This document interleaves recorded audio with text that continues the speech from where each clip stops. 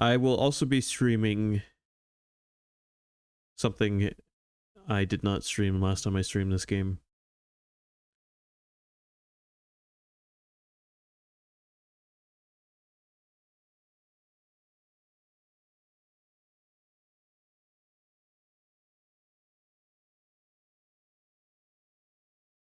What is the new Koei Tecmo release?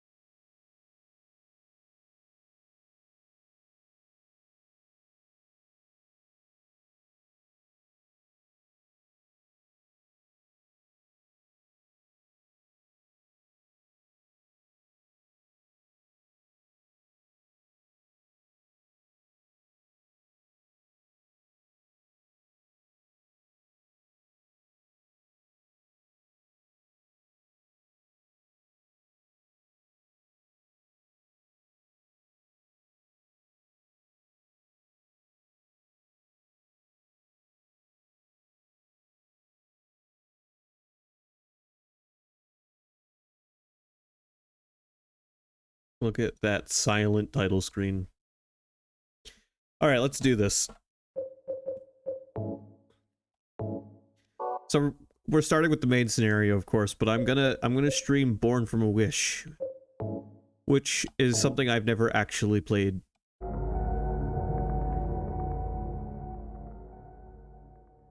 Well, I've played it, but I never beat it.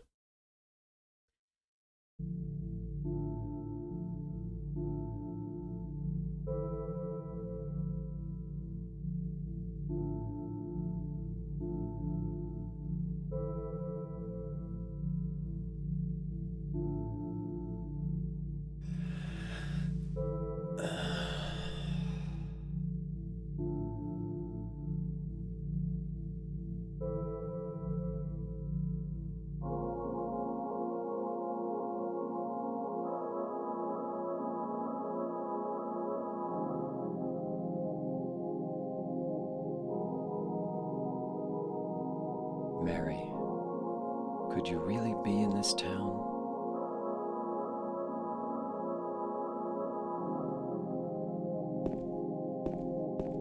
This is James.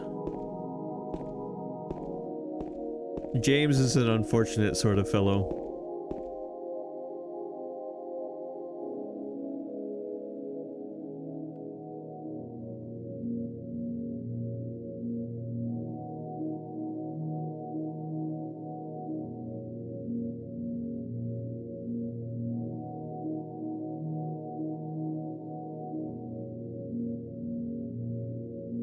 In my restless dreams, I see that town, Silent Hill. You promised you'd take me there again someday, but you never did. Well, I'm alone there now, in our special place, waiting for you.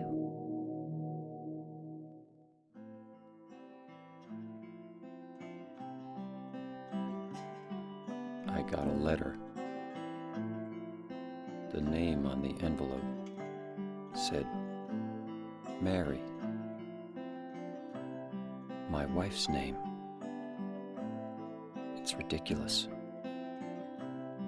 Couldn't possibly be true. That's what I keep telling myself. A dead person can't write a letter. Mary died of that damn disease 3 years ago. So then, why am I looking for her? Our special place. What could she mean? This whole town was our special place. Does she mean the park on the lake? We spent the whole day there. Just the two of us, staring at the water. Could Mary really be there? Is she really alive? Waiting for me?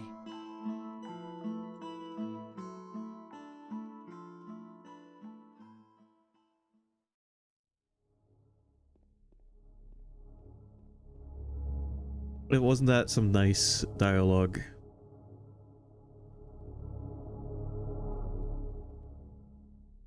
We have a picture of Mary. A photo from when she was still healthy. And a letter. A letter.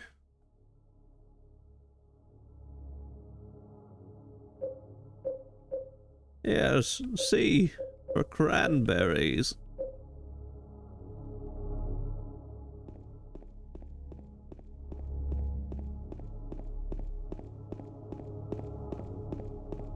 And over here there's a sign that says "We come!" exclamation point.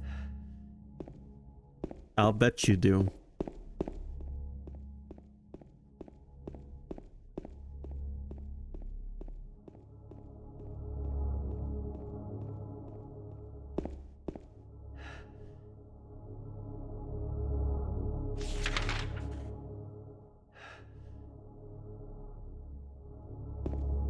Also, as you can see, James is not very good at parallel parking.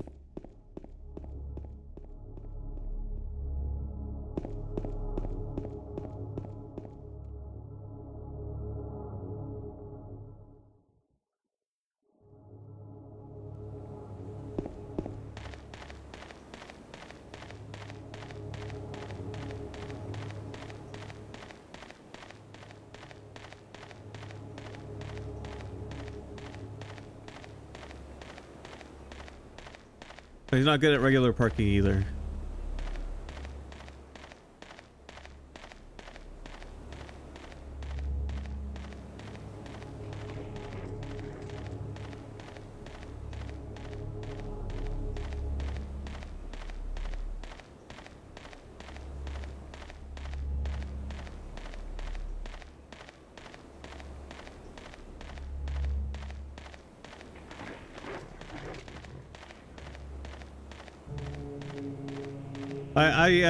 I'll tell a story here in a bit, but I'm gonna let the ambiance take over for a second.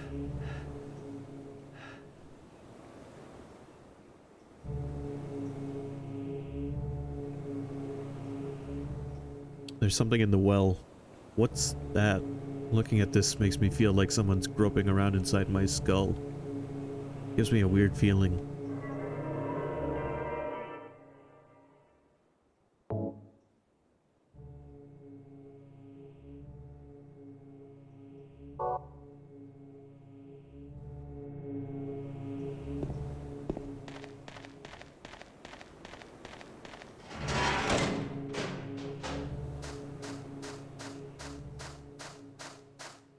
No, the mini medals are hidden inside the wall sphincters in this game.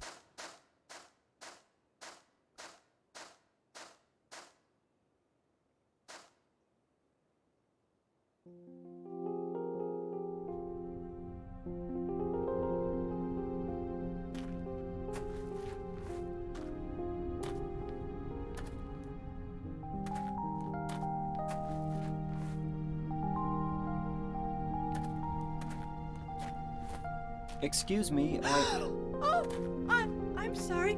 I No, was it's just... okay. I didn't mean to scare you. I'm kind of lost.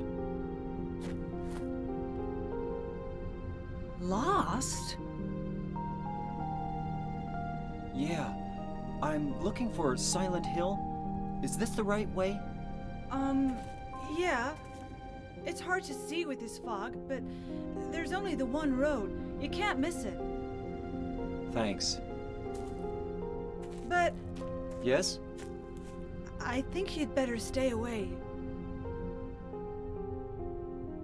This town, there's something wrong with it. It's kind of hard to explain, but Is it dangerous? maybe. And it's not just the fog either. Okay, It's... I got it. I'll be careful. I'm not lying. No, I believe you. It's just... I guess I really don't care if it's dangerous or not. I'm going to town either way. But why? I'm looking for... someone. Who is it? Someone... very important to me. I'd do anything if I could be with her again. Me too. I'm looking for my mama. I mean my mother. It's been so long since I've seen her. I thought my father and brother were here, but I can't find them either. I'm sorry. It's not your problem. I hope you find them. Yeah, you too.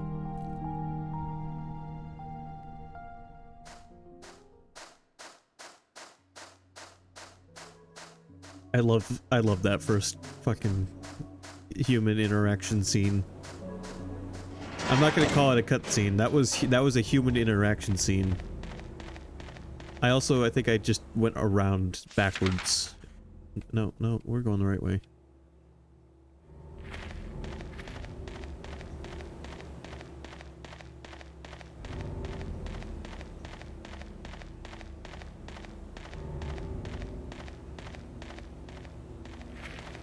Somebody's truck.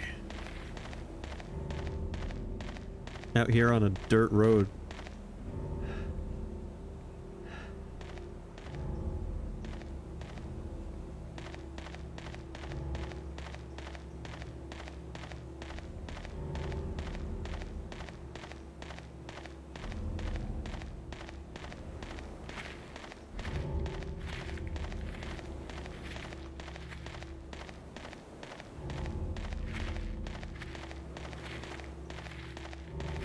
This road, I don't know, this doesn't look like a dirt road that's legal to drive down in anything bigger than a four-wheeler.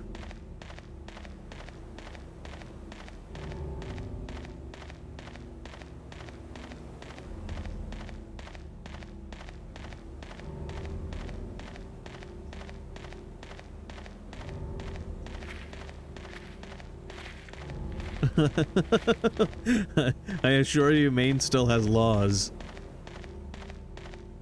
In fact, we have to pay 5 cents for our bags at the grocery store these days here in Maine.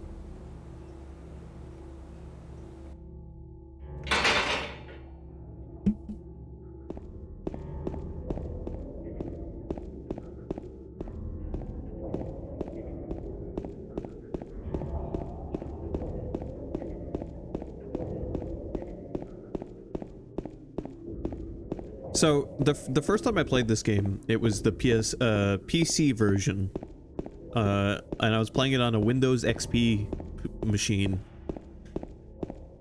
in middle school with my cousin, well, one of my cousins and I, and we sat down and we played through this whole game in one sitting.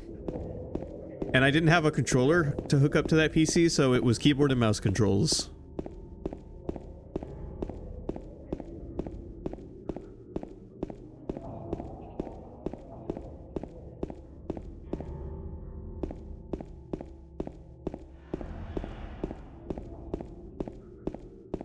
But that was my first experience with this series, was this game on the PC.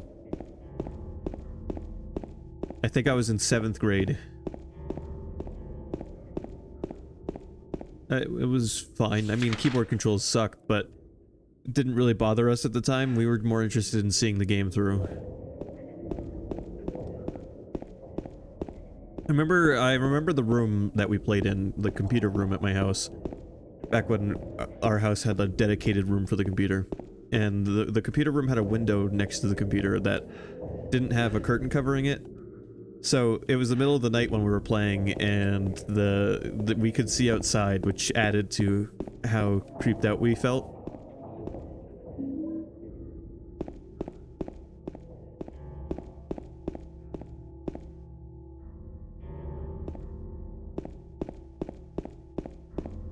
It's a treasured memory these days, that night spent playing this game.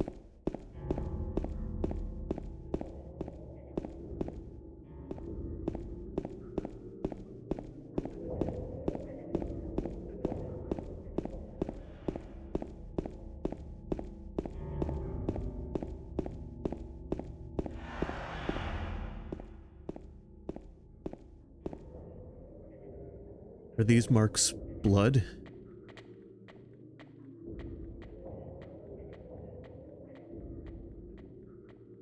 We saw that thing in the movie yesterday. That shadow just now.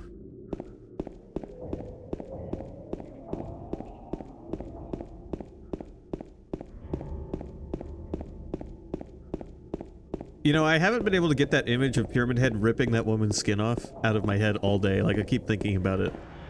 I'm gonna commission somebody to paint that for me like a Renaissance painting.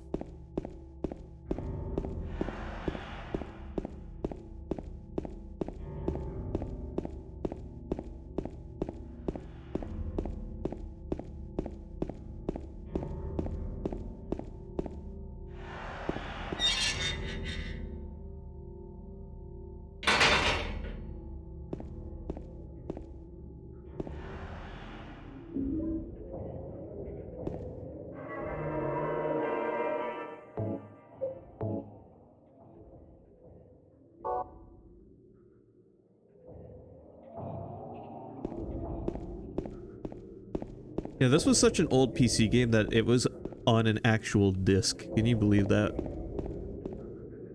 I installed this game on my PC off of a disc and I didn't even need Steam. Or an internet connection.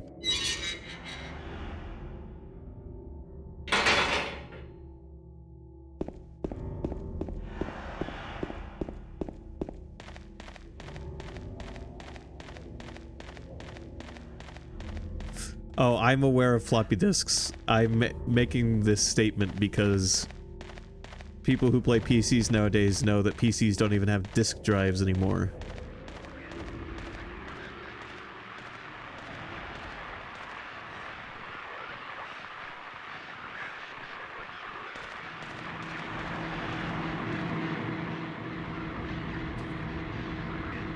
And physical PC games don't come with a disc. They just come with a download code. It's great. I love living in the modern age.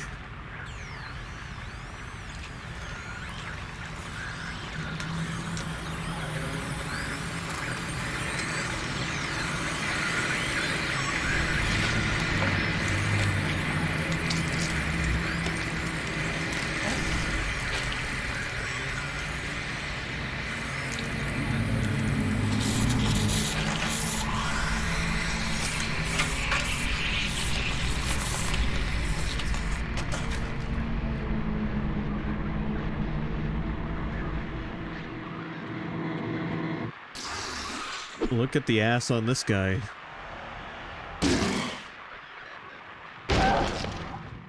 Is it dead? What the hell is it? It's not human.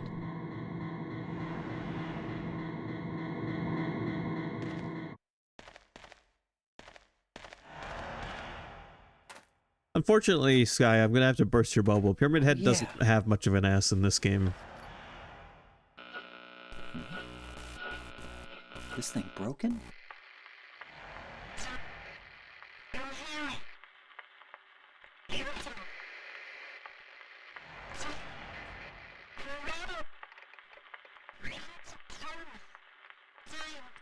What the? I better take it anyway. I might need it.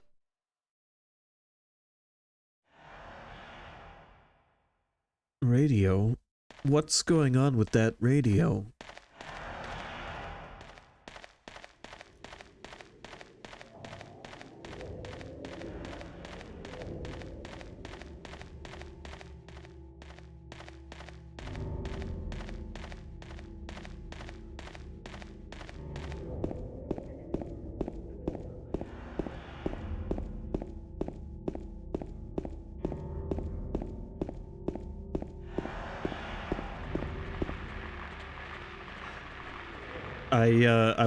I rewatched the 2012 Judge Dredd movie today at work.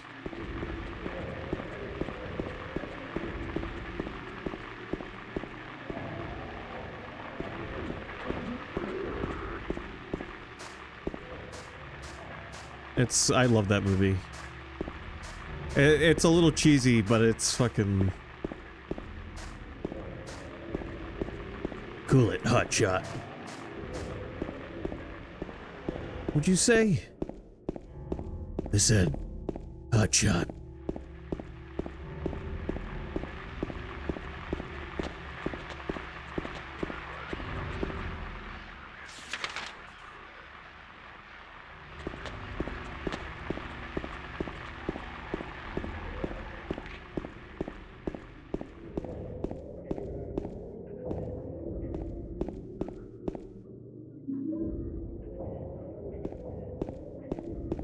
I appreciate that he never takes the helmet off.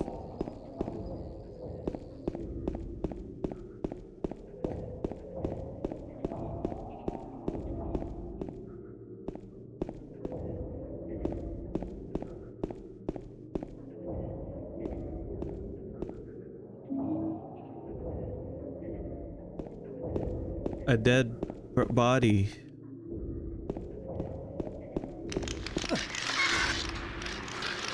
That is the least of James' concern right now.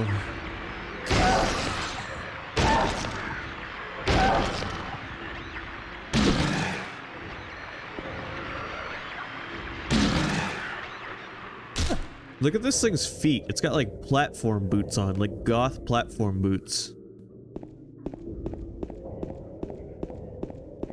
So I just realized the game is a little on the loud side. Let me correct that. And almost use a healing item. Why is start also use?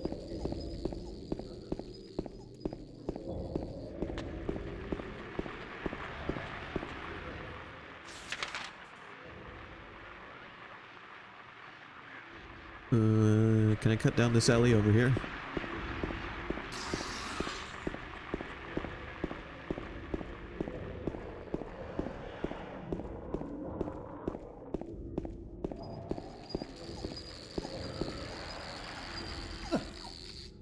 Fucking cockroach. Oh, I thought that was an item on the trash bin. It was just like tape.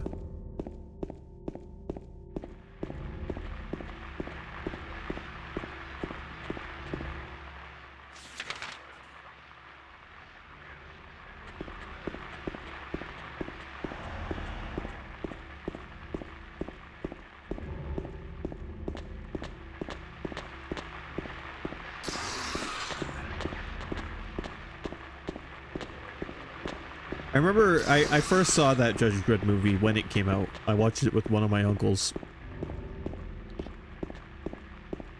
So I was 13 at the time.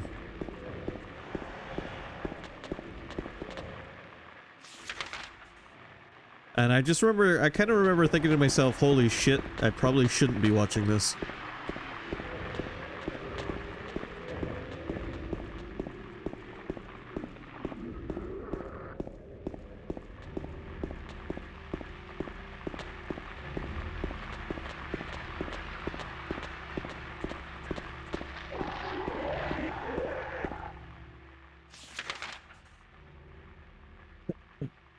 Happy Burger. I don't want to go there.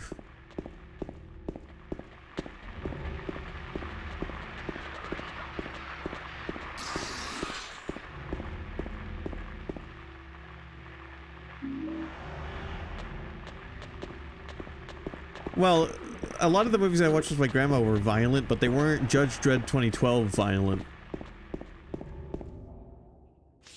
I guess, like, it's not the most violent movie I've ever seen, but it's got some moments.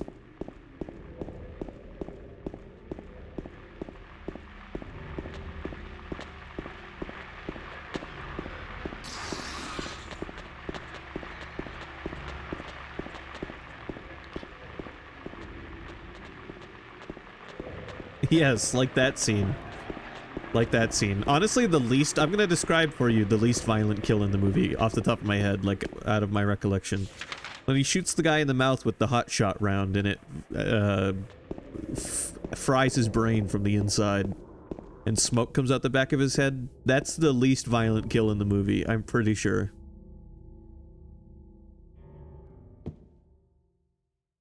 There's a memo lying on the sofa. I'll wait at Bar Neely's.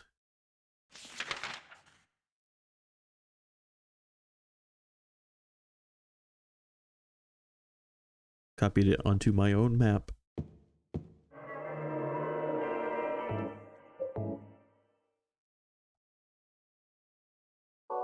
Motorhome.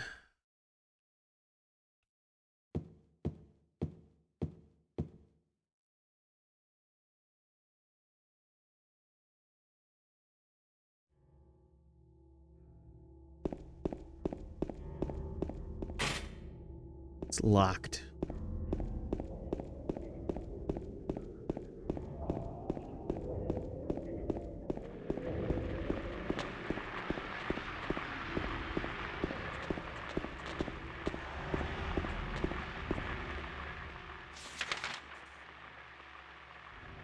I feel like motorhomes are kind of neat, but I also feel like you'd have to have a very specific kind of job to get proper use out of one. You know, a job that requires you to travel a lot, maybe.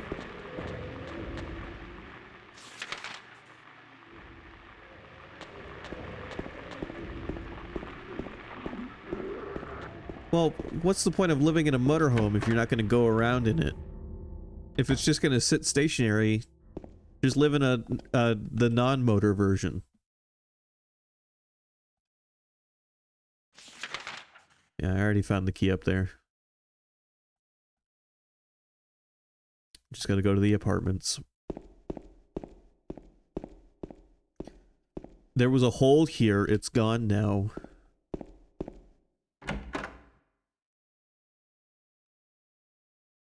That's one of those, it's one of those wall sphincters that's hiding the mini metals. There was one there for a little while. We didn't get there quick enough though.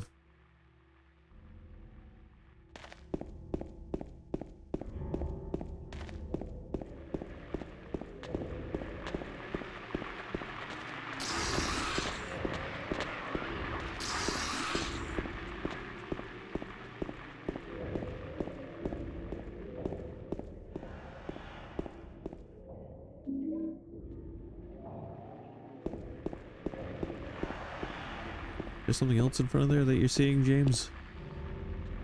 Handgun bullets, nice.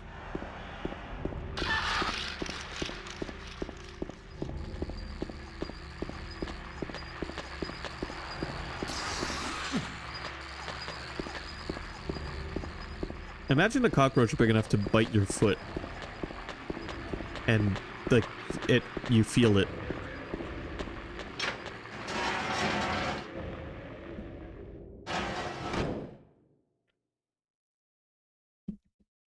I've never actually seen a cockroach in my entire life.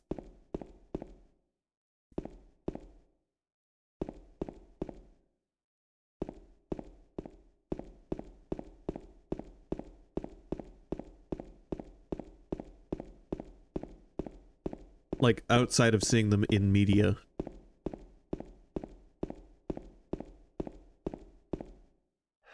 First house you lived in. Yeah, I've never seen one. I've seen them in, like, fucking Wall-E.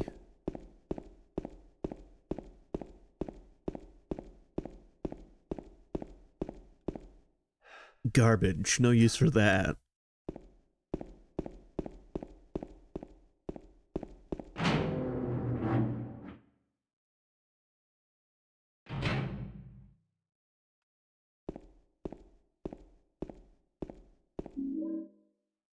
Health drink. Save square.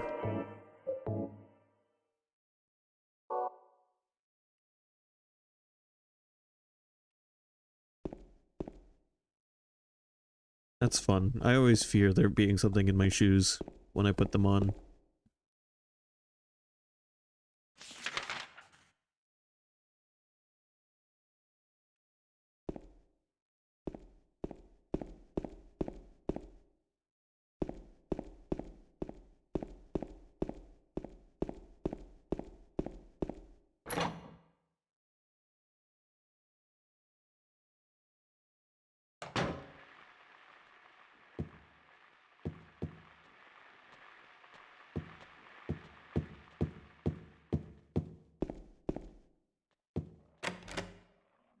It's locked.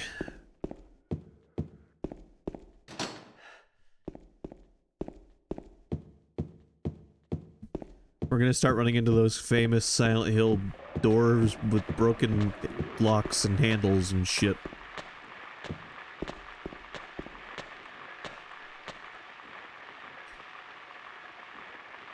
There's a trash chute. There's some kind of strange garbage stuck in the hole. Quick, there's a mini medal in there.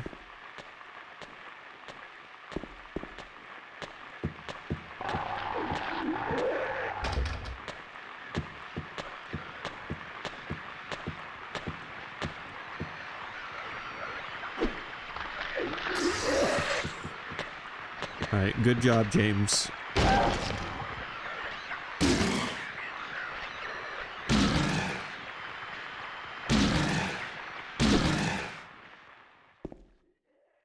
Step on him. Too late, he's dead.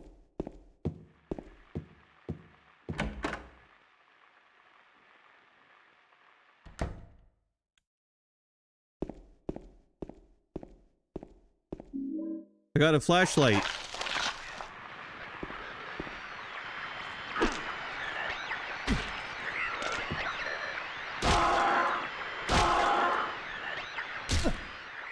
If you got a thing for legs, boy, do I have a video game for you.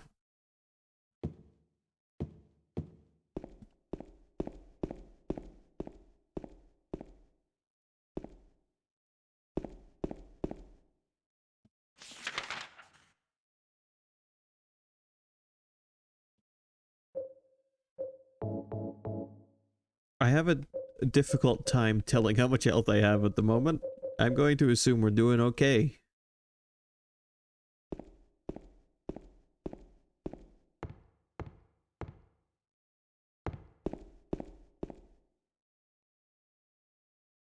I don't see anything else.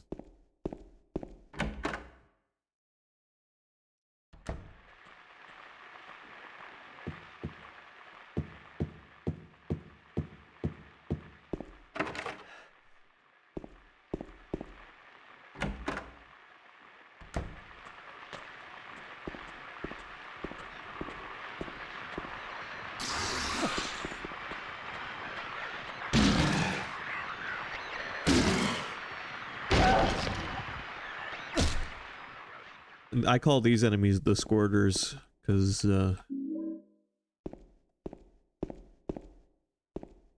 boy, do they.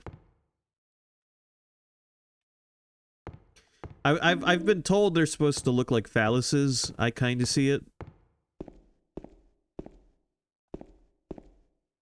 I think they just look like people stuck in trash bags.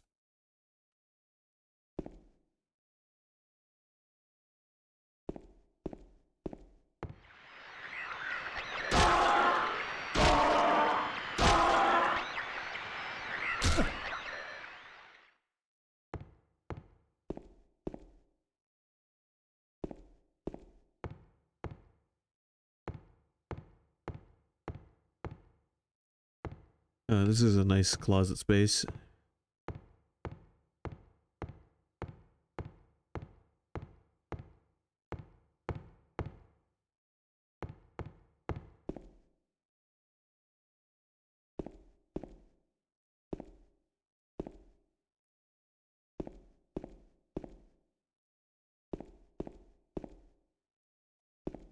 Move in ready.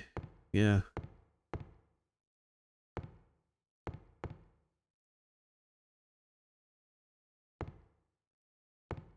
These are the kind of closets you step into and then you turn around and you're not where you were just a moment ago.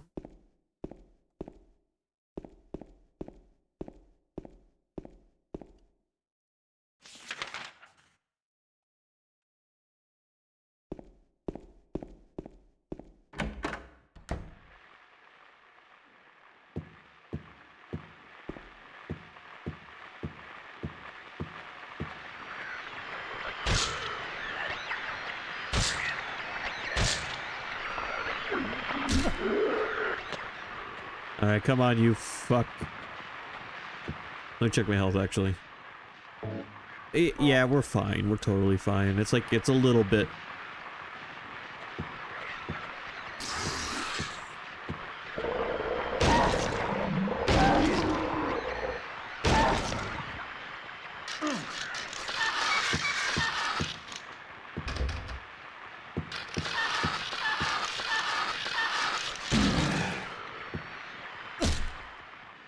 My favorite thing about Silent Hill 4 was having a traditional health bar. Instead of playing a guessing game every time you think you might need to use a healing item.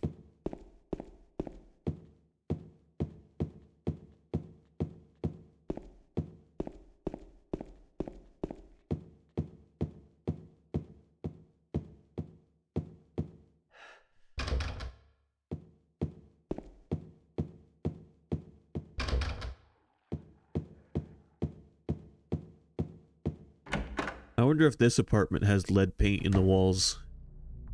Actually, it's fairly likely, because this is based on the 70s. Based in the 70s.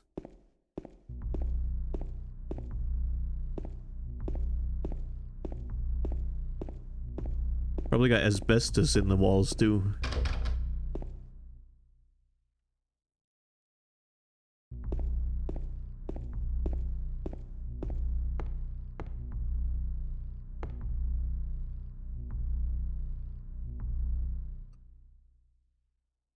The clock is stopped at 3:07 and 15 seconds. What kind of psychopath reads the exact number of seconds on an analog clock? The faceplate is closed. It is locked. I can't touch the needles of this clock like this.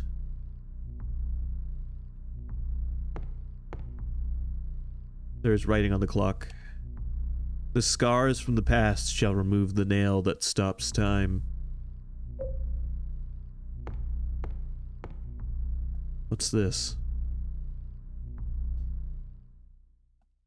Henry, Mildred, and Scott.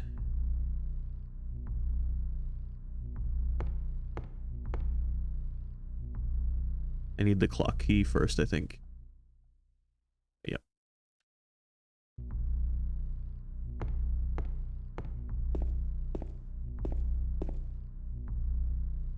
Nobody's been named Mildred for like 700 years. I guarantee you there is nobody named Mildred around here.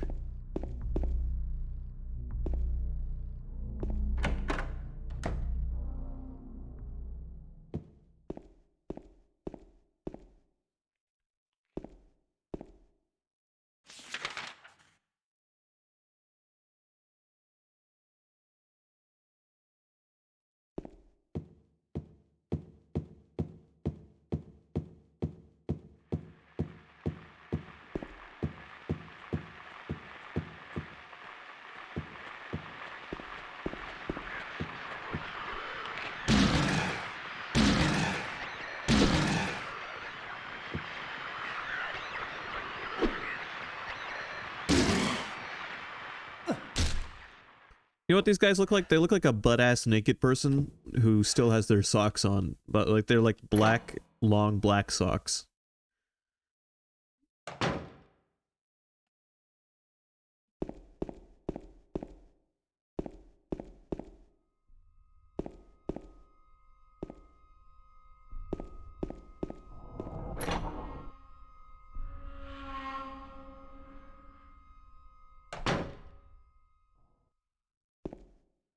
There's a key on the ground on the other side of the bars. If I stretch my arm out, I just might be able to reach it.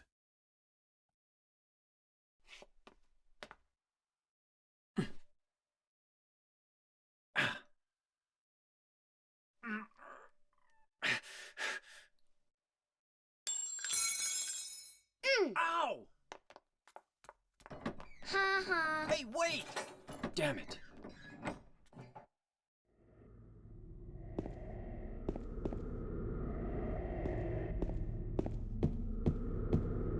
We're children, we're children.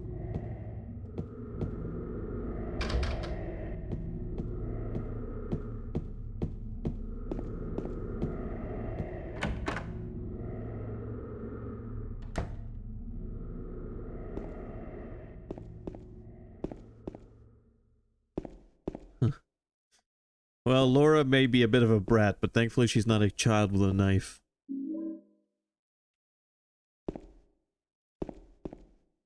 Look at all the bullet holes in this room. It's like the trailer for Black.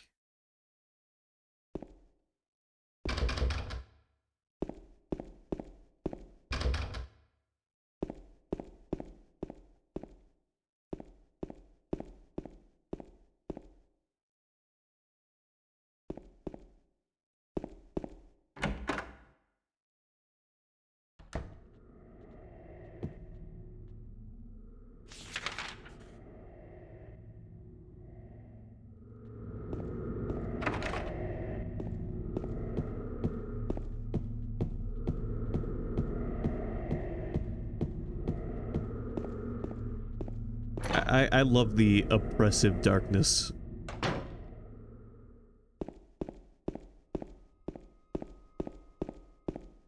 Paired wonderfully with oppressive music.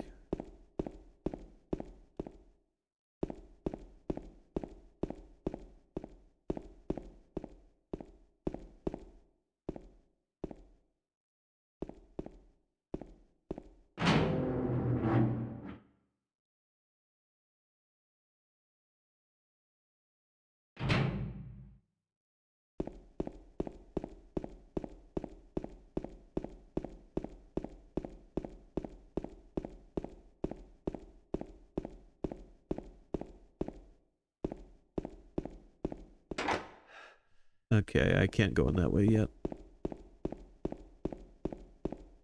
I've played through this game maybe 4 or 5 times prior to streaming it today. I never remember how to get through these fucking dungeon areas in a brisk pace, at a brisk pace.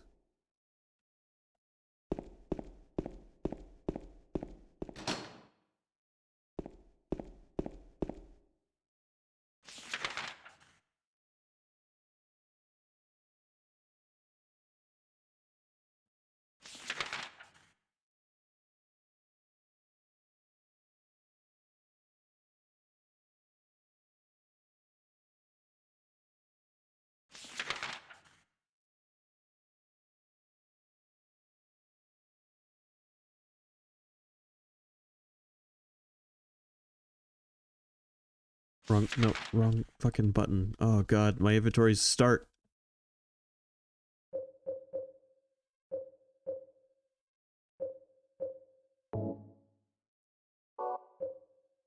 Alright, we'll be saving our handgun bullets for as long as possible. I can tell you that much.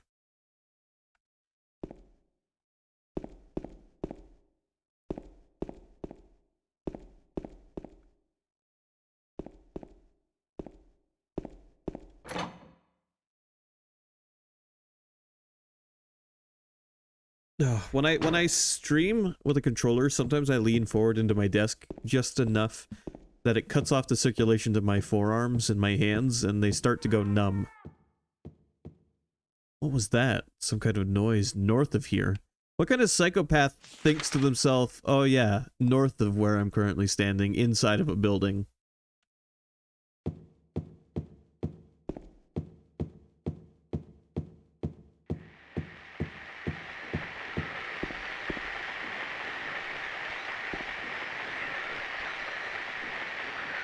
There he is.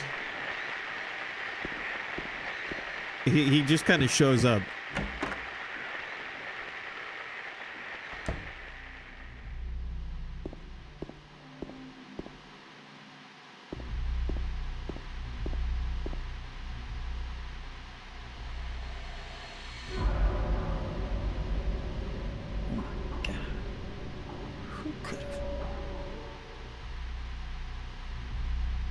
That's what you get for sitting too close to the television.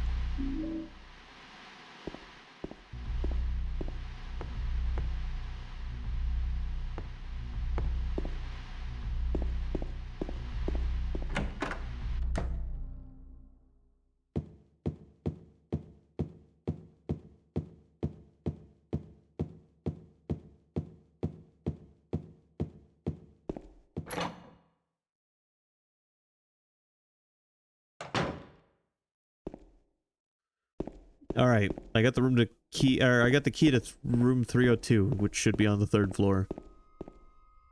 If I know anything about the structure of buildings.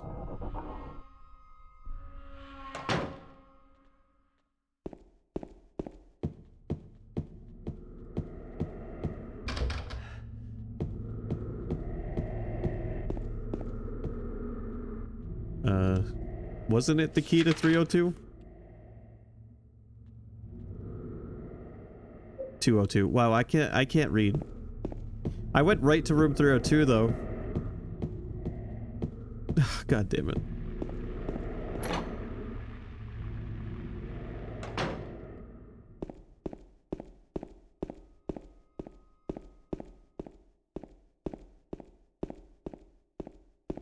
I'm extra focused on trying not to open the map every 3 minutes.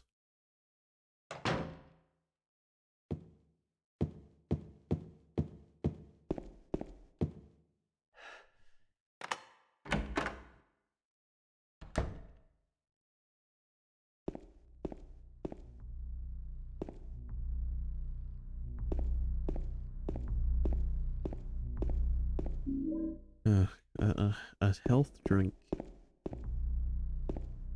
The most popular drink in Maine. Everyone has one or two in their home slash apartment slash motorhome.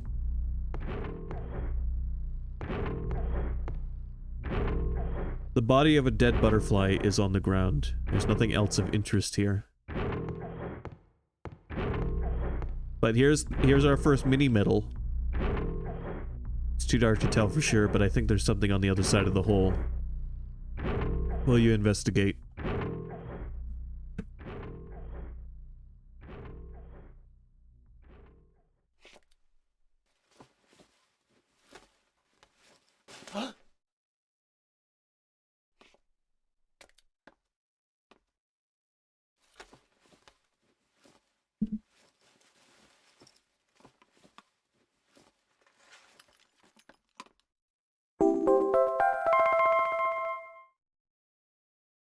I got the clock key.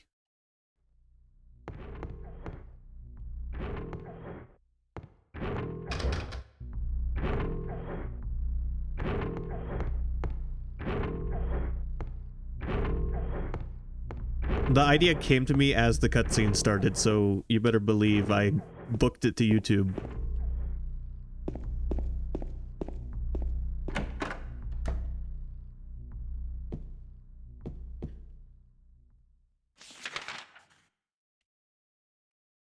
Okay, right.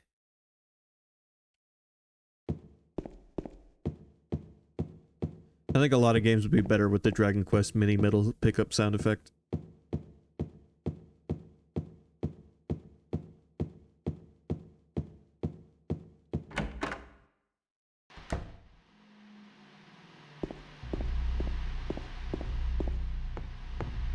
Alright, so...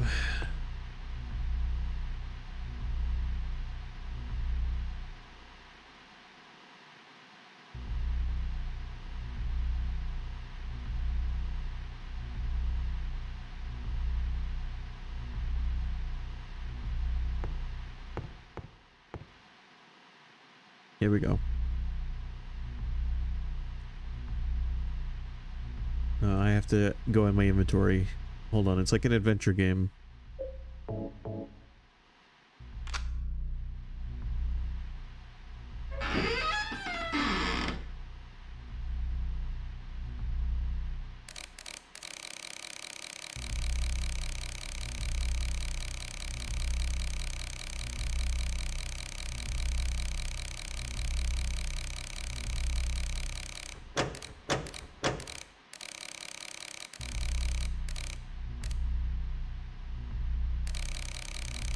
I don't know, was it like,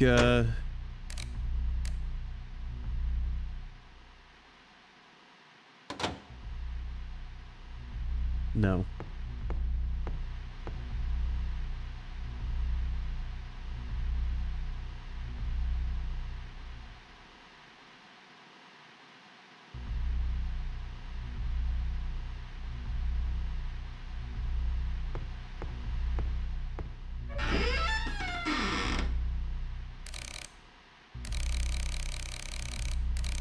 Yeah, I feel like I was pretty close there to that little diagram.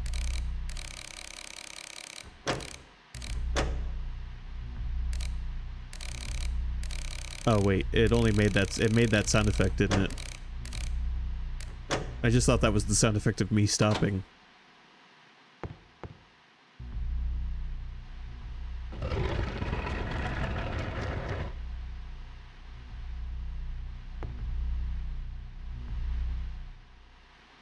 Where's my puzzle solved jingle?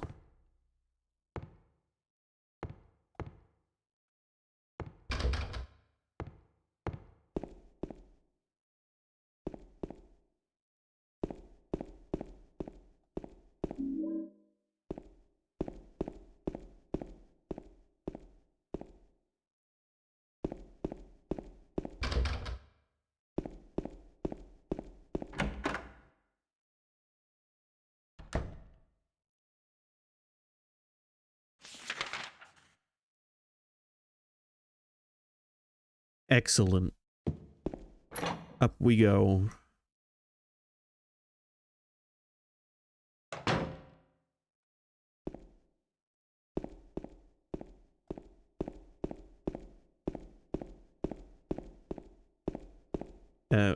Down we go.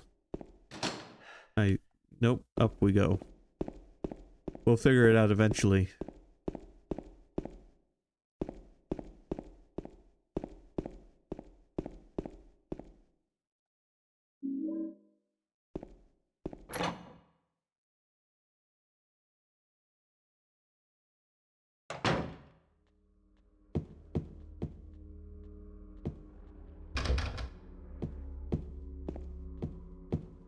So how are we all doing this wonderful Monday? I know after I'm done streaming today, I've got to do some cleaning.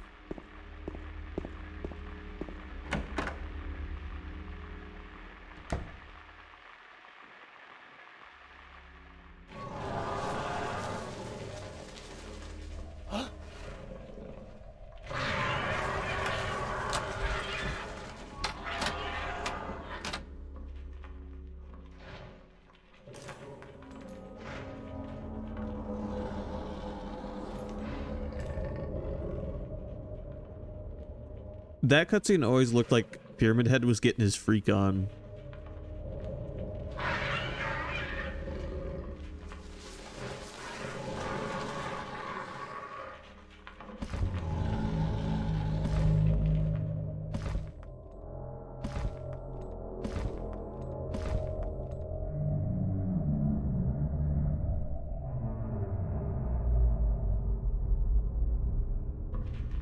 I even remember thinking that all the way back in 7th grade.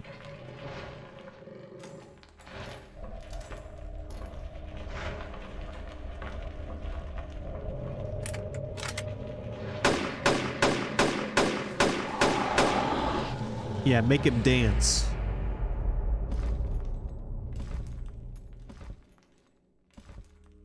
Look how proud of himself James was for a second there.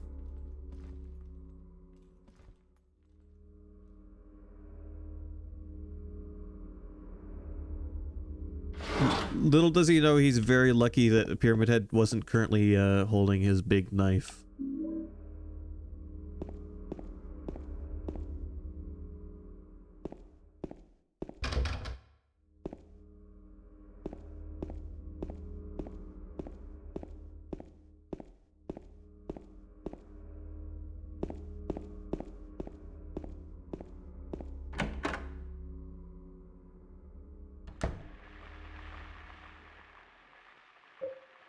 Courtyard key.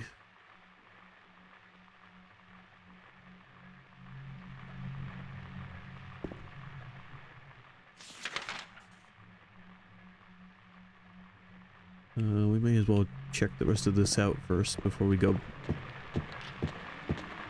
try to find the courtyard.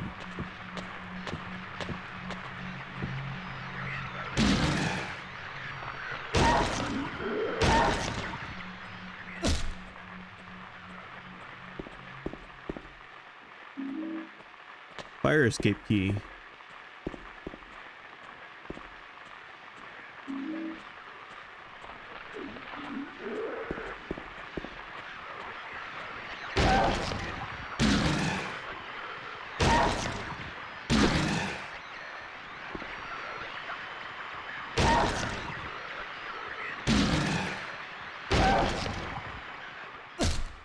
My 7th grade homeroom teacher used to put Silent Hill music on before class would get started.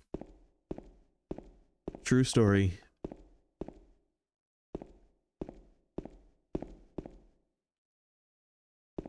There's not much to the story. That's pretty much the extent of it.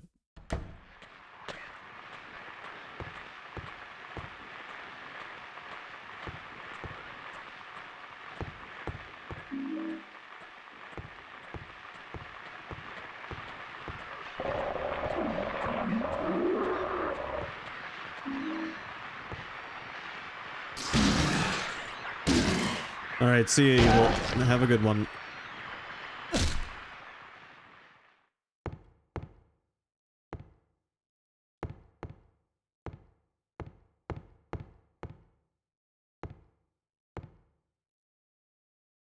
a picture of some very nice looking people.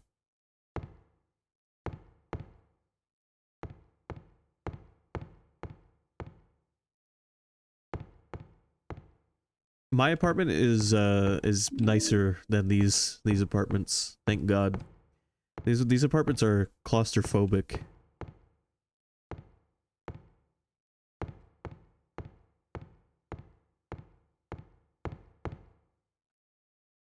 And they feature tons of that signature Silent Hill brown.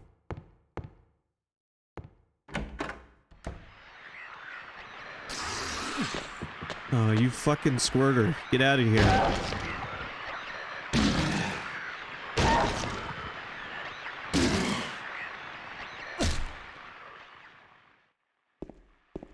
I only like certain kinds of squirters, and definitely not the ones that spit acid.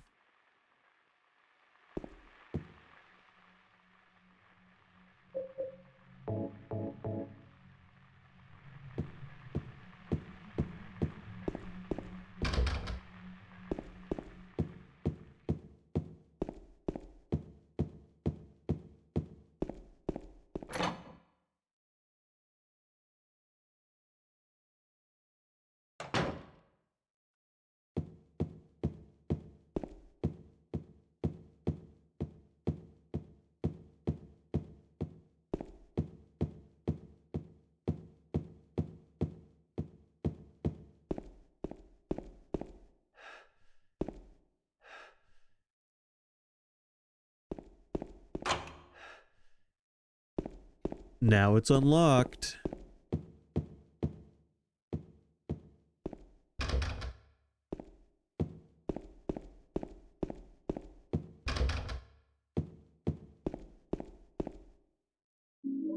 Canned juice.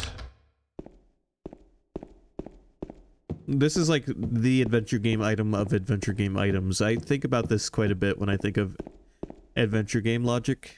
This canned juice is not an item that you consume. 6-pack of canned juice. It was in the hallway on the first floor. You know what you do with this fucking canned juice? You drop it down the garbage chute to knock the stuck trash out of the garbage chute.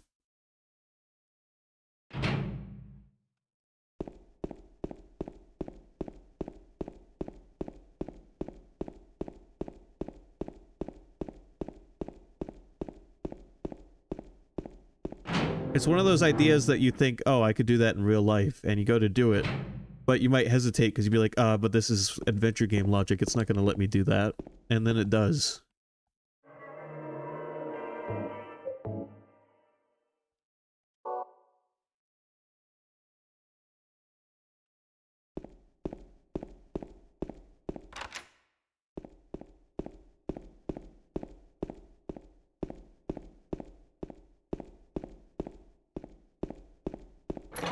Although, just my luck, I dropped the canned juice down the chute and it gets stuck along with the rest of the trash.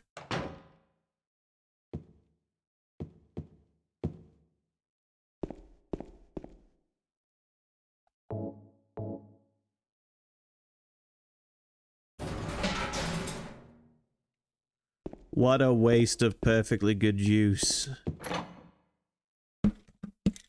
By the way, I gotta drink some juice here real quick.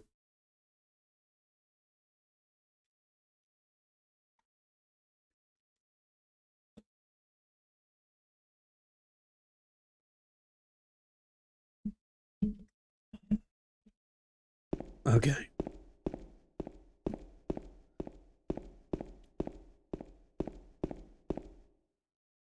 Alright, let's go get the item we dropped.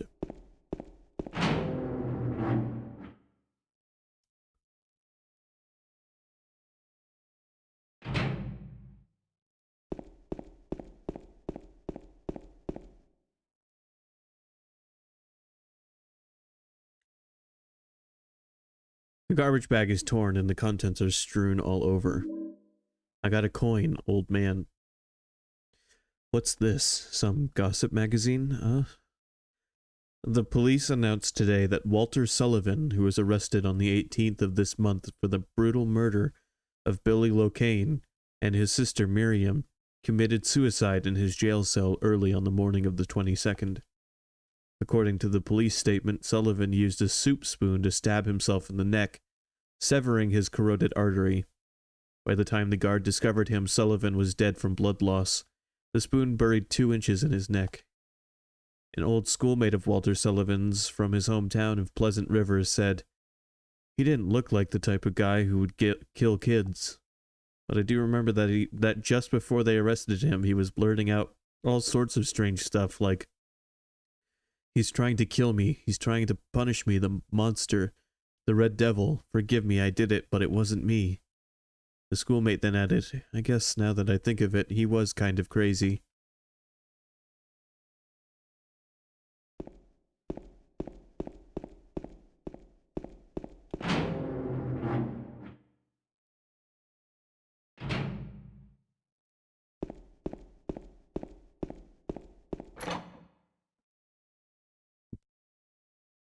Excuse me.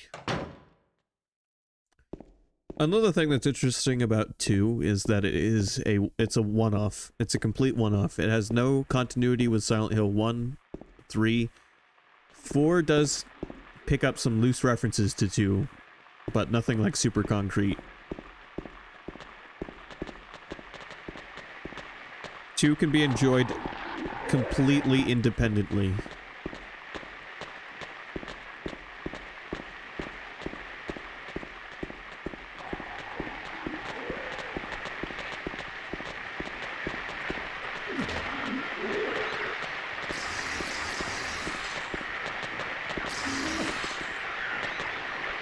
Which I think is interesting. I think they saw potential with Silent Hill being a series of one-offs.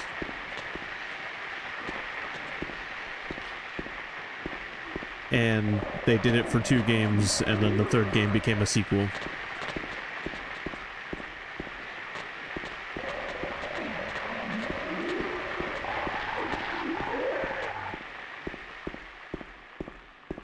Like, we explore a town, the town of Silent Hill is very similar between 1 and 2. But we don't meet any of the people from 1. We don't really learn much about necessarily the cult and their god and stuff like we do in the first game. Like, James does not have to deal with any of that shit.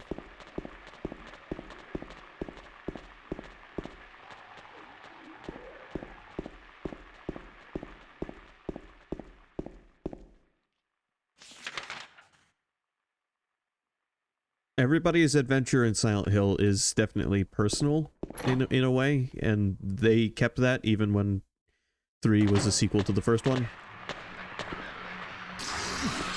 But I liked the idea of it being a series of one-offs.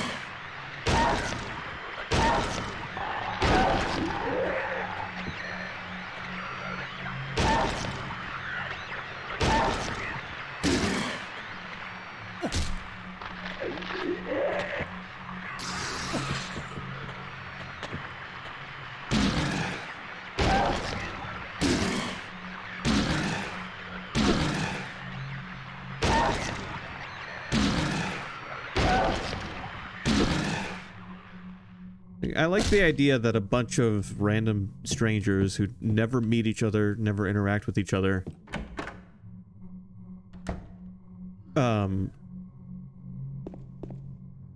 all end up drawn to the same town at different points in time, and all end up going on their own, well, adventures might not be the right word, but you know what I mean. And it's just like, I liked the concept that the town was kind of like this crux, this location that they all end up at coincidentally. It made it feel like a kind of like a real town. I mean, think of how many people exist in a town that will never interact or meet each other.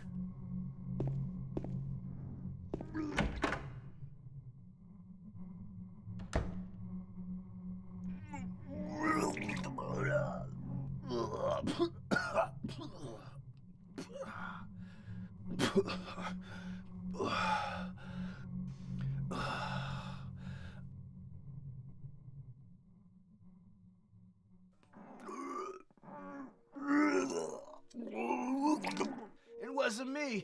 I didn't do it. Do what? I didn't do anything. I swear. He was like this when I got here. My name's James. James Sunderland. Eddie. Eddie. Who's that dead guy in the kitchen? I didn't do it. I swear I didn't kill anybody. You're not friends with that red pyramid thing, are you? Red pyramid thing? I don't know what you're talking about. Honest. But I did see some weird looking monsters. They scared the hell out of me, so I ran in here. Well, I guess this place isn't too safe either. What happened here anyway? I told you, I don't know. I'm not even from this town. I just...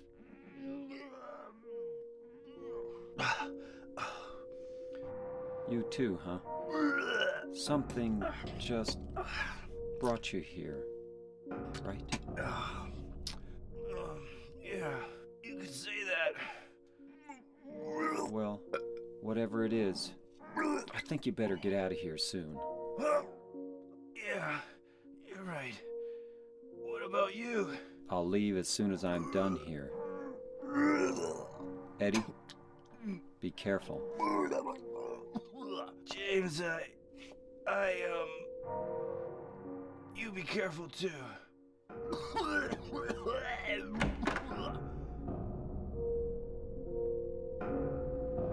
Eddie's having a rough day.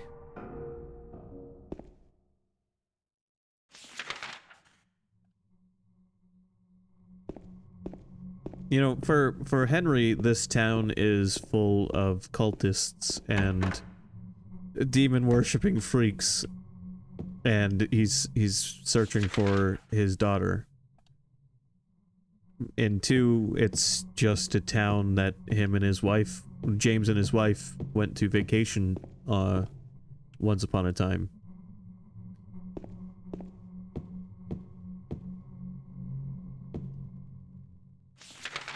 And then for Heather, it's her birth home.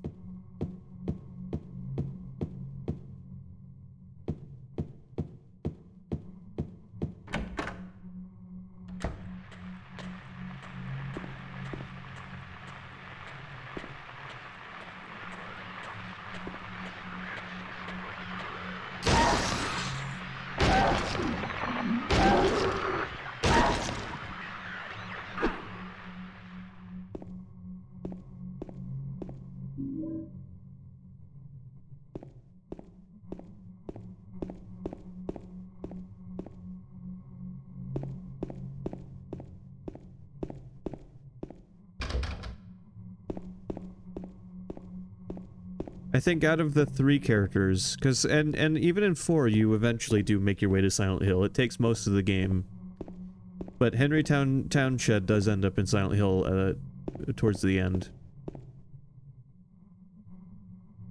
A sightseeing brochure. Out of all of the characters, James' adventure in Silent Hill has very little to do with the town. Seriously, like, him and his wife went on a vacation here once upon a time. Welcome to Silent Hill. Silent Hill, a quiet little lakeside resort town. We're happy to have you. Take some time out of your busy schedules and enjoy a nice restful vacation here. Row after row of quaint old houses, a gorgeous mountain landscape, and a lake which shows different sides of its beauty with the passing of the day. From sunrise to late afternoons to sunset, Silent Hill will move you and fill you with a feeling of deep peace. I hope your time here will be pleasant and your memories will last forever. Editor Roger Widmark. Also, when Silent Hill 1's story was in development, they were trying to come up with an ending, and they were having trouble coming up with an ending.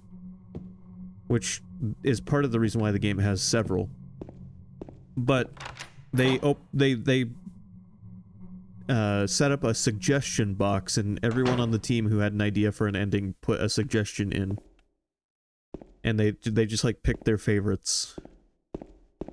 So Silent Hill 1's ending is, I mean, not to say stories aren't made up, but Silent Hill 1's ending especially is kind of just made up on the spot.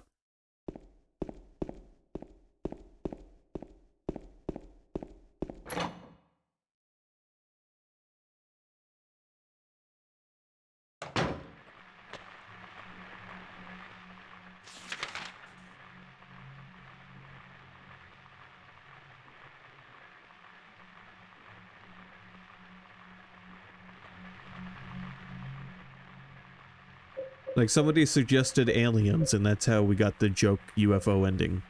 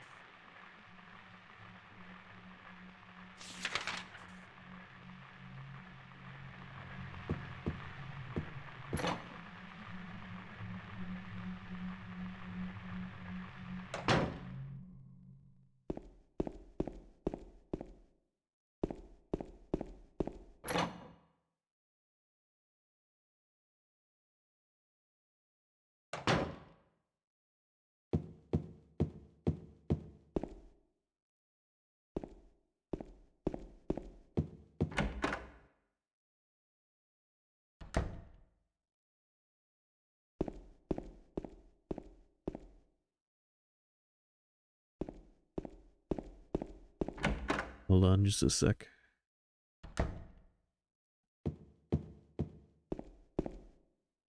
Okay, yeah. Alright, we need to go over to the fire escape.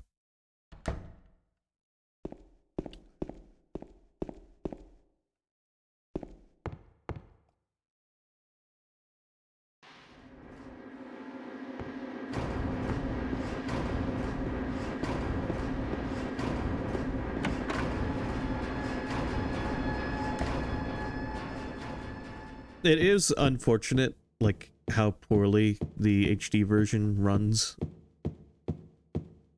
But it does make me appreciate the fact that we can play it on a very real PS2 and upscale it and achieve practically the same visual quality of the HD version without all of the other cons.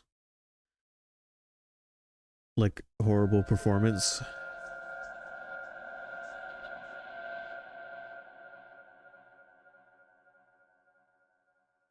There is no fire escape outside the door. Maybe they knocked it down when they built the building next door. I think I can get into the building next door if I go through the window in front of me. Imagine, I bet that this has to be violating some sort of code. Putting these two buildings so close to each other.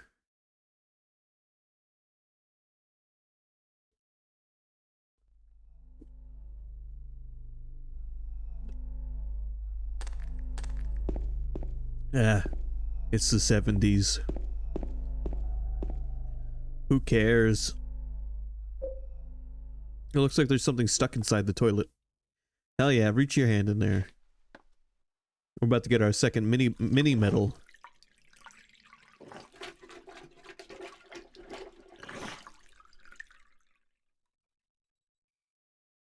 Looks like a wallet. There's some kind of memo in it. 13/10/1920.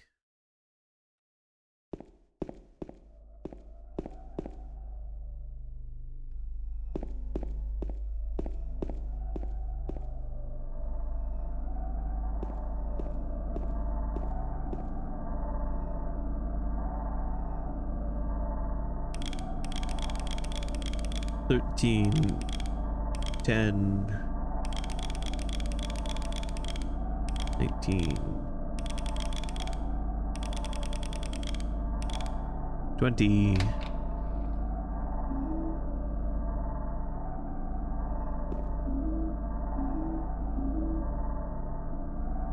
Tons of handgun bullets in there, baby. How much handgun bullets do I have?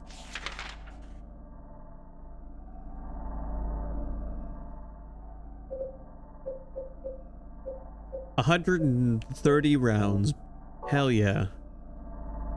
By the way, I want to show off this map of Silent Hill. Like, this is the entirety of Silent Hill.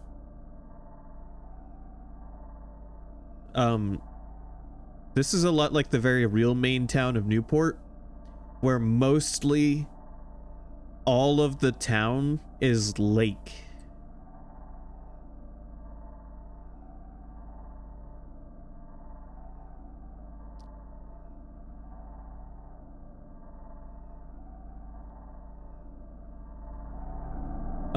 I don't think that was the inspiration. I just find it funny. Like, Newport is a town here in Maine, and most, like, if you look on a map at the town lines, most of Newport's real estate is taken up by a lake.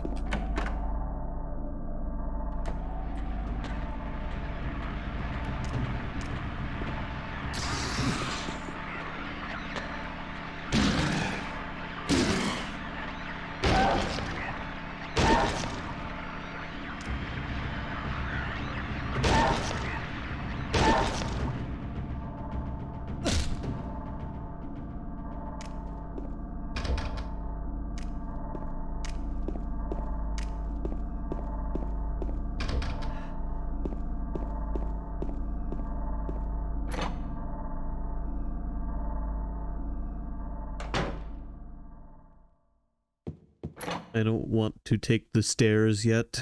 I want to finish exploring this floor first.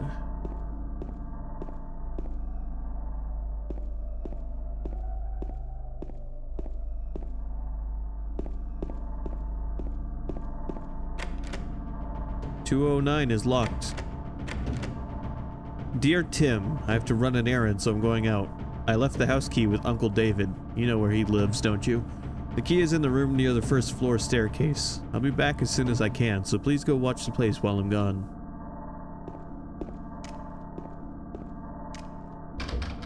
I would like to point out... Oh, enemy spotted me. Probably because of my flashlight. But what, like, this enemy in particular, before it spotted me, was standing perfectly still. A lot like the nurses in that one scene.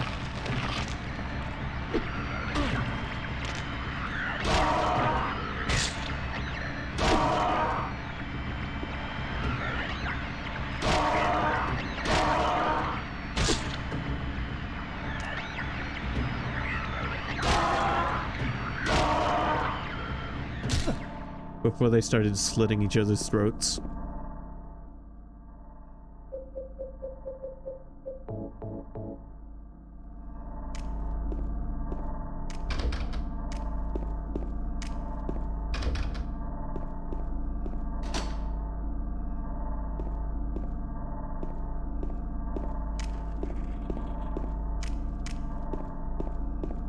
Alright, well, I think that's the extent of this floor.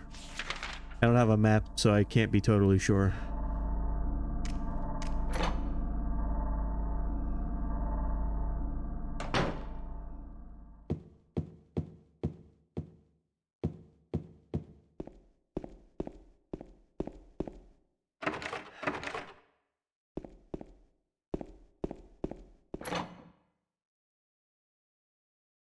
It's hard to believe this game came out in 2001. This is the same year as Final Fantasy X.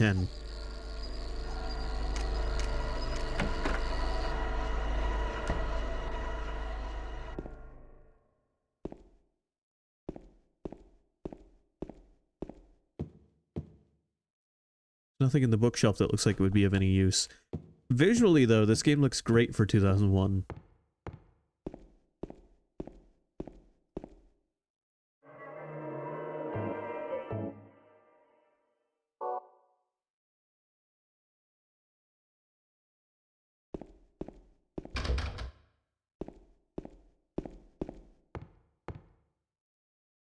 Here it is.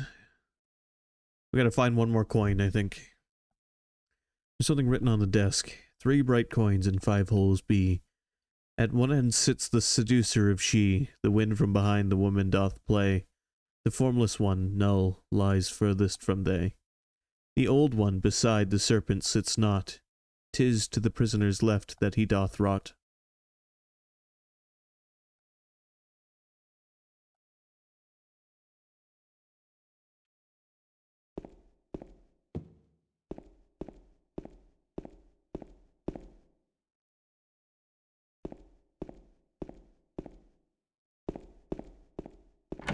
That was a fun little poem.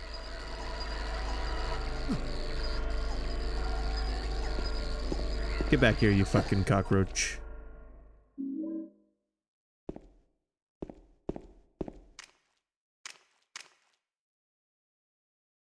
Oh god, I need a map.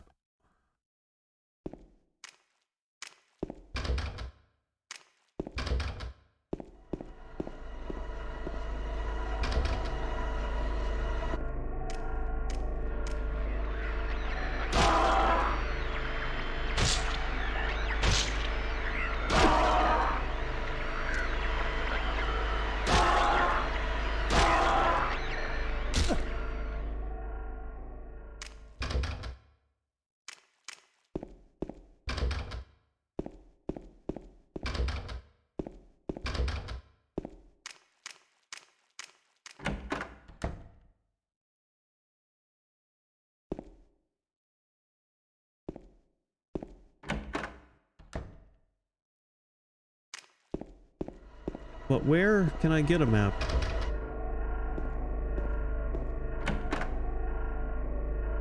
That's the question.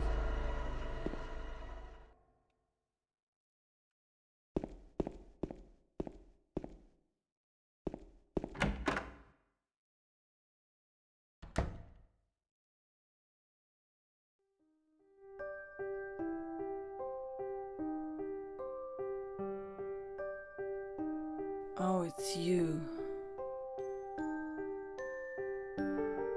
Yeah, I'm James. Angela. Angela. Okay. I don't know what you're planning, but there's always another way. Really?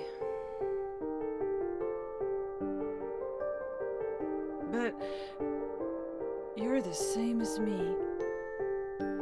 It's easier just to run. Besides, is what we deserve. No, I'm not like you. Are you afraid? I'm sorry. It's okay. Did you find your mother? Not yet. She's not anywhere. Did she live in this apartment building? I don't know. So, all you know is she lived in this town. What did you say?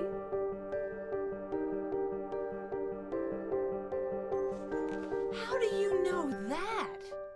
Well, I just figured, 'cause this is where you're looking for her. How else would I know? Yeah. Am I right?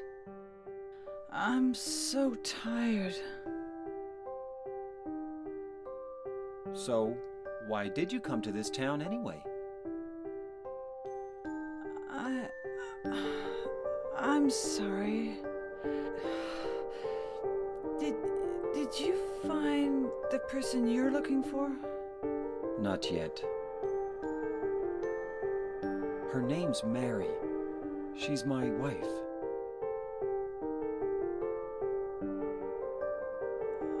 I'm sorry. It's okay. Anyway, she's dead. I don't know why I think she's here. She's dead? Don't worry. I'm not crazy. At least, I don't think so. I've got to find my mama. Should I go with you? This town's dangerous. Now I know what you meant back there in the cemetery. I'll be okay by myself. Besides, I'd just slow you down. What about that? Will you hold it for me? Sure. No problem. If I kept it, I'm not sure what I might do.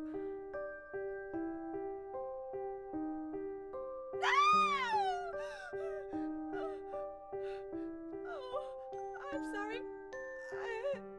I feel bad. Please don't.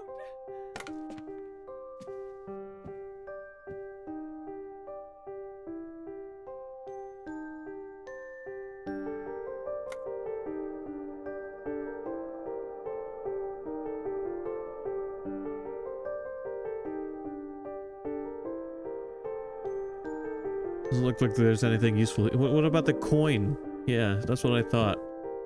A painting is displayed here. There's nothing of particular interest. It's a map of America, dude.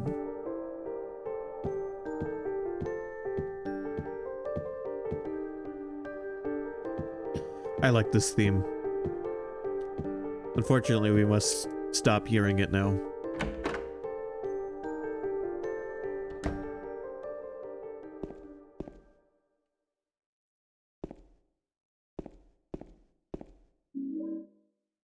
The knife is not a weapon, by the way, but it will be in our inventory for the rest of the game.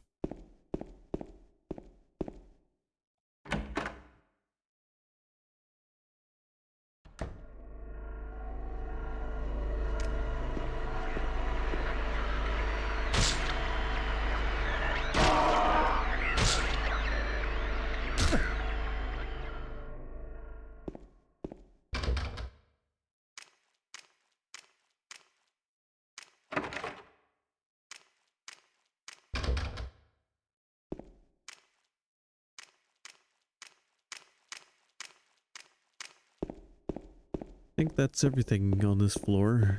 Wait, I've got all the coins. Coin room.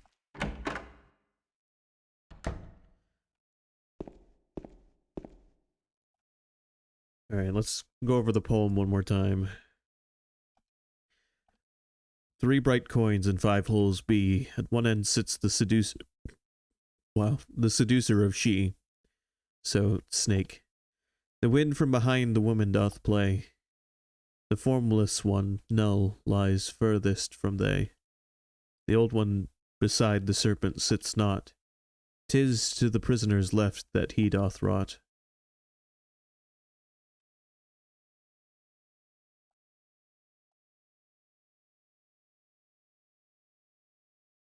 So we have a prisoner coin, an old man coin, and a snake. I think the layout is like this.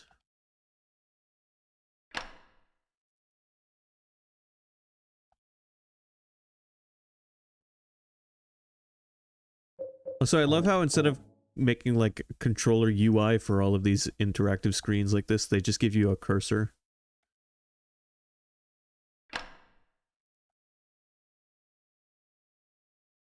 Worked great on the PC version.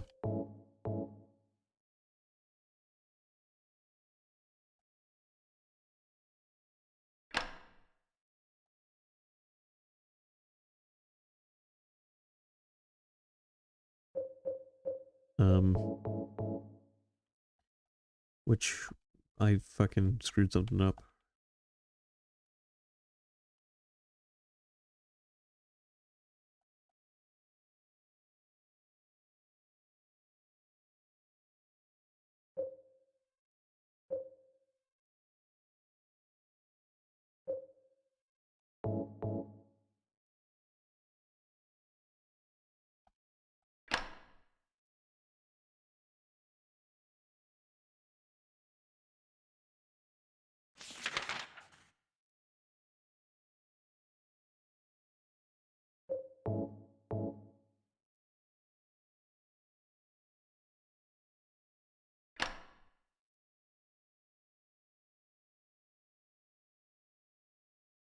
That's not it either. Alright, let's try moving the old man left, one right here. Put him right there.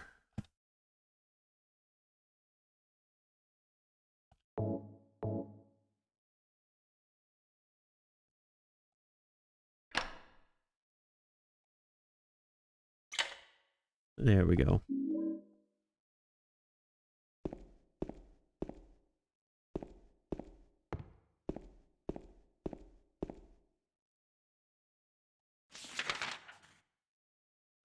Successfully solved. Moving on.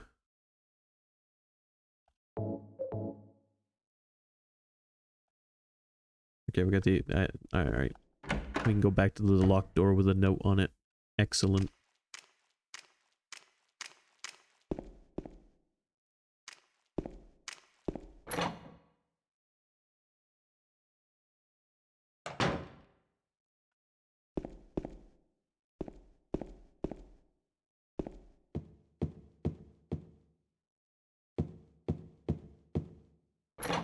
Oh, I just now spotted the map.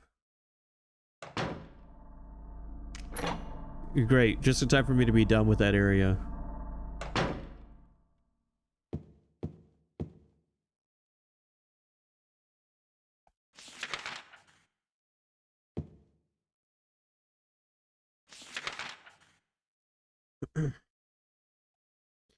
I think we can go in room 209 now.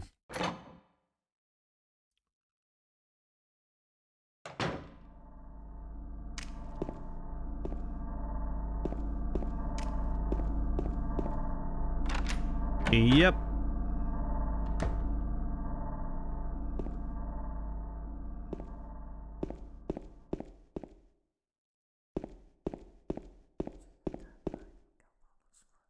Look, this is the ASMR room.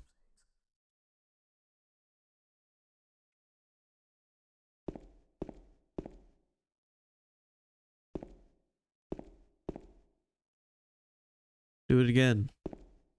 Whisper again.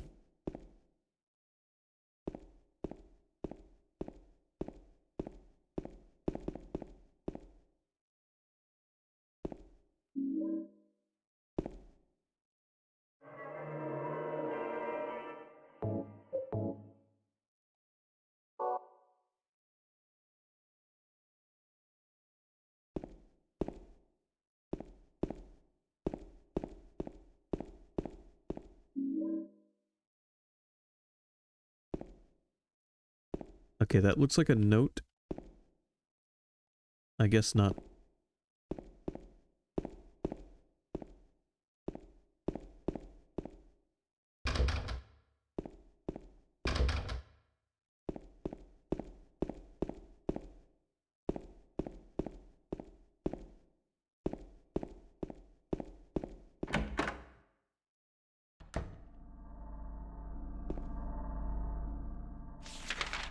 I do tend to get kind of cozy when I play a Silent Hill game. I know that's probably not the intended effect.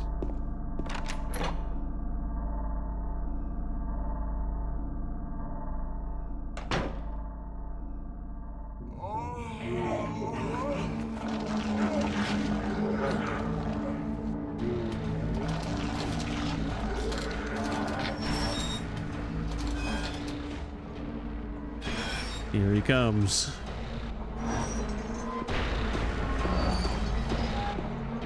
Now it's gun time. Now that I've squirreled away 150 bullets.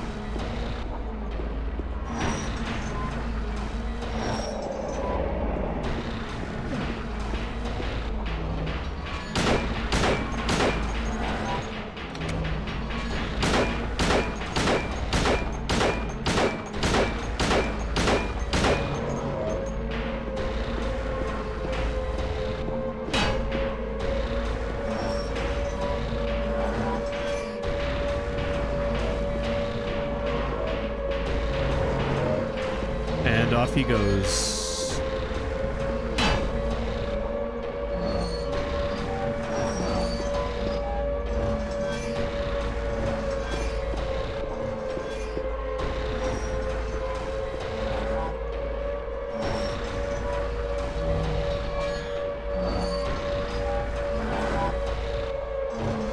It's...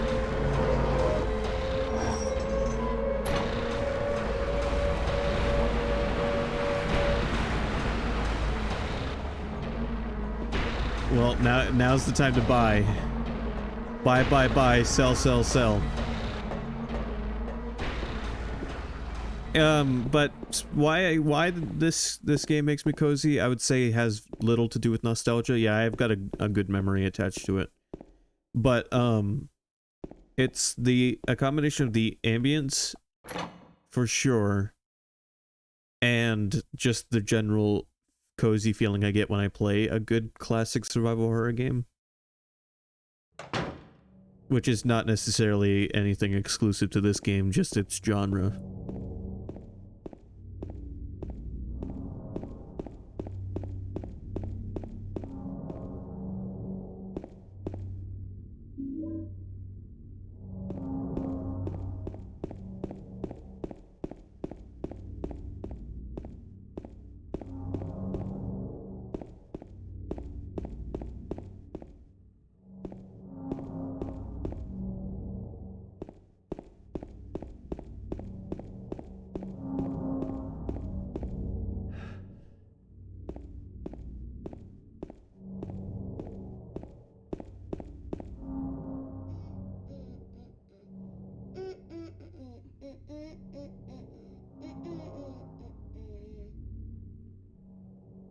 You!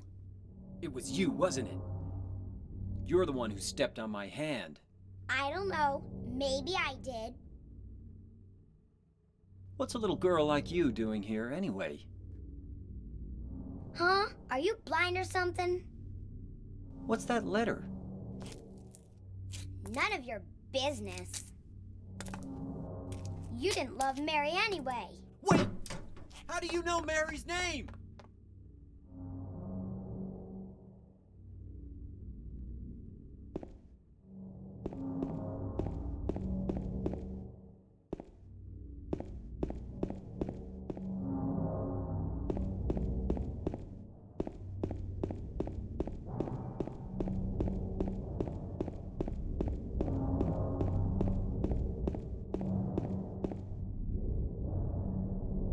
So this is that park. Mary, are you here?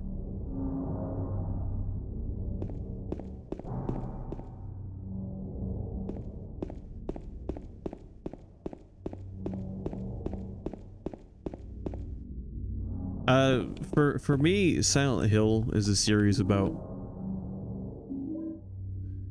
the things that make us experience discomfort.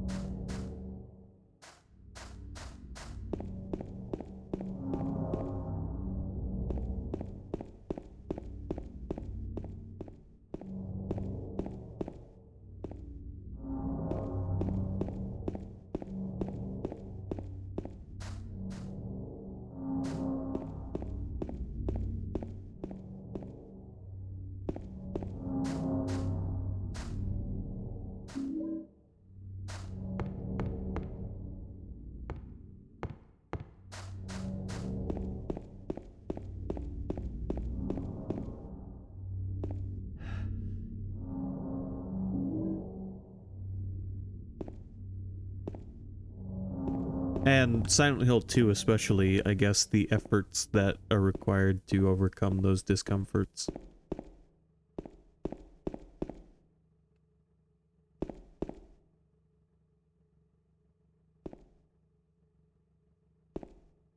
Mary?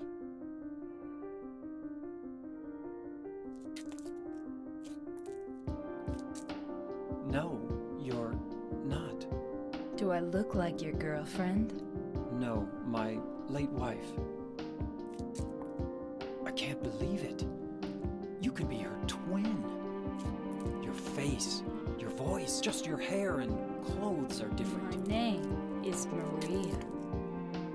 I don't look like a ghost, do I? See? Feel how warm I am? You're really not Mary. I told you, I'm Maria. Sorry. I was confused. Where are you going? I'm looking for Mary. Have you seen her? Didn't you say she died? Oh yeah, 3 years ago. But I got a letter from her. She says she was waiting in our That's here? Anyway, I haven't seen her. Is this your only special place?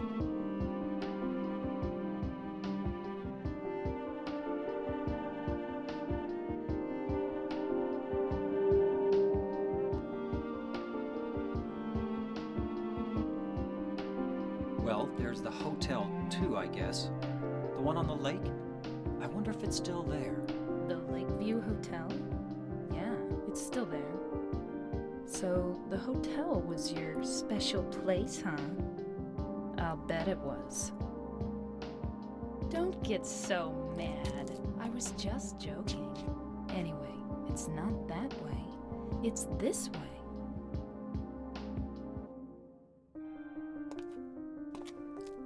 You're coming with me? You were gonna just leave me? No, but With all these monsters around? no, I just.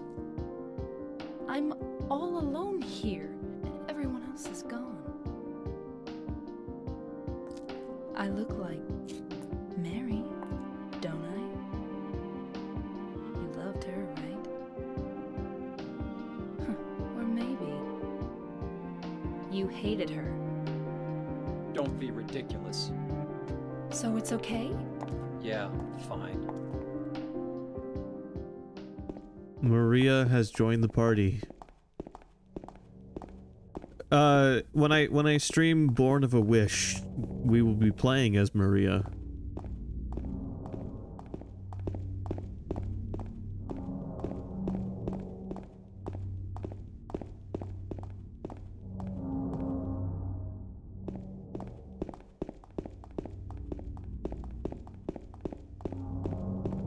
Which I've played the beginning of Born of a Wish, but I've never actually beat it, so it'll be a first for me.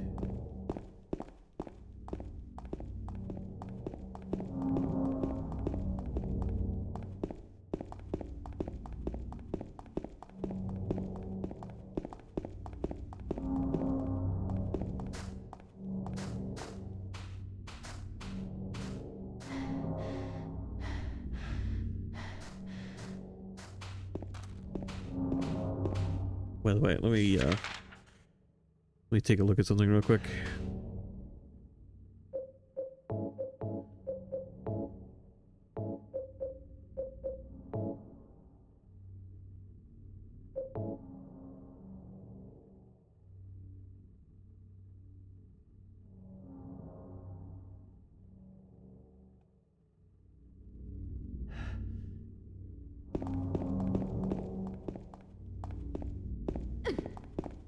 Sorry, Maria.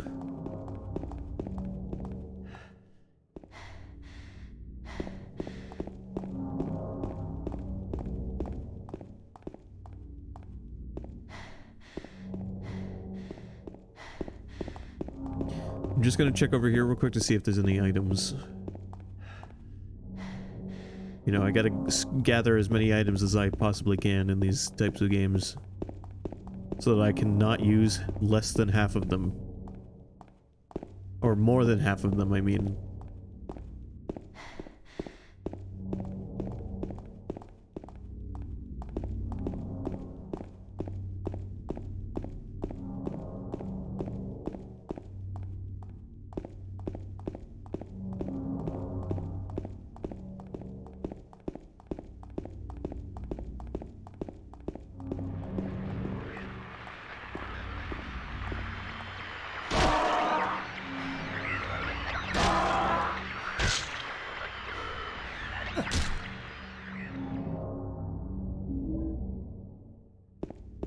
Health drink.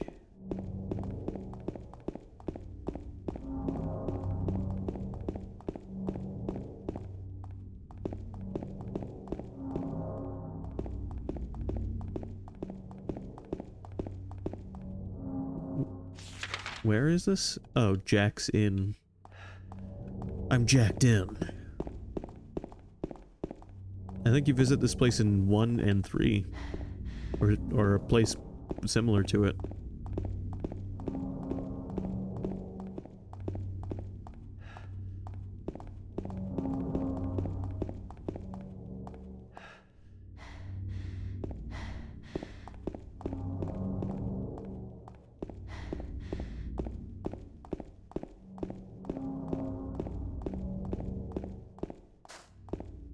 Man, it's really tough to see around here with all this fog.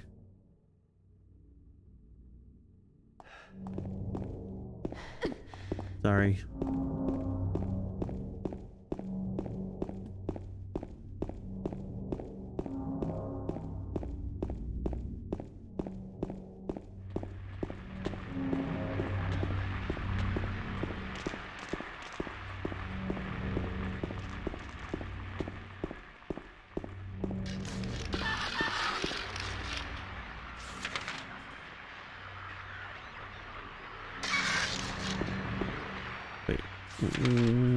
Oh, okay, that little back alley's scribbled off.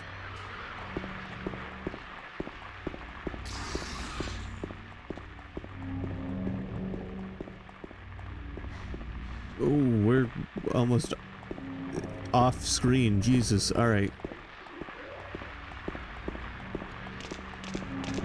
I just wanted to hit the end of the road so we can have the map be accurate. Another thing that's interesting is we haven't transitioned to the other world like you would expect in Silent Hill 1. In Silent Hill 1 or 3, by now we would have transitioned to the other world.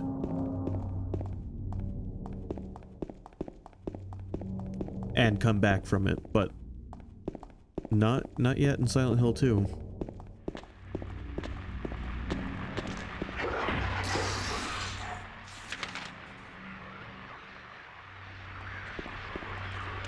We've heard the air raid sirens, but they just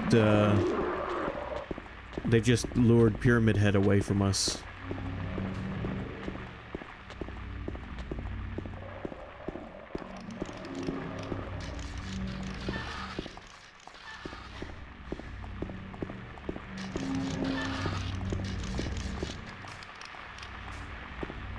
Again, Silent Hill 2 doesn't really focus on the cult and all that stuff from Silent Hill 1. For James, this is a much more personal journey. I mean, it's personal for Harry too, looking for his daughter, but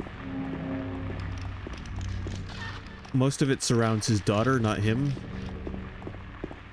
Meanwhile, James is here wholly for himself.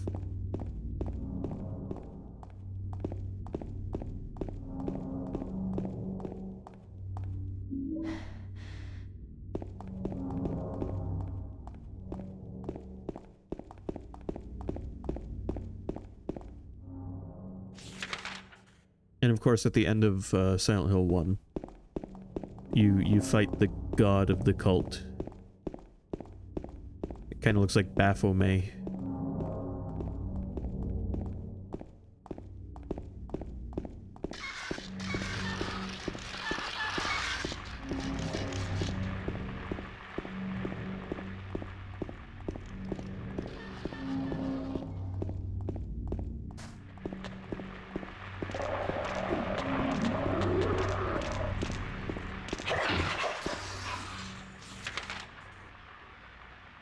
Alright, I think I've explored down here all that I can.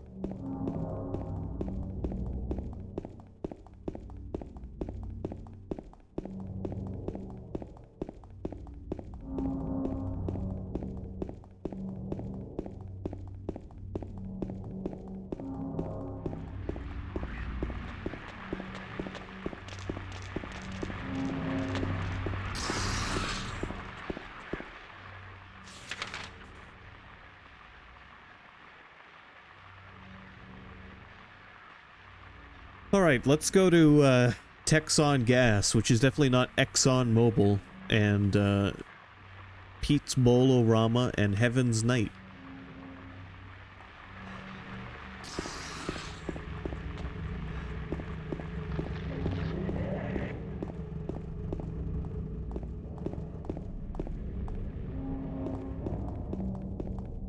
Heaven's Knight's got a good vibe. Yo, this free candy van's got a ton of health items.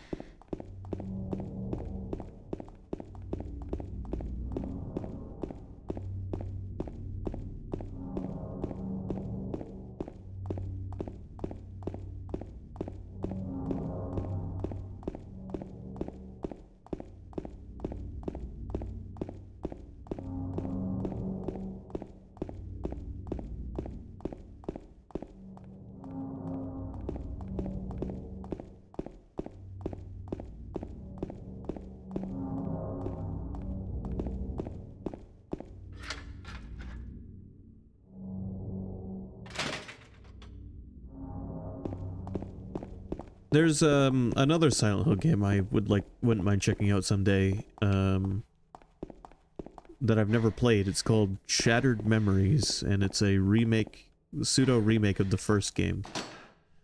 It basically plays out like Harry is talking to a psychiatrist about the events of the first game.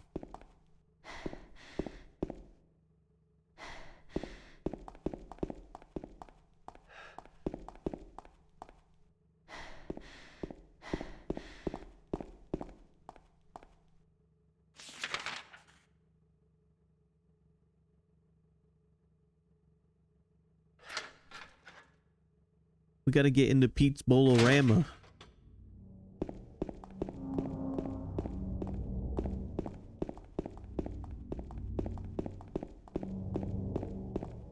And Silent Hill Shattered Memories gimmick is that based on your responses to the psychiatrist and the way you handle certain things, the game will change its horror to try and tune it to you, the player, psychologically.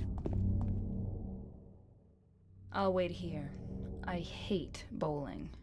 I didn't come here to play, you know. Hurry back, okay?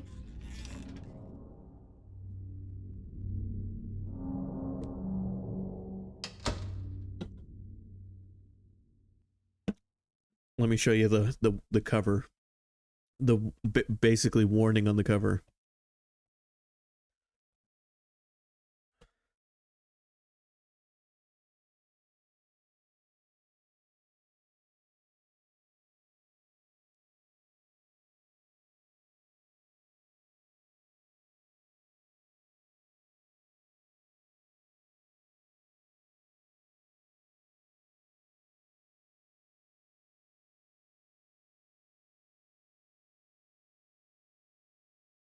If I can find it.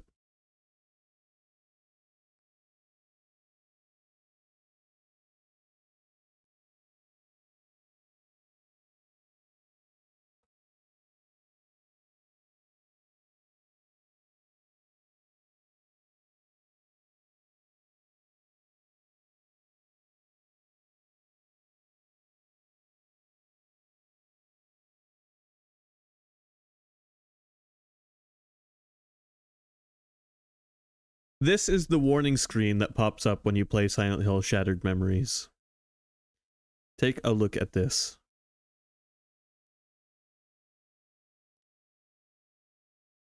Psychology warning. This video game psychologically profiles you as you play. It gets to know who you really are, then uses this information to change itself. It uses its knowledge against you, creating your own personal nightmare. This game plays you as much as you play it.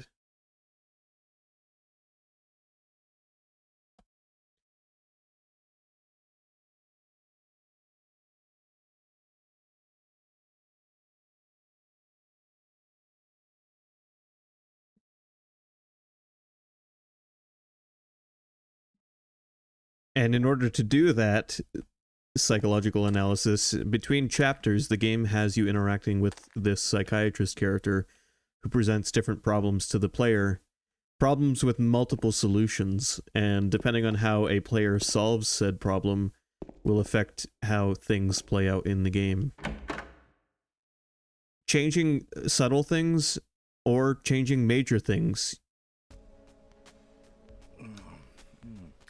So what'd you do? Robbery? Murder? Nah, nothing like that. Huh, you're just a gutless fatso. What'd you have to say that for? I thought you said the cops were after you. No, I just ran because I was scared. I don't know what the cops are doing. But if you did something bad, why don't you just say you were sorry? Well, I guess I run away a lot too. It's no good. They wouldn't listen. Nobody will ever forgive me.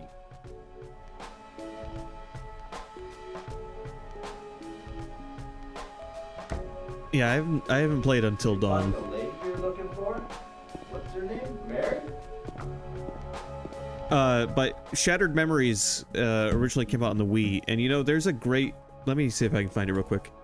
One of the mechanics of Shattered Memories is that you have a phone in game that you can dial numbers into, and it's like you see numbers in game and you can dial them. But there's an Easter egg if you dial the Konami helpline number from real life.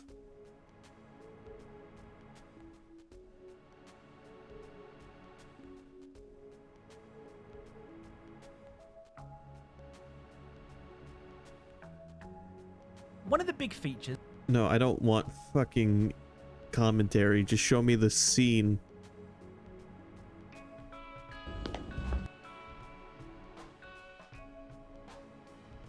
Look at this.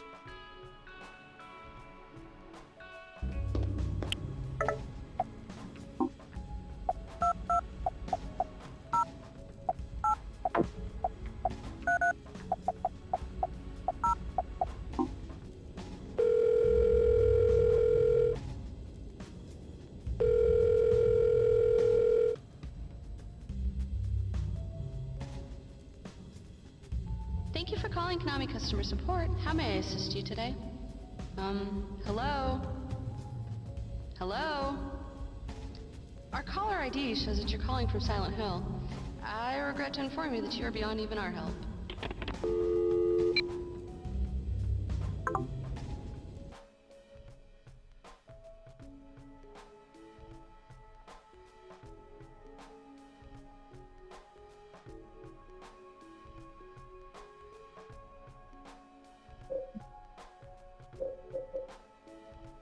So I may stream that one someday. It's an interesting entry in the series. It doesn't have combat like a traditional Silent Hill game does. It focuses more on exploration and puzzle solving, and when monsters show up, you just have to run.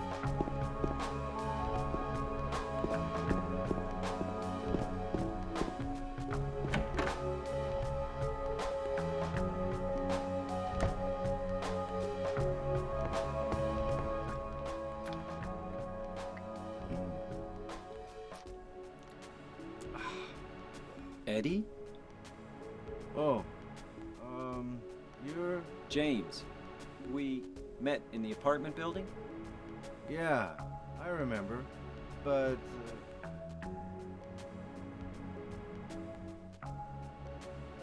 Are you alone here, Eddie? No.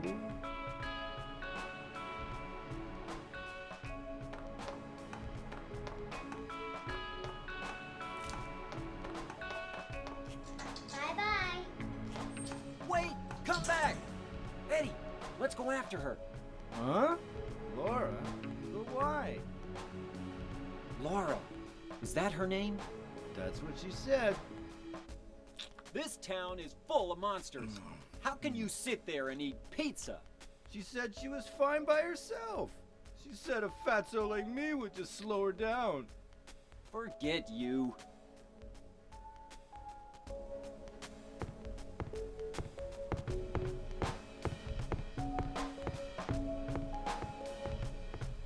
The game lets you run... Well, I guess they put handgun bullets down here. Imagine finding those handgun bullets on a tube television, you know, the kind of TV you would have had in 2001. Because upscaled to 4K, those handgun bullets were still just a handful of pixels at the end of my screen.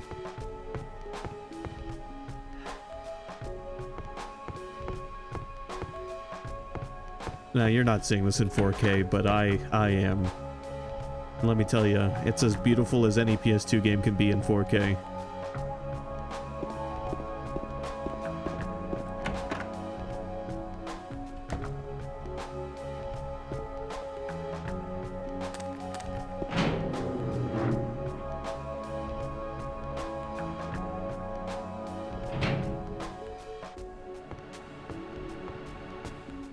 And that door also leads in here. Okay.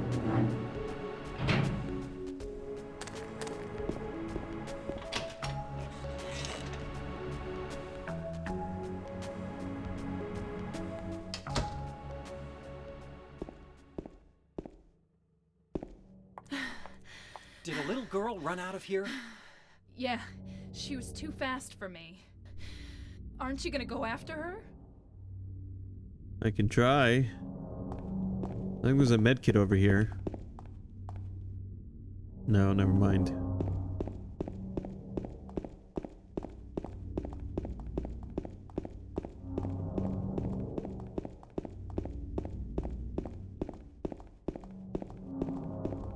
Laura.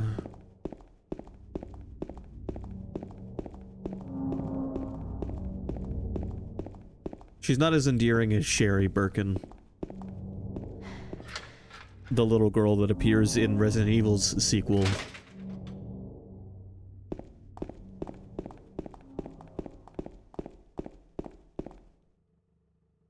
She went through there.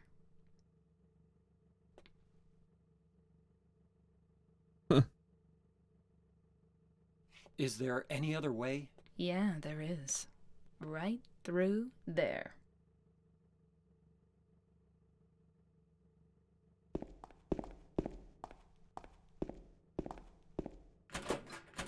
It's no good. It's locked.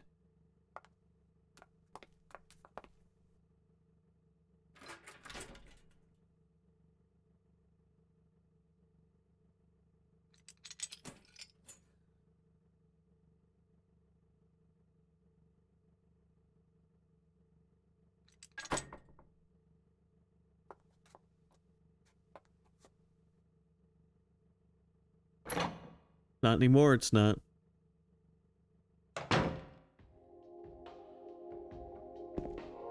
There it is, Heaven's Night. People love this song.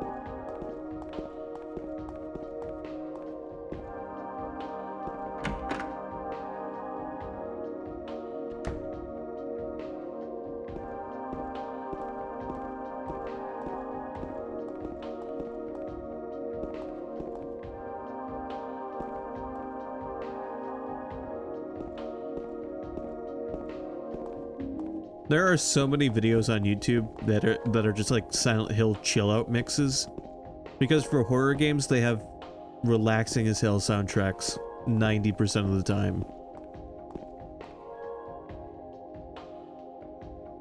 Hey, I think we're in that one strip club I was reading reviews of yesterday.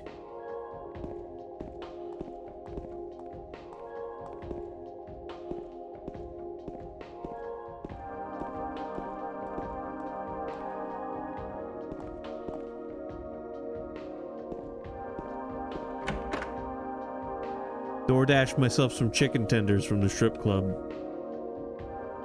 I checked, by the way, they really do have a registry on DoorDash.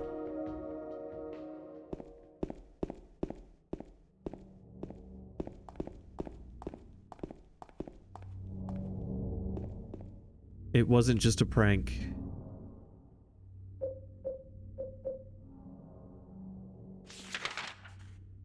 So if you want to DoorDash some chicken tenders from the strip club, you can.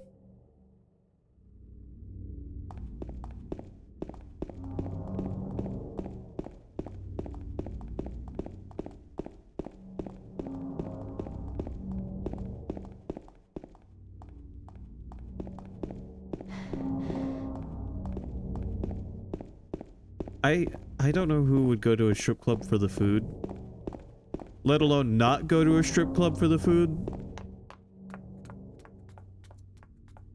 Over there!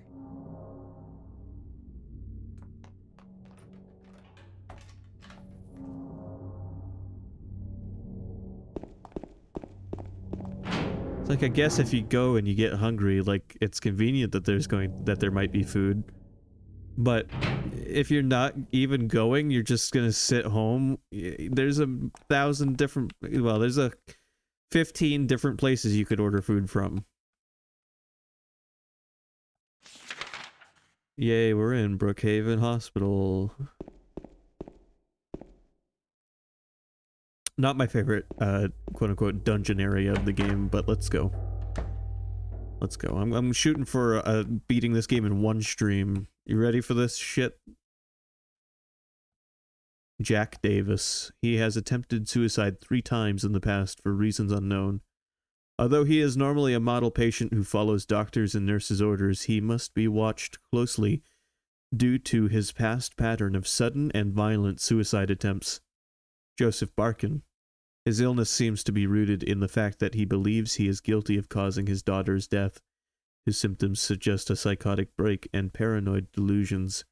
Normally calm, but has a tendency towards violence when excited. Joshua Lewis.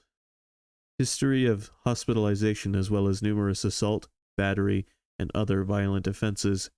He has a strong persecution complex and a tendency to solve things through violence.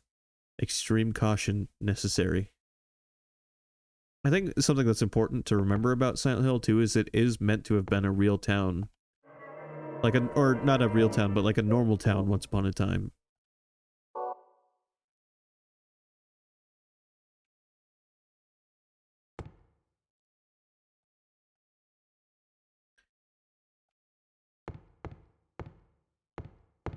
Before a funny cult got up to some no good business and ruined it for everyone else. All trying, just doing what cults do, trying to give birth to their god. Something written on it. The potential for this illness exists in all people, and under the right circumstances, any man or woman could be driven like him to the other side. The other side perhaps may not be the best way to phrase it. After all, there is no wall between here and there. It lies on the borders where reality and unreality intersect. It is a place both close and distant. Some say it isn't even an illness. I cannot agree with them. I'm a doctor, not a philosopher or even a bricklayer. But sometimes I have to ask myself this question. It's true that to us his imagination, or his imaginings, are nothing but the inventions of a busy mind. But to him, there simply is no other reality. Furthermore, he is happy there. So why, I ask myself, why in the name of healing him must we drag him painfully into the world of our own reality? Something else is written by hand. I got the key from Joseph. It's probably the key to that box. I got the purple bull key.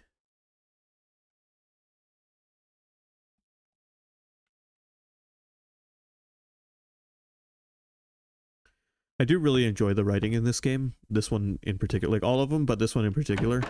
I bet it was quite a task to translate it to English.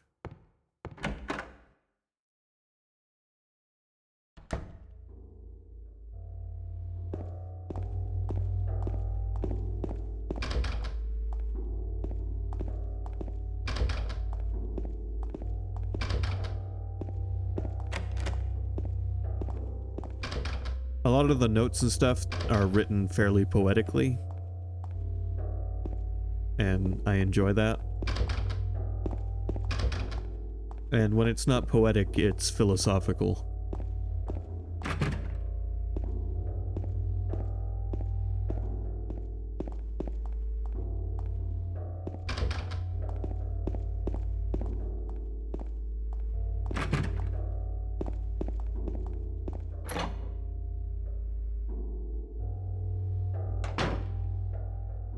Yes, hospital ambience.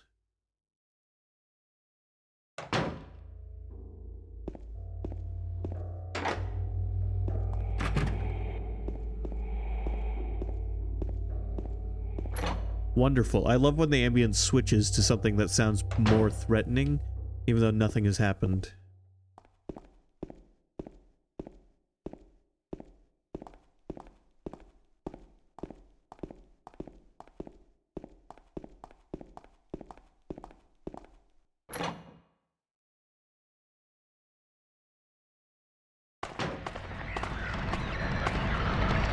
Here's the nurses.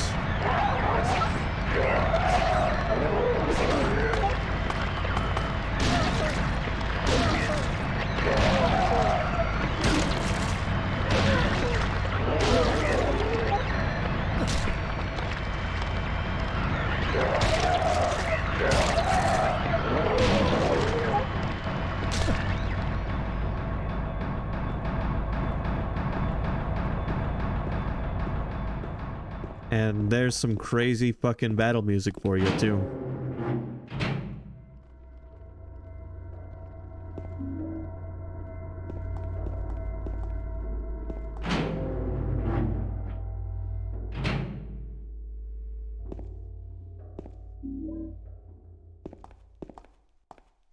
A typewriter. There's a typewriter here. I've got no use for this. Wait a minute. What's this? There's a sheet of carbon paper still stuck in the typewriter. I can still read the imprint left on it. I know it. I know the number of the box, 3669. It can't help him anymore. The button key doesn't scare me, so nobody can stop who I am. I don't know who I am. Is who I am, is who I am, is who I am.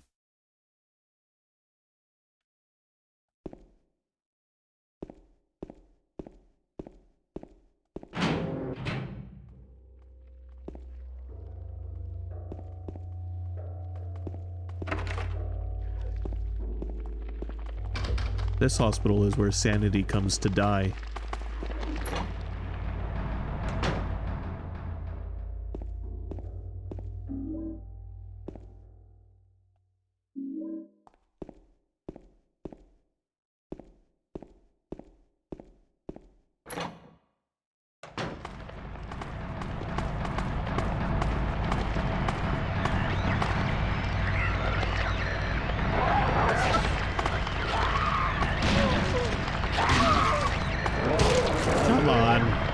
Bring it on.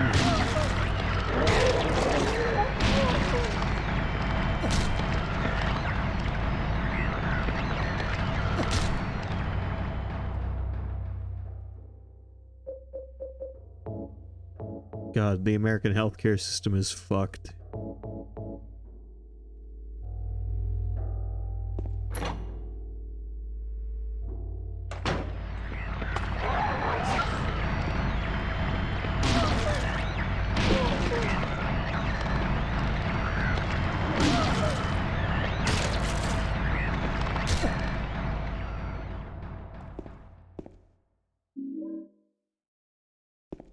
Handgun bullets and a health drink.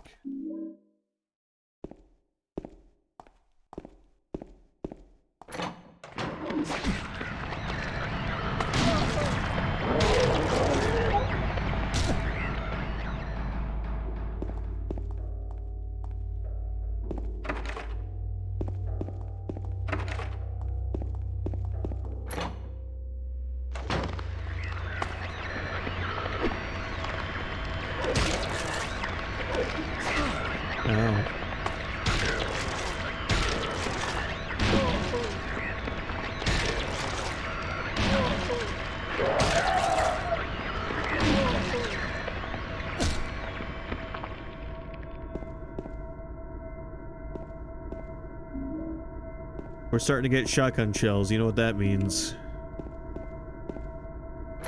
Another gun to never use. Yeah, baby.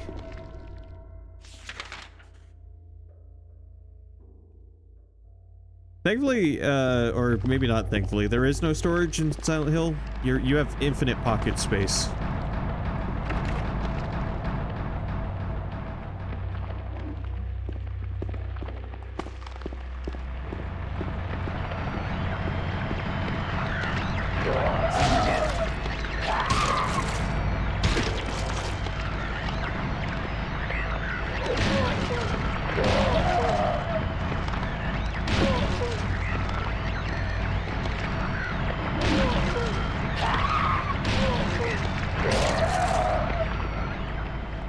James' jeans pocket is a bag of holding, secretly.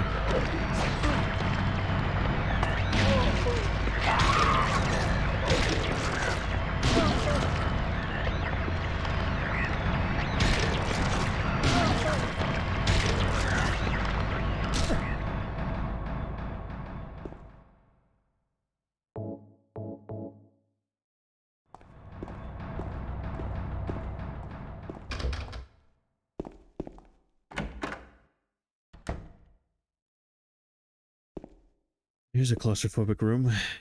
There's a magazine here. That won't do me any good right now.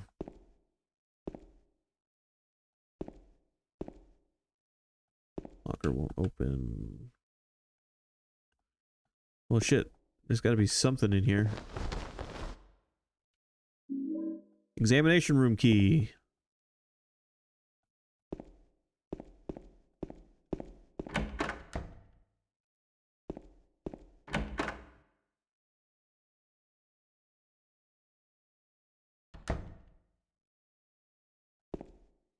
A stuffed animal. Ow! What's wrong? I just pricked myself. Are you okay? Yeah.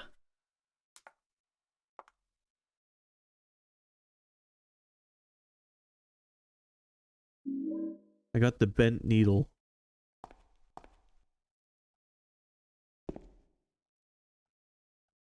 I got the shotgun. The bent needle gets its own cutscene, but not the shotgun.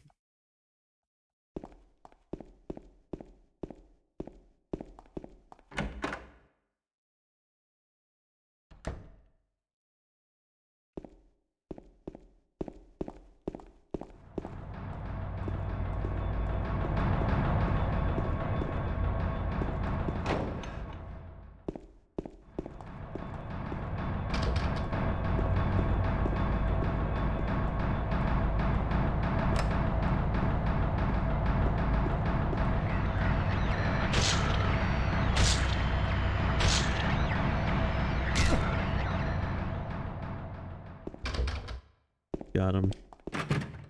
I think that's all the doors on this floor.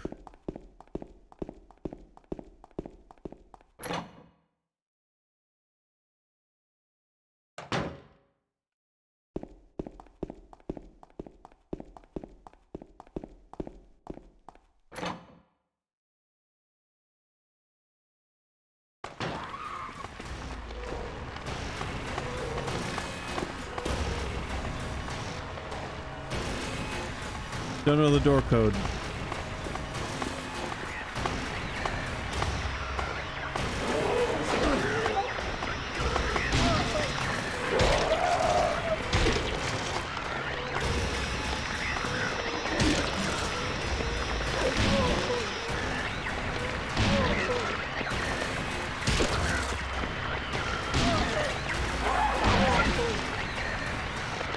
Go down.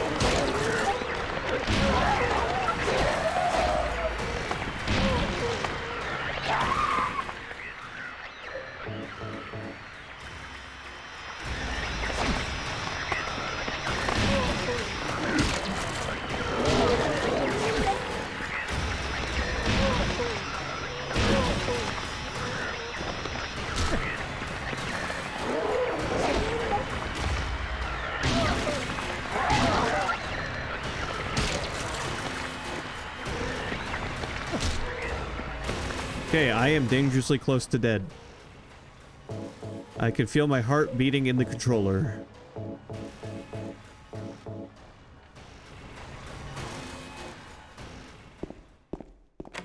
At least now I know there's an indicator.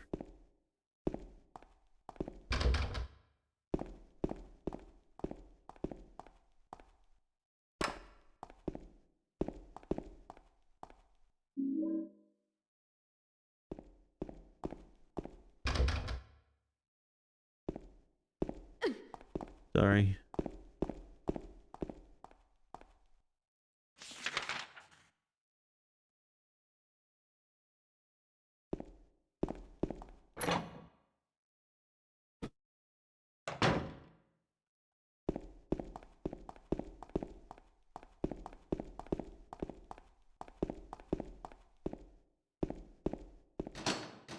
Locked. I can't get on the roof. But I want to get on the roof.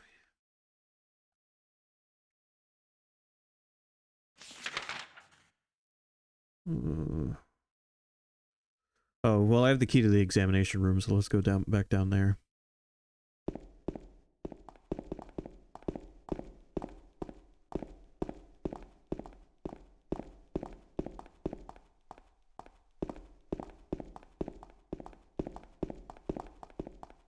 I do prefer Brookhaven Hospital over Alchemilla Hospital, but I'm not a fan of the hospitals from any Silent Hill games. Not because they're creepy or anything like that, just because they're a bitch to explore. Too many of these rooms look the same. There are medical records on the desk, nothing particularly interesting.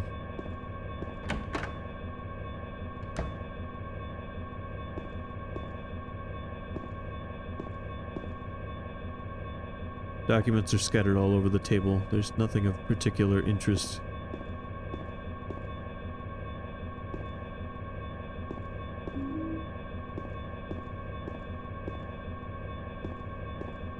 Third floor patient wing. Hall 7335.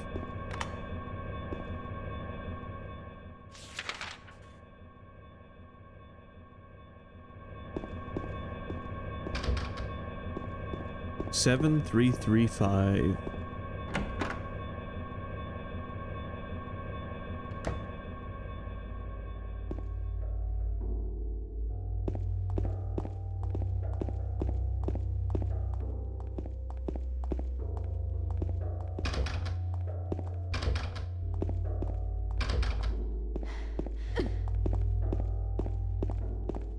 Alright, well, off we go back to the third floor.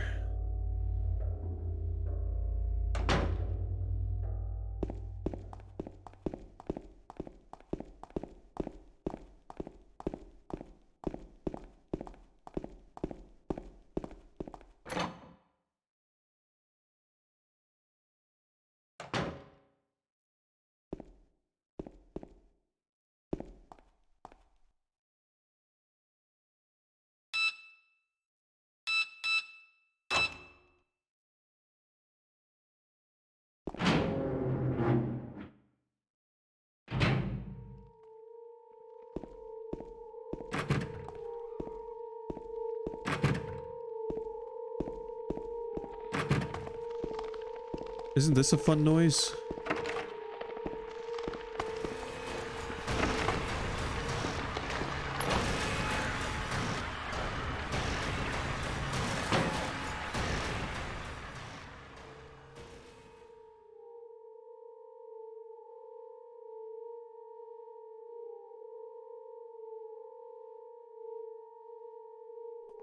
James.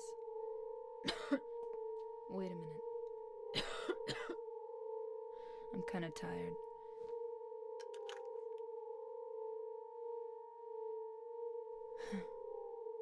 It's just a hangover. You should rest.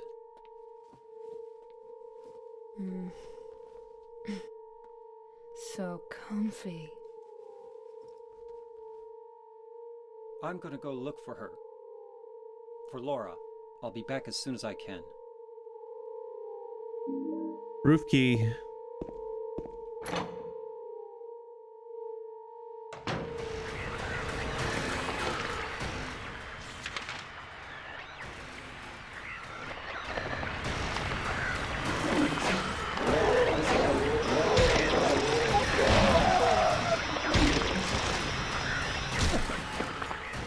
And dead.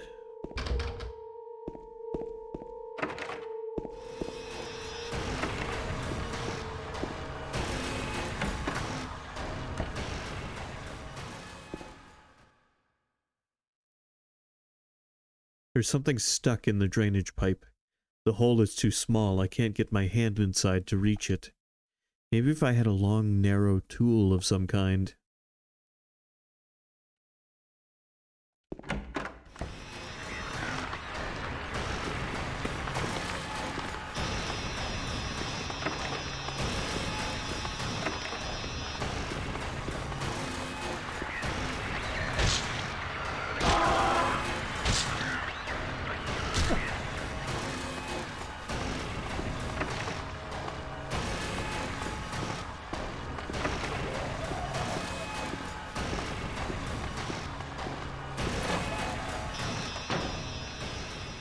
I fall asleep to streams of this game sometimes.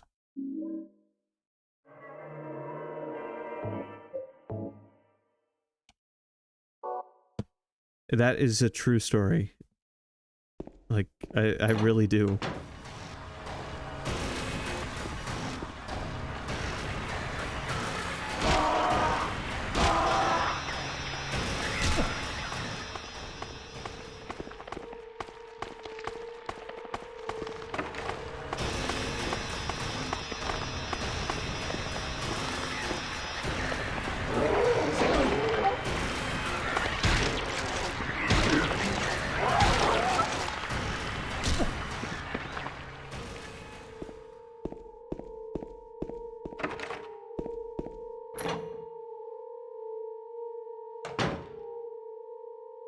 Look at this box.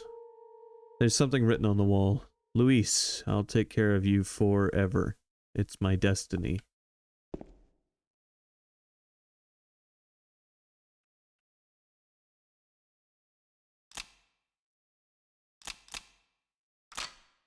There's one lock.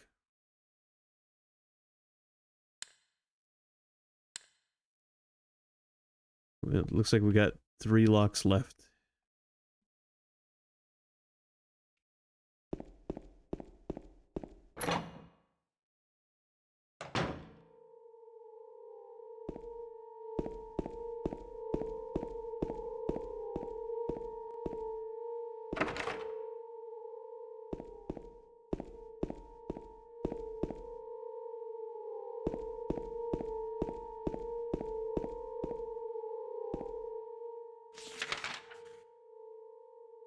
Okay, next we want to go to the roof.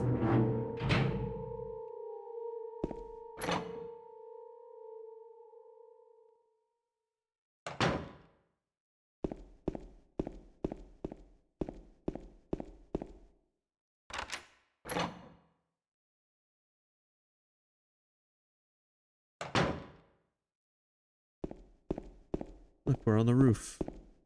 And it's so fucking dark out, we apparently can't see anywhere else in town.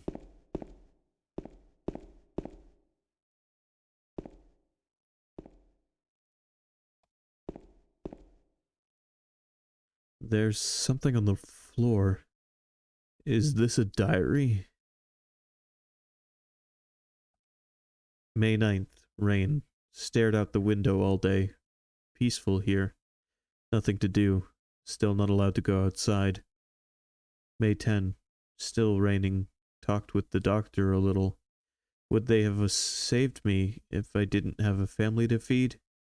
I know I'm pathetic, weak. Not everyone can be strong. May 11th. Rain again. The meds made me feel sick today. If I'm only better when I'm drugged, then who am I anyway? May 12th. Rain as usual. I don't want to cause any more trouble for anyone, but I'm a bother either way. Can it really be such a sin to run instead of fight? Some people may say so, but they don't have to live in my shoes. It may be selfish, but it's what I want. It's too hard like this. It's just too hard. May 13. It's clear outside. The doctors told me I've been released, that I've got to go home. The diary ends here. There are no more entries. What was a diary doing up here?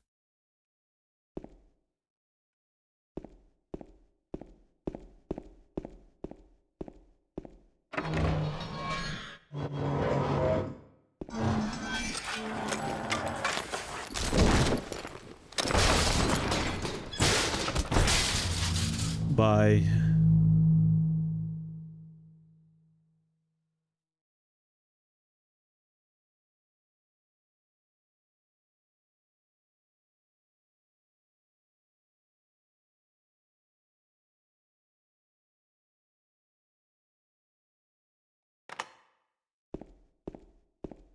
Ow, he hurt us. But he knocked us into a wing of the hospital we couldn't get into.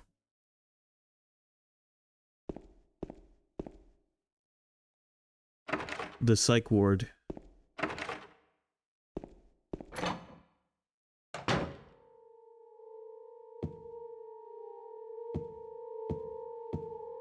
There's something written on the wall. Turn, turn, turn the numbers. Better not forget them, so I'll write them down here. The other one, my secret name.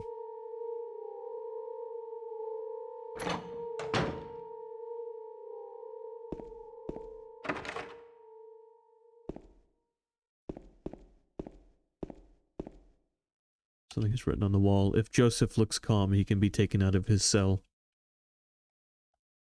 Joseph.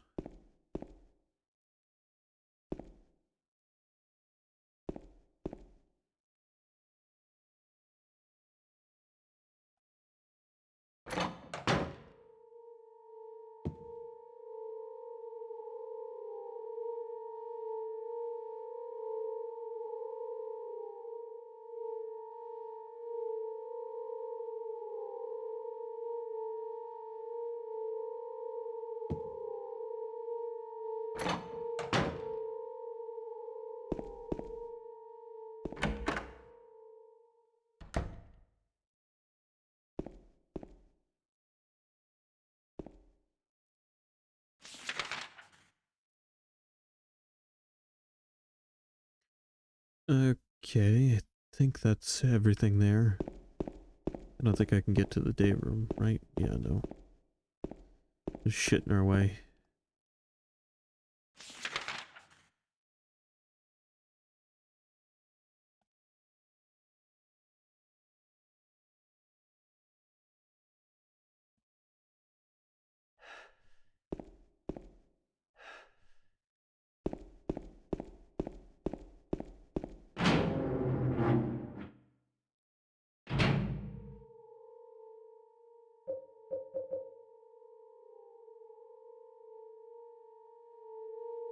Alright, we should have everything we need to open that box now.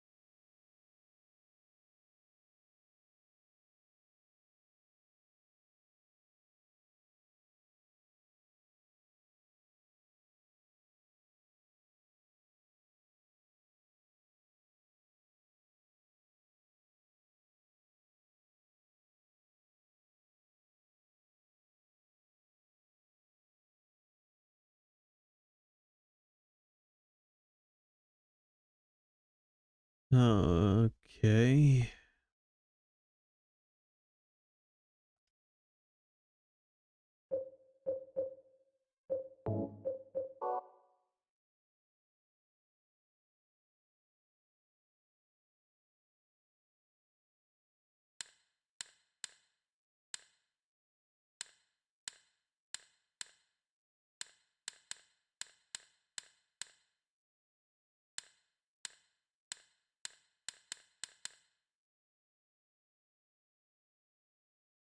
I always forget this particular one. God damn it.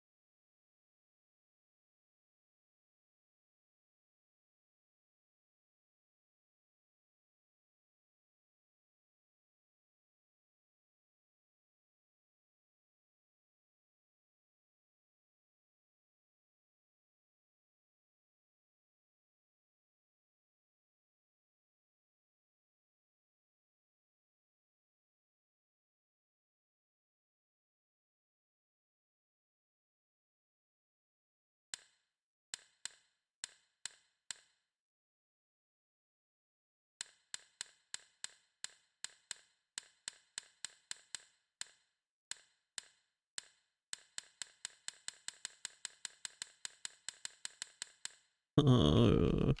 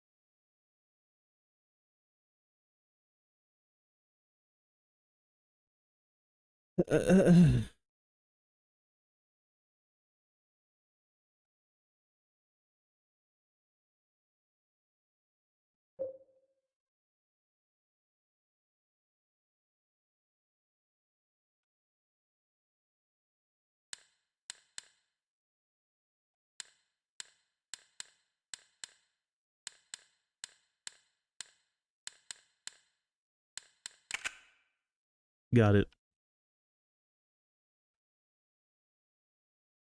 Don't ask me how, because I have no fucking clue.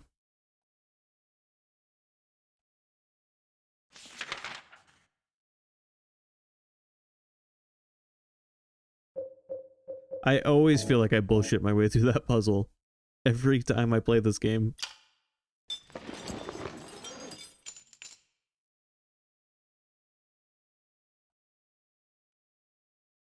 One key left on this fucking box.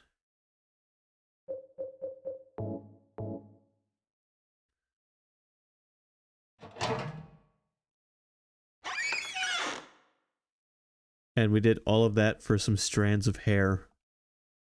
There's nothing inside the box. No, I'm wrong. There are a few hairs inside. I got a piece of hair.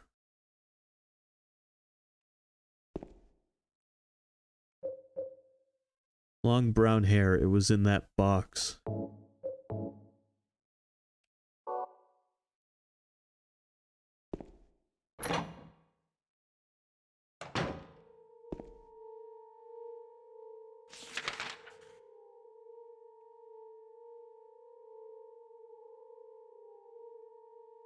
Alright, to the shower room.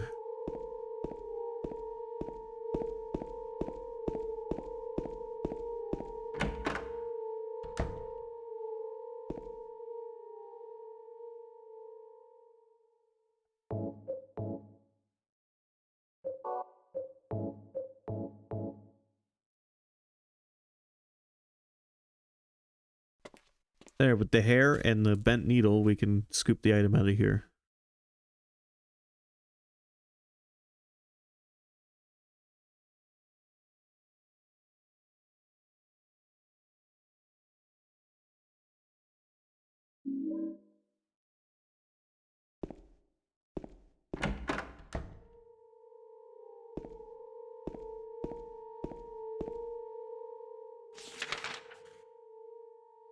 And it was the elevator key. All right, time to turn on the elevator.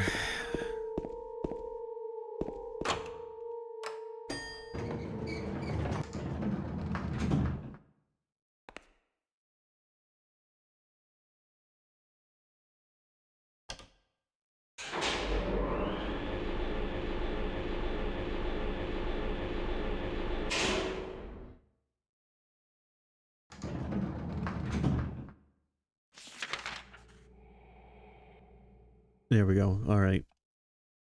So far, so good. I think we're making pretty decent progress in the hospital.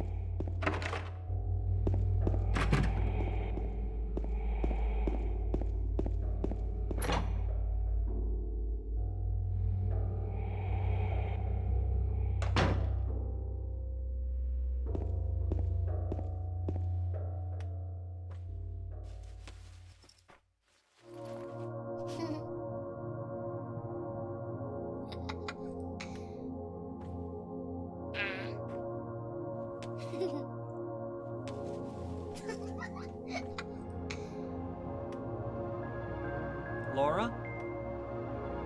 Huh? You know my name? Eddie told me. That big fat blabbermouth. How do you know about Mary? What's the big deal? Why can't you just tell me? You gonna yell at me if I don't? No, I won't.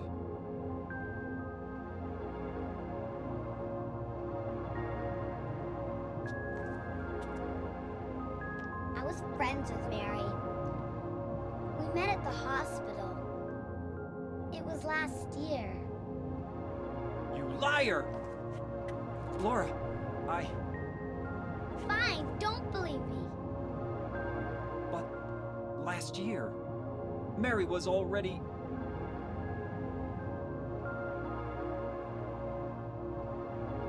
I'm sorry, Laura. Anyway, let's go.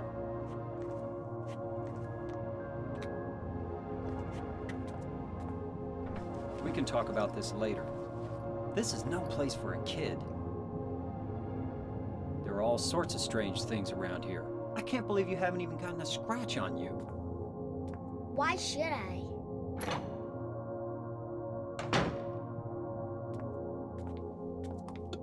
Wait, there's something I gotta get. Later, okay? But it's really important. What is it? A letter from Mary. Huh? I wanna go get it. Is that okay? Yes, yes.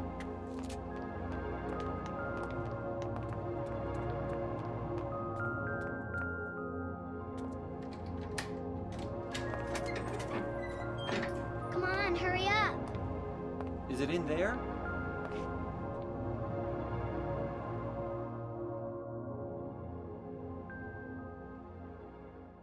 Yeah, in the back.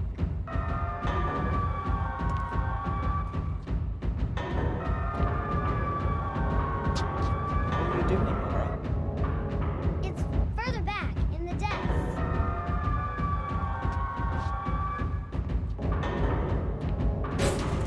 Laura!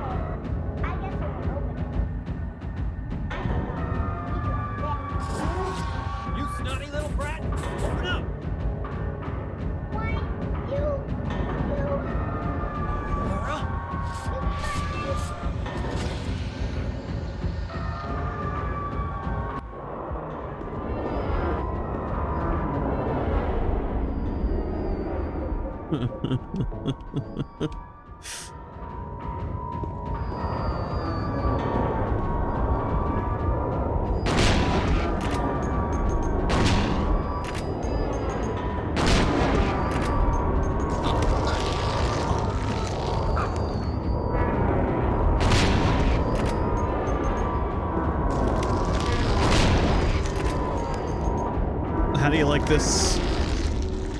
By the way, this game gets really loud sometimes, but how do you like this fucking boss design?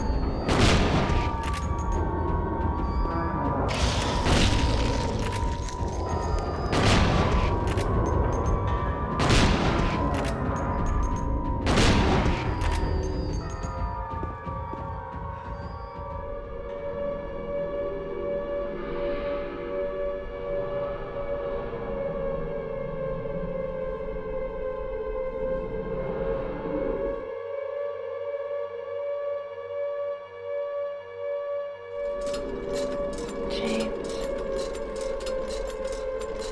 It's happened. James.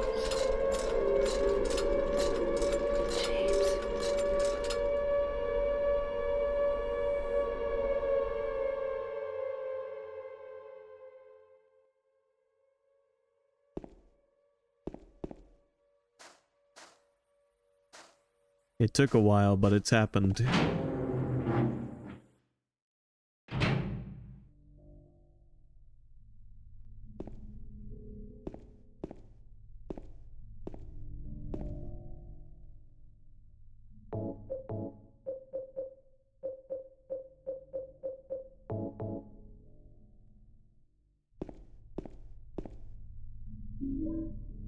We have crossed into the other side. The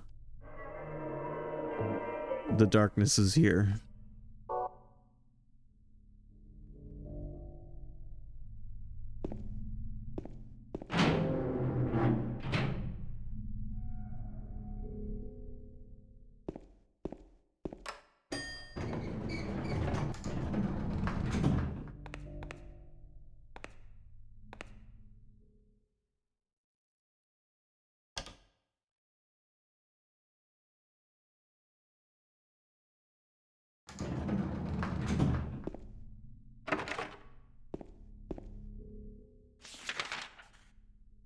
I always kind of interpreted this transition to the other world. It's not quite this, but before I knew what was going on in Silent Hill, like back when I was first playing the series, I always thought maybe like the other world was how the town actually appeared in present day, and the way it looked ordinarily was like an illusion of the past.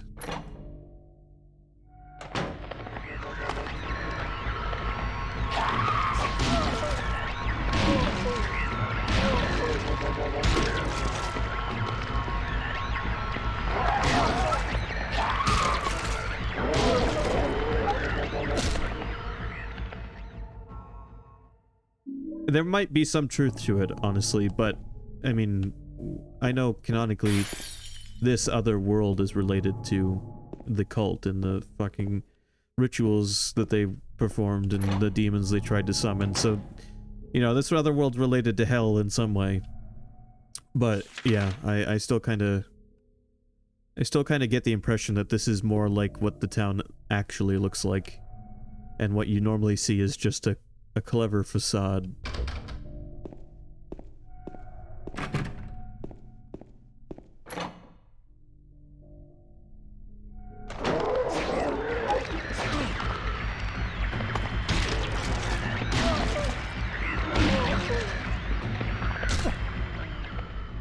Because this is a town that's been, you know, quote-unquote abandoned for years, who knows how long, and so The idea that everything would be decayed and shuttered up and yeah, it's just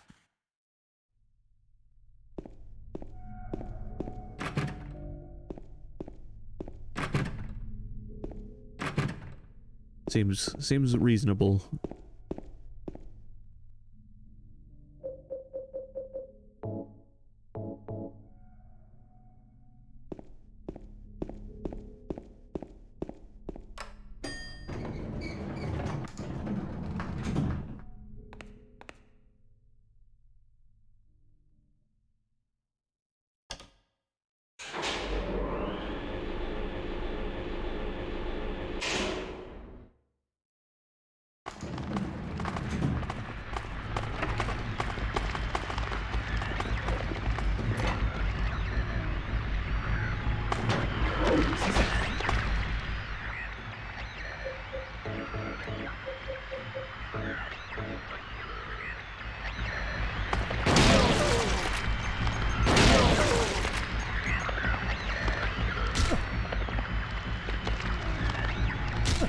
Sorry, that situation was dire enough for me to pull the shotgun out on some regular ass enemies. Can you believe that I would do such a thing? Instead of continuing to beat them with my wooden plank?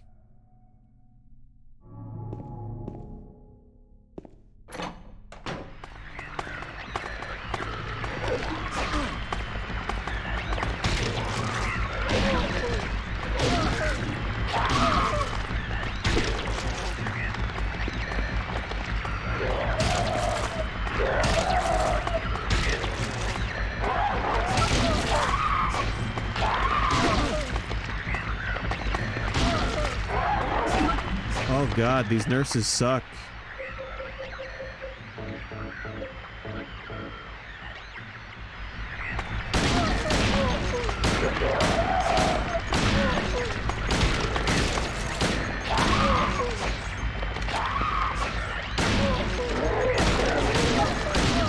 Get back.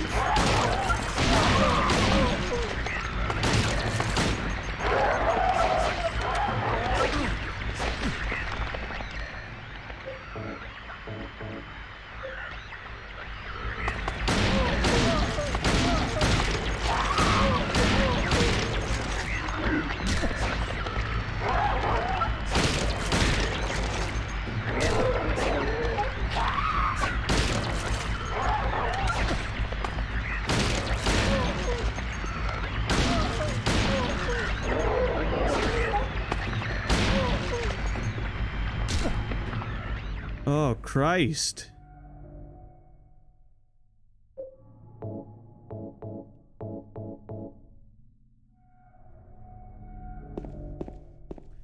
Probably would have been worth using my shotgun at that point.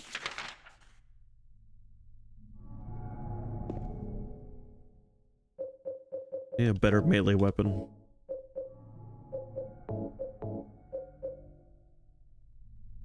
I only have 155 bullets left. I can't spare anymore.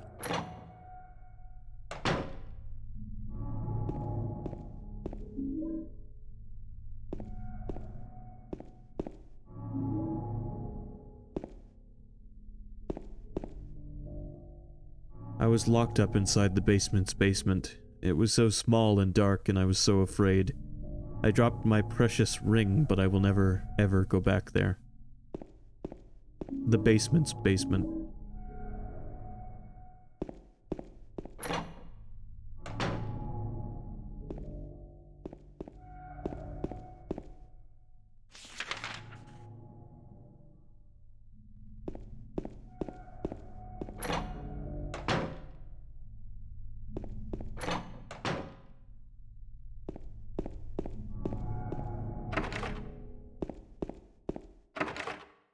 I think about that particular statement quite a lot. A basement's not bad enough. It's got to be the basement's basement.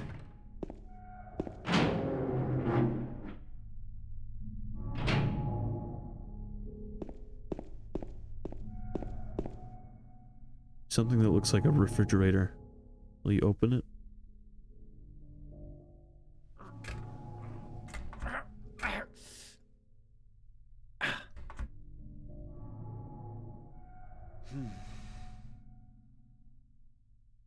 It's no good. The door is too heavy to open by myself.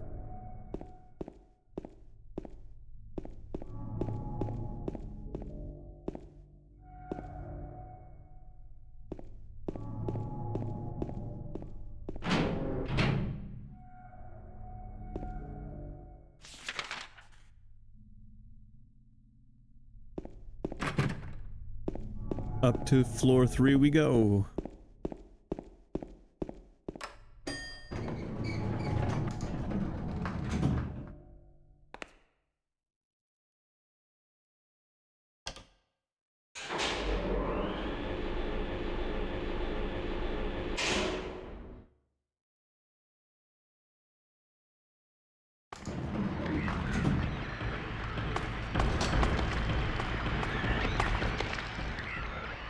Alright, you know what?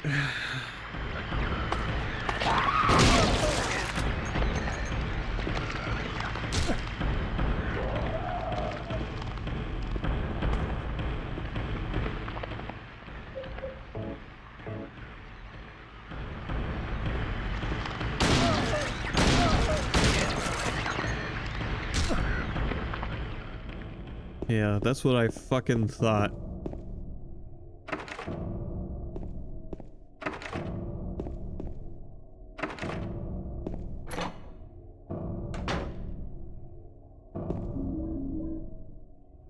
There's a scrap of paper on the ground. Just some doodle. Huh? Something is written on it. She is an angel. No one knows, only I can see the lady of the door. They cannot walk along her bridge of thread. They fall from the weight of their crimes. Like bloated and ugly corpses, their sins she devours them. Sin and sinner alike. She saves me. She is an angel.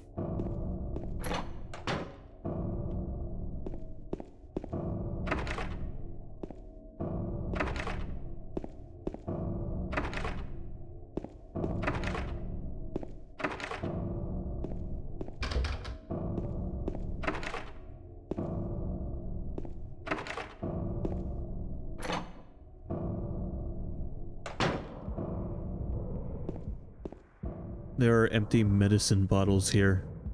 Is this what Maria was taking? Is Maria sick now too? Maria's not here. Where could she have gone? And yet we hear heavy breathing in that room.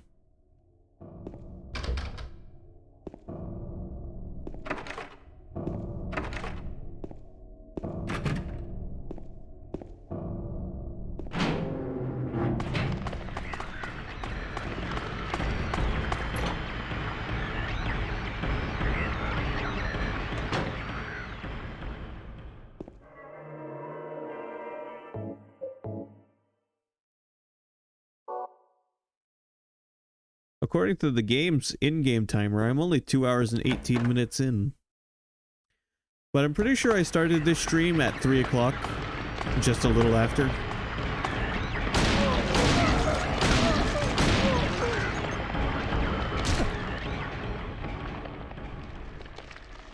I don't think the game is counting time spent in menus.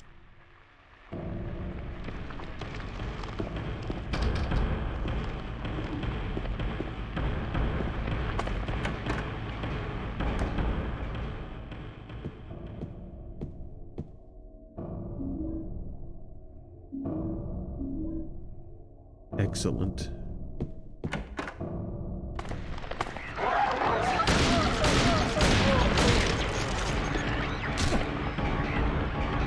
Yes!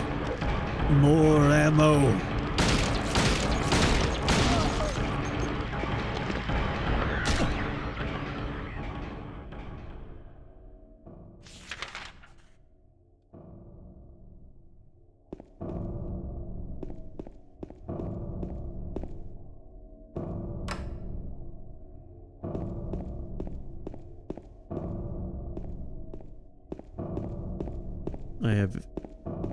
I have infinite ammo.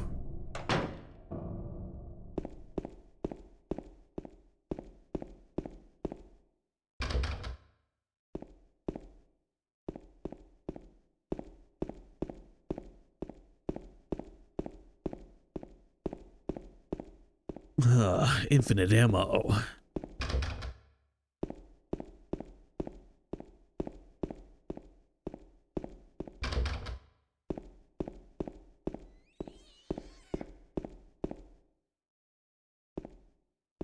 Alright, here we go. Time to explore the basement.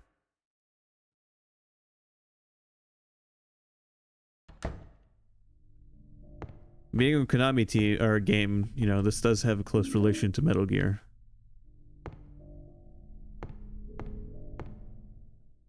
It's a shelf here. There are red handprints on the shelf.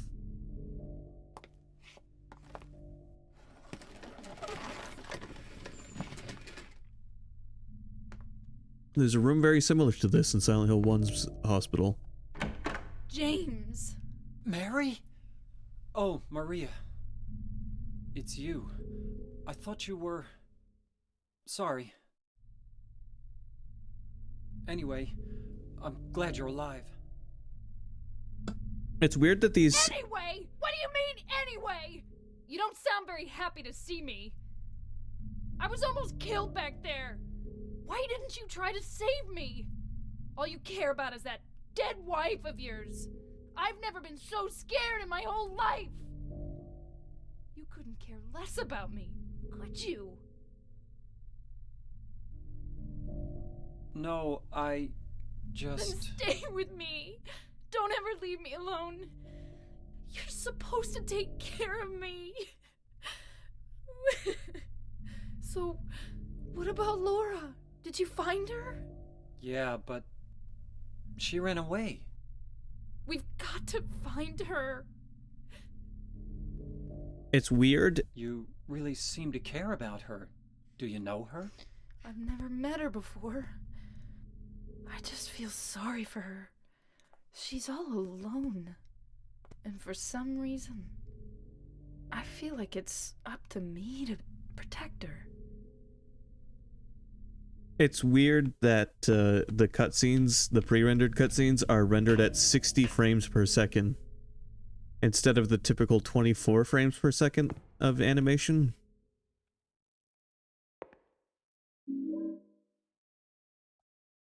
The game runs at 30.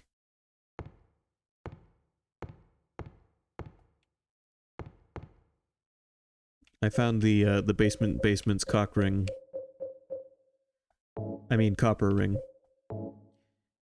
Copper ring I found in the basement of the hospital. It's engraved with a picture of a spider.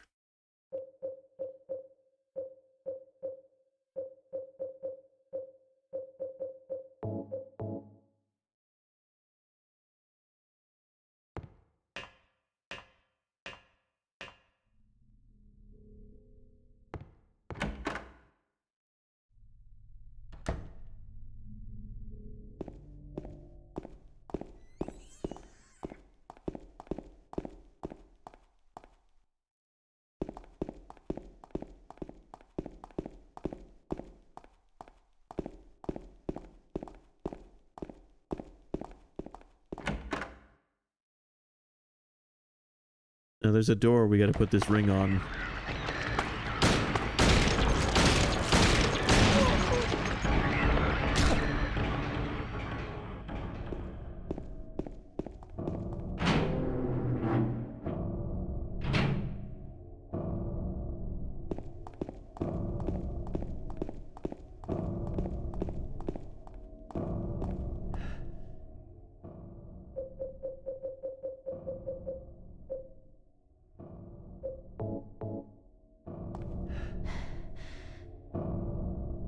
I put the copper ring on the hand of the lady in the painting.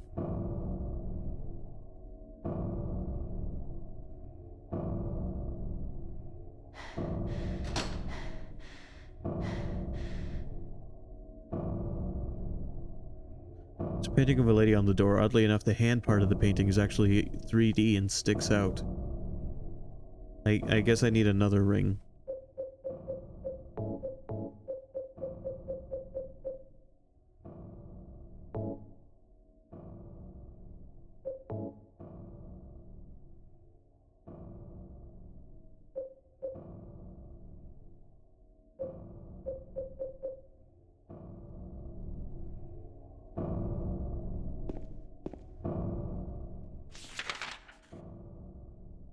Well, shit. Where? Oh, I can go open that fridge now that Maria's with us again.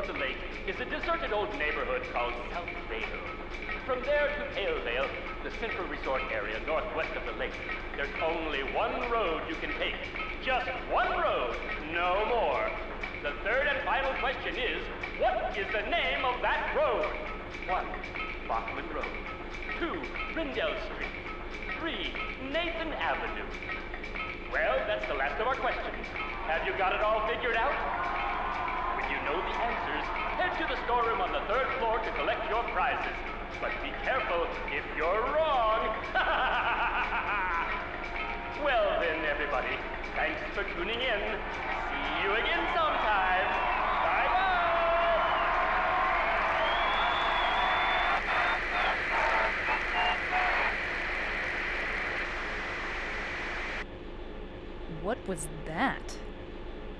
I have my answers. 313. Let's go do. Let's go do that.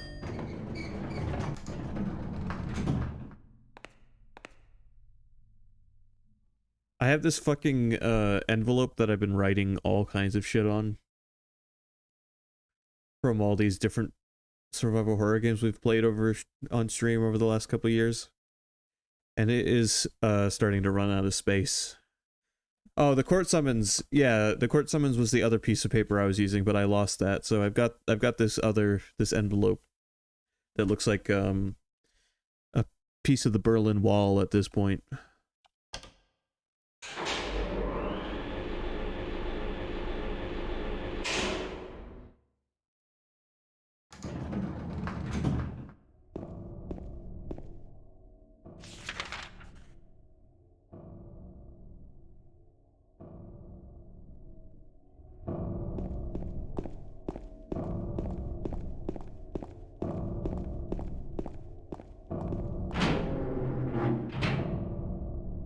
Actually, I am looking at the court summons. I found it. It's just it's under my ring light, which means I couldn't pull it out without moving the ring light.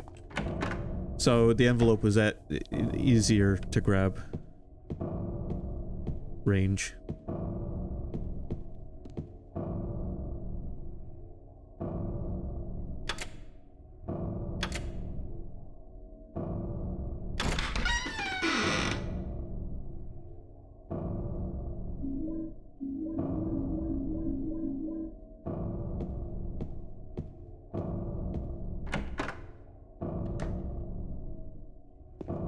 Nailed it.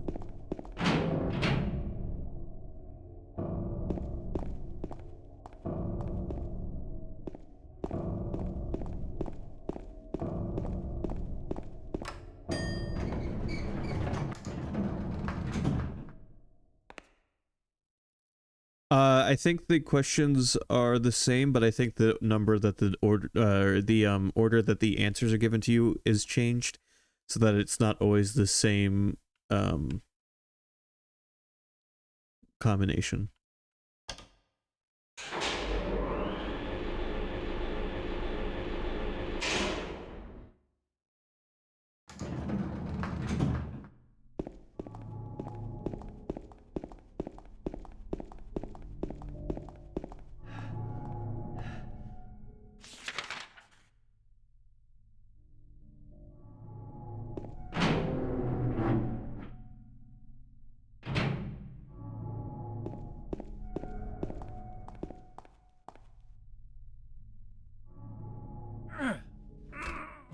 You can't open it? Yeah, Maria, give me a hand here. Come on. You're supposed to be the big man around here. How's a little girl like me supposed to help?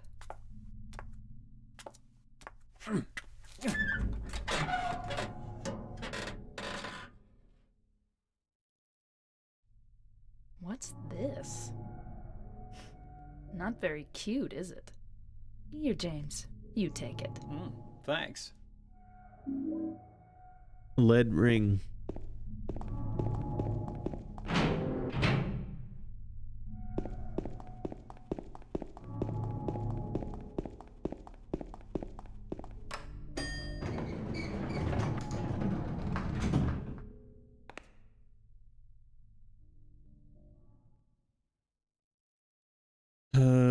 Okay.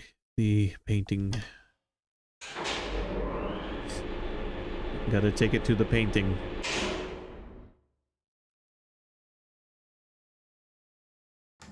Which is on the... yeah, okay.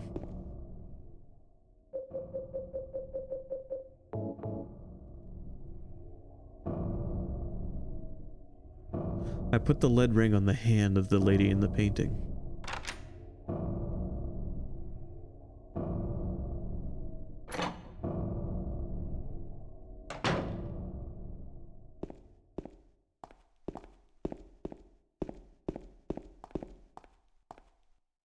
There's a note on the ground. Inside is some kind of hard to read writing. I took the director's key, the one to the museum. I hid it behind the praying woman when I went out for the day trip. I picked it up, but I did not steal it. I'm not a criminal.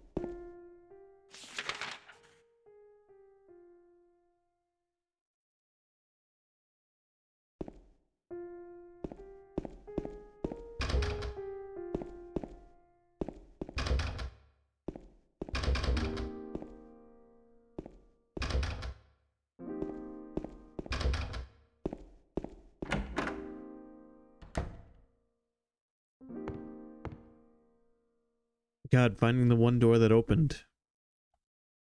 He who is not bold enough to be stared at from across the abyss is not bold enough to stare into it himself. The truth can only be learned by marching forward. Follow the map. There's a letter and a wrench.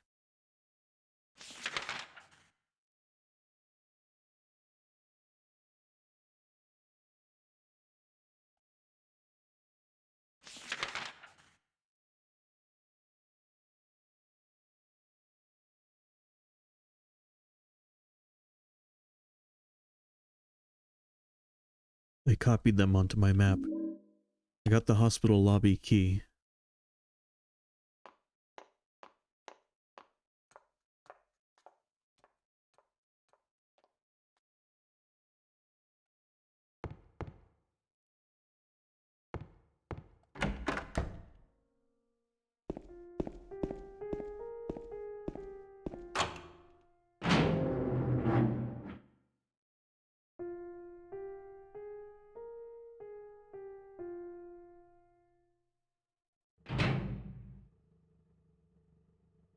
Marie is dead. I couldn't protect her. Once again, I couldn't do anything to help. Laura has run off somewhere. Mary. What should I do? Are you really waiting somewhere for me? Or is this your way of taking... Going to find Mary. It's the only thing I have left to hope for.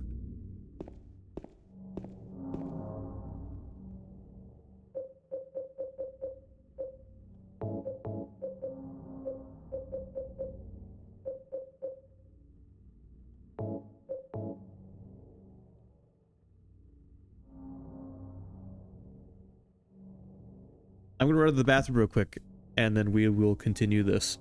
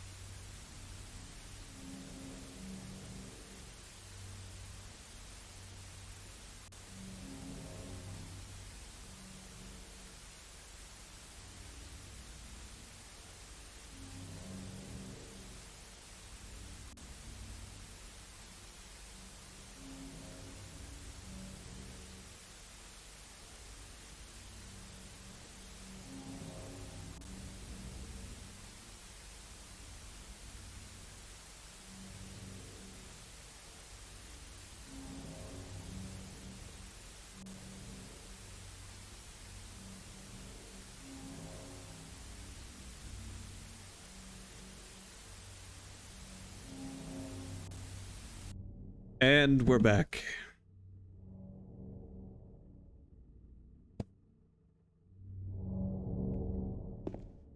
Whew. And it's pitch fucking dark out in Silent Hill now, much like real life. We've got a few areas to go to before we can proceed.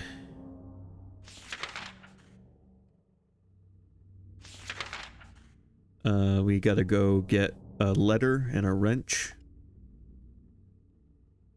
And then make our way to the Silent Hill Historical Society.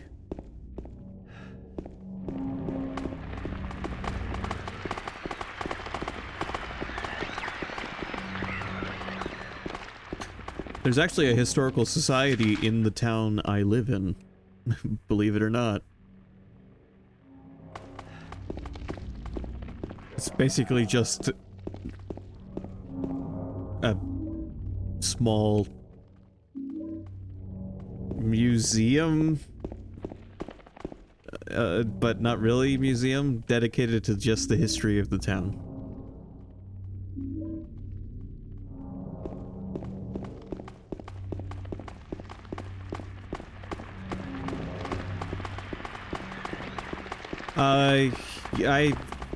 I only vaguely remember. I'm gonna say both objects and photos and like documents and stuff. Nothing real exciting.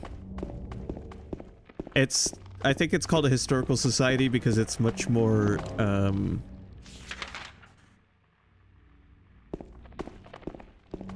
don't know, it's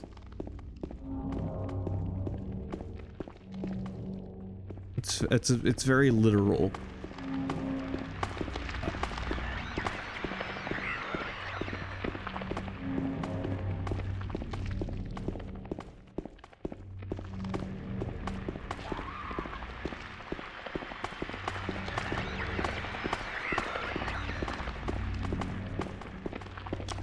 There is one in the neighboring town as well.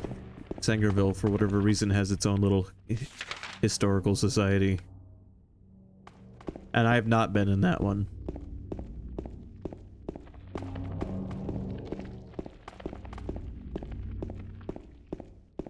I don't know that these little towns are important enough to have their own little museums, but they do.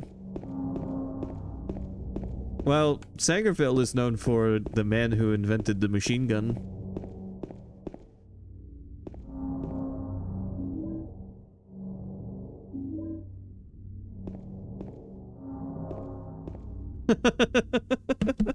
Yeah, hold on.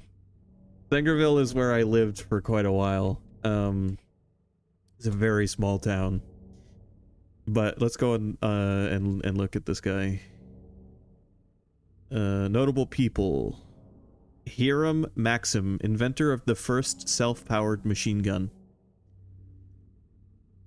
The Maxim gun is a recoil-operated machine gun invented in 1884 by Hiram Stevens Maxim. It was the first fully automatic machine gun in the world.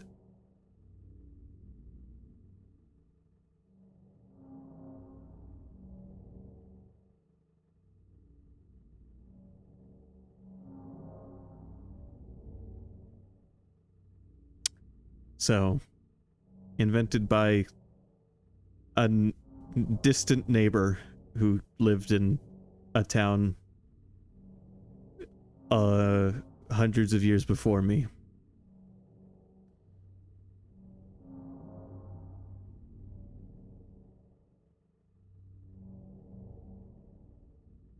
The Maxim gun has been called the weapon most associated with imperial conquest by historian Martin Gilbert, and was heavily used by colonial powers during the scramble for Africa. Isn't that nice? Afterwards, Maxim guns also saw extensive usage by different armies during the Russo-Japanese War, the First and Second World Wars, as well as in contemporary conflicts.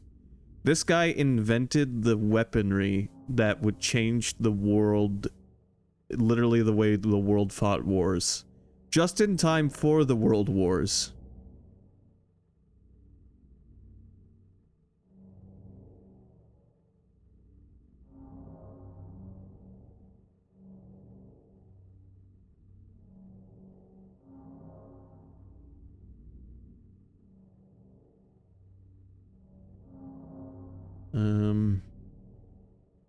There are a list of wars that it was used in that is so long.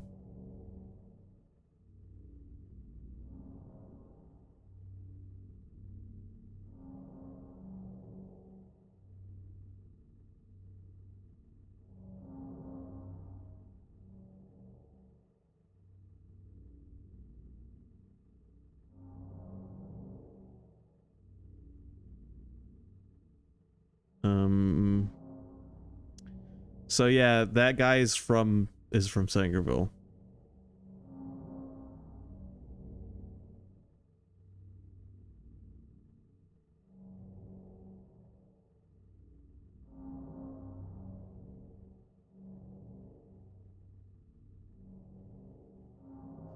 Maxim was born in Sangerville, Maine on 5th of February, 1840.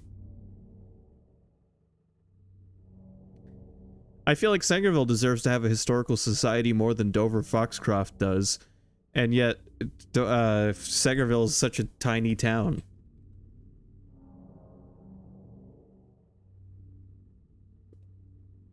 Let's see if Dover Foxcroft has any significant people.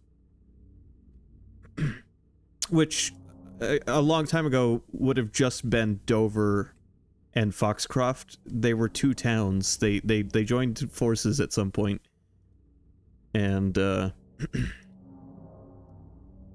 became at one town. This is what Dover Foxcroft used to look like, and I actually know what street this is. I've been down it.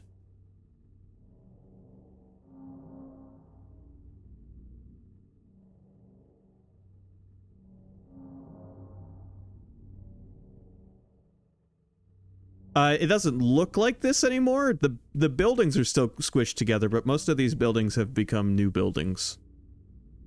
But in the distance, I think I see the old... Yeah, that there's like, it's really blurry, but there's an old chimney in the background that is attached to the mill. The old decommissioned mill, which the mill is still there.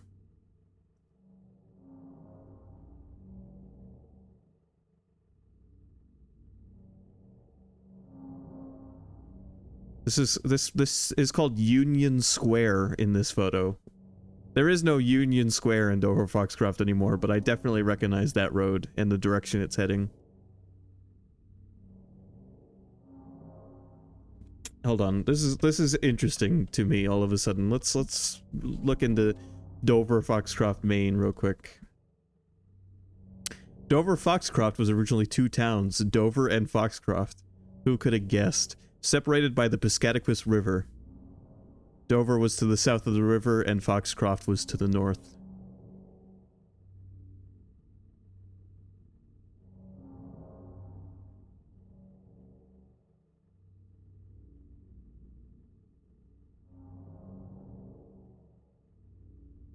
The town is located near the geographic center of the state, so when I tell you guys that I live in the middle of Maine, I'm not kidding.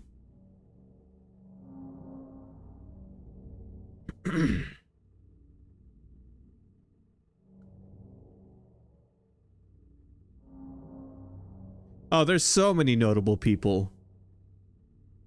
There's even more notable people from, not that they're necessarily going to be cooler than the guy that invented the machine gun or more impactful.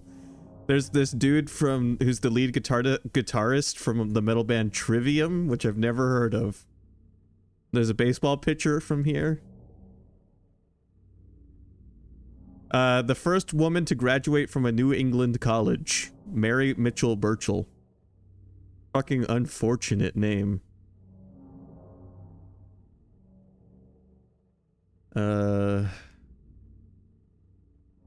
There's a dude who's a bass player and vocalist for the jam rock band Mo.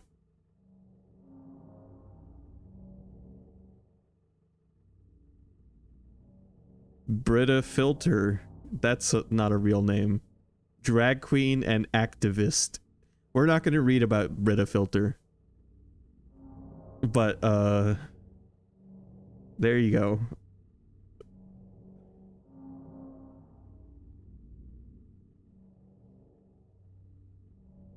Hannah Hansen Kinney, alleged serial killer.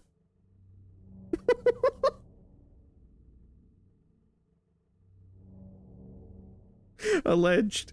We don't know for sure, it's just alleged. Lori G. LaChance, president of Thomas College. Henry Otis Pratt, minister and U.S. representative from Iowa.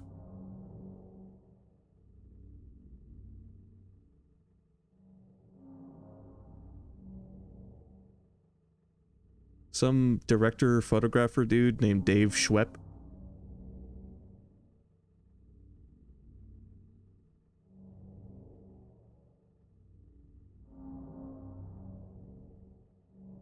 Oh, okay, the most interesting person on here is the alleged serial killer.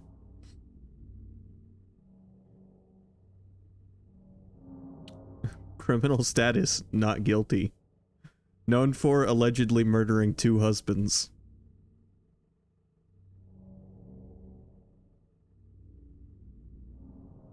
Hannah Hansen Kinney was an American seamstress who was charged with the murder of her 3rd husband, George Kinney, in 1840. Arsenic. Well, they weren't that ballsy in 1805, Sky. Well, I guess the murder happened in 1840, but still. Arsenic, the alleged murder weapon, was found in Kinney's stomach during an autopsy.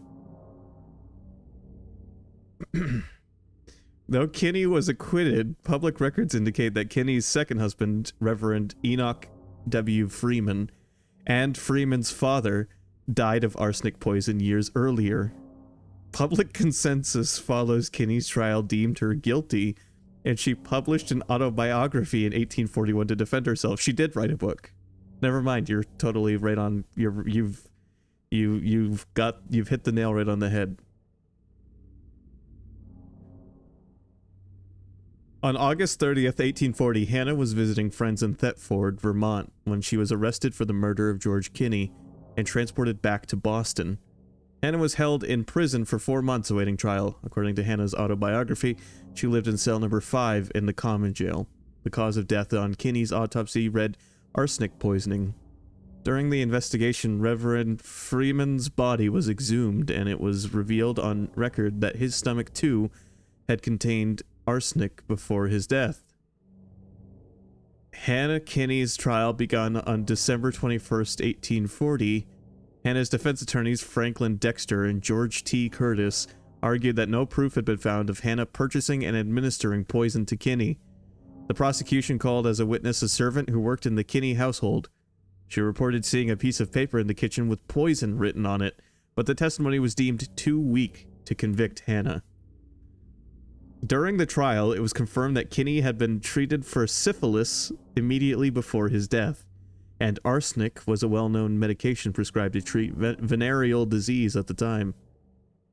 During the trial, 18 witnesses were interrogated by the prosecution, including Dr. Martin Gay, a Boston physician who confirmed the presence of arsenic in the late Kinney's stomach, Thomas G. Bradford, a local shopkeeper who sold arsenic, but couldn't identify Hannah as a customer, and Mrs.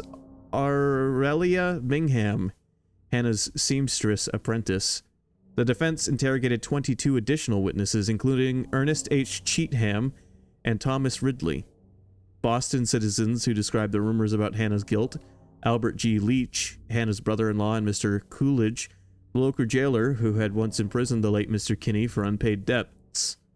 On December 25th, 1840, Hannah Hansen Kinney was acquitted of the murder charge and released from prison.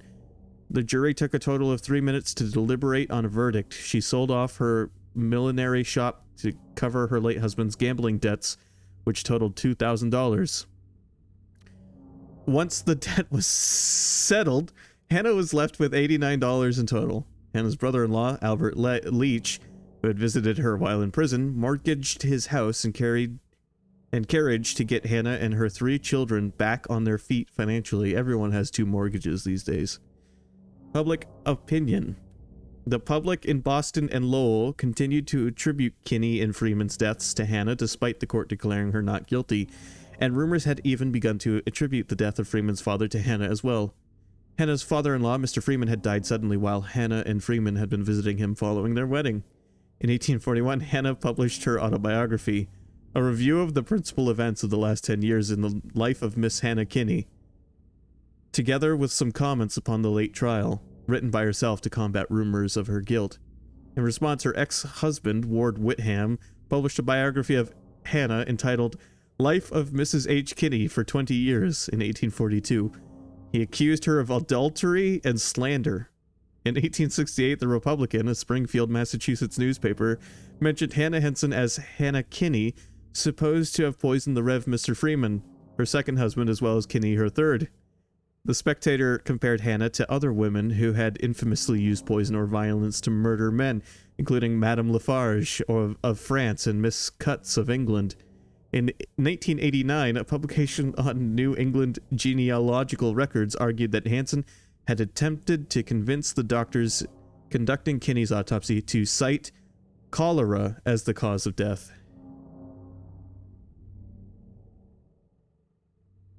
And that's the story. It's over.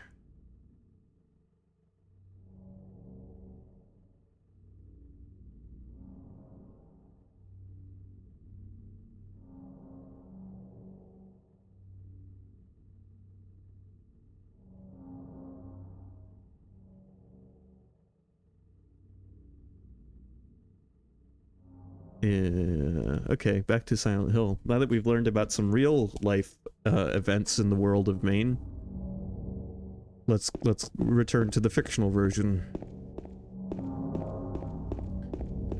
The invention of the machine gun and a potential female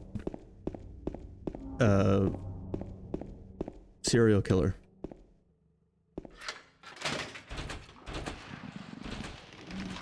And she really did write a book that was basically the 1850s version of If I Did It.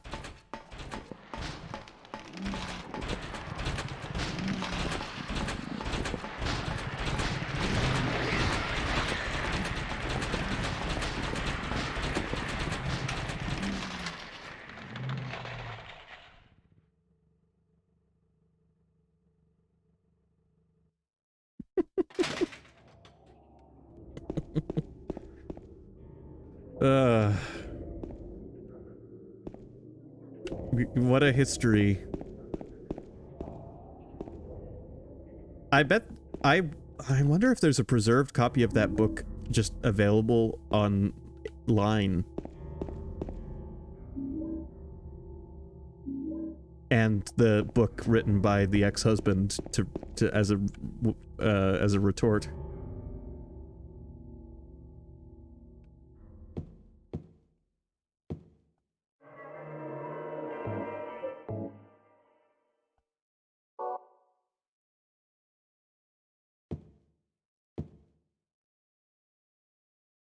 There's an, alright, we already did that. I just came back in here to save. Phew, that was a fun little distraction for a moment. I prefer the story about the dude from Sangerville who built a weapon of mass destruction.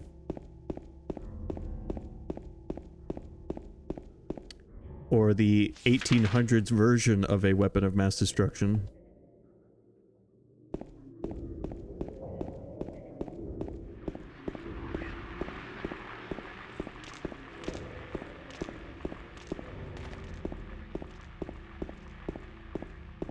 I scanned through the story because it was quite lengthy, but the Maxim gun was originally not invented to be used practically.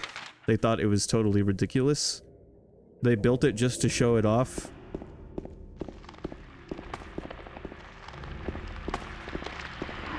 Or so the story goes.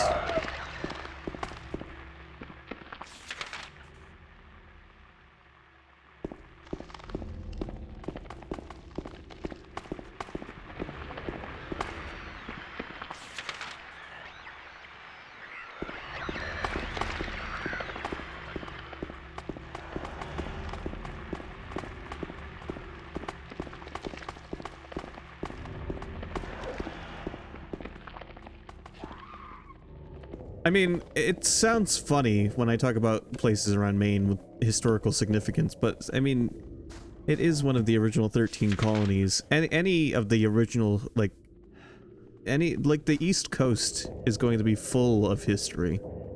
I mean, so is the rest of America, but it's not so surprising.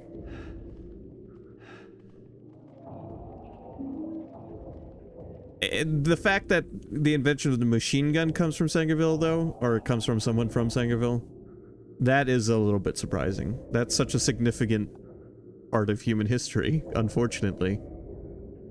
Or perhaps you are a fool, the truth usually betrays people. Part of that abyss is in the old society. The key to the society is in the park, at the foot of the praying woman, inside of the ground, inside of a box. To open it, I need a wrench. My patient buried it there. I knew, but did nothing. It made me uneasy to have such a thing near.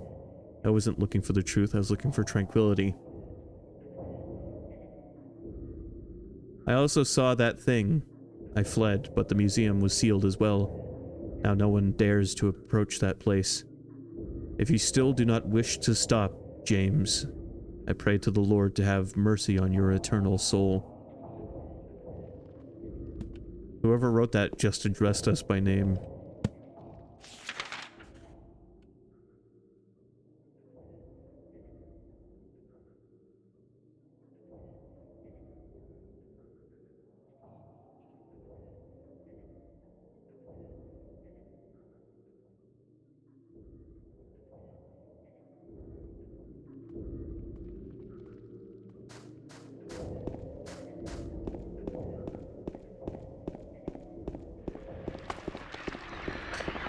I gotta say though, about the story about the potential serial killer, what are the odds that all of those men would have arsenic in their stomachs?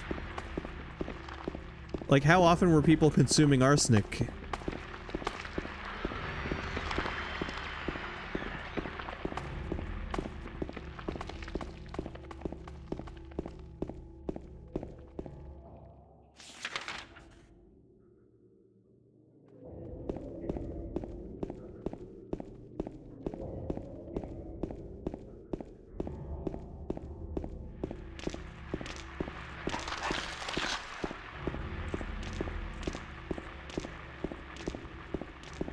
I should contact Lifetime. They could make a movie out of this.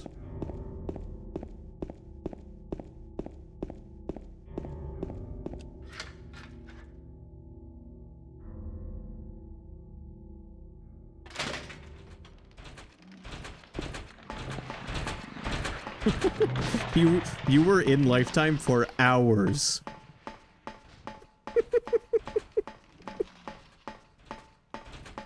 Which is amazing, because if you sit in an audio channel long enough and no one else is there, I thought Discord would boot you out.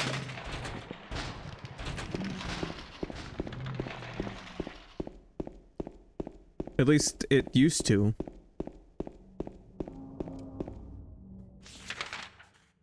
But yeah, I was just like, oh, Sky left himself in Lifetime.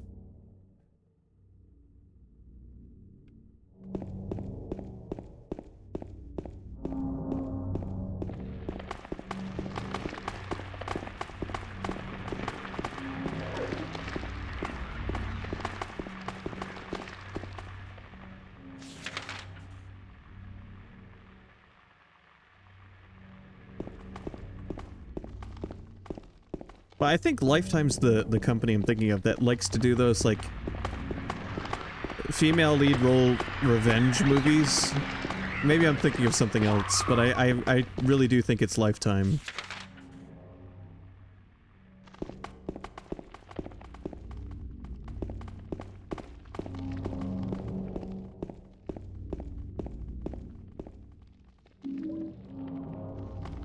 Rifle shells.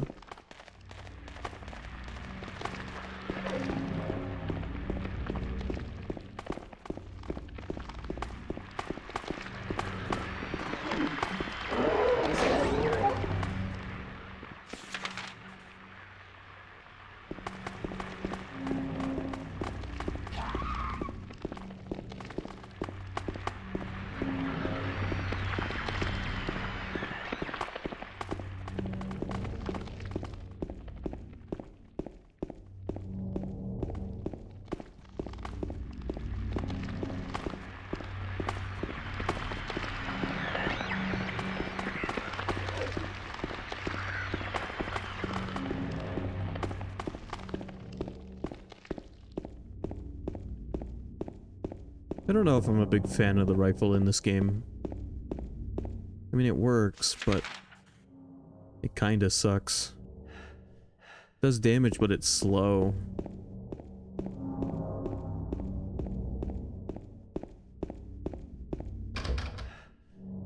Oh, cool. I came all the way back here to find out that that lock is broken now?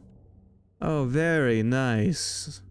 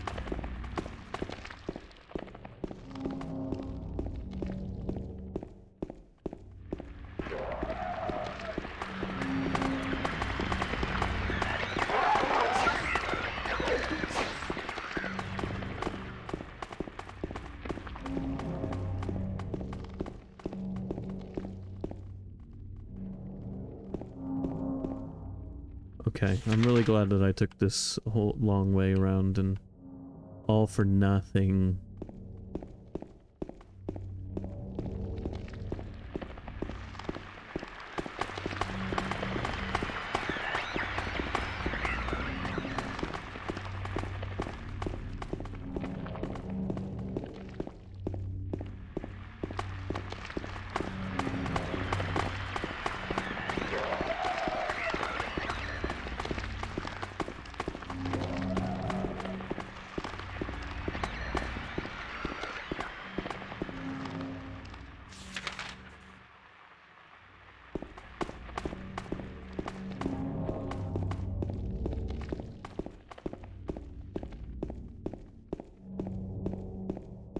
Just couldn't let me back in the bar.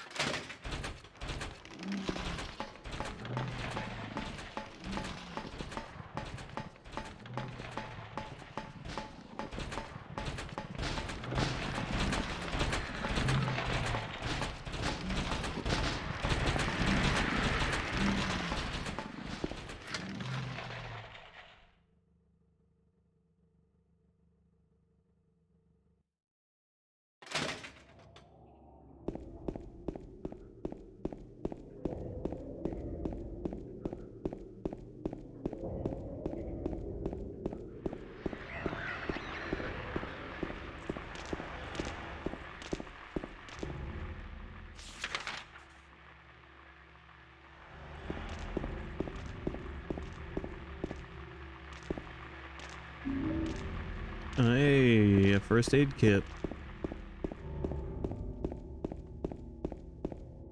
And another.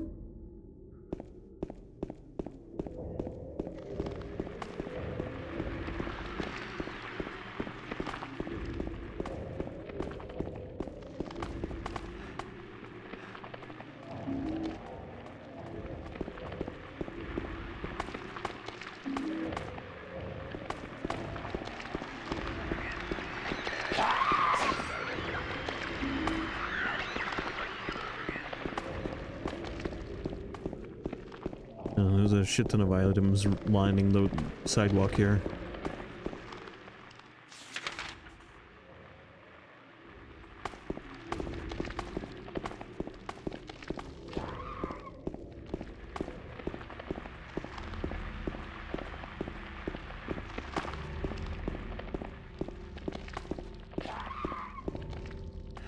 The door that wakes in darkness, opening into nightmares.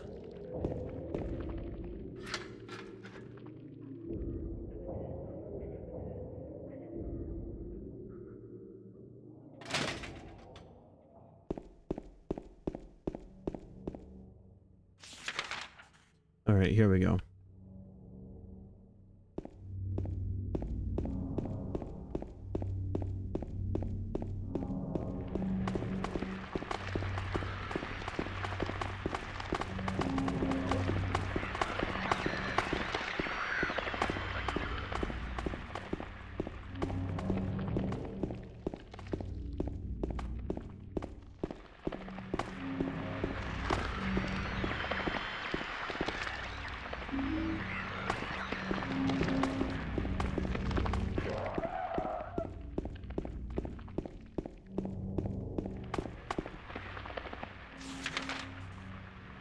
Almost there.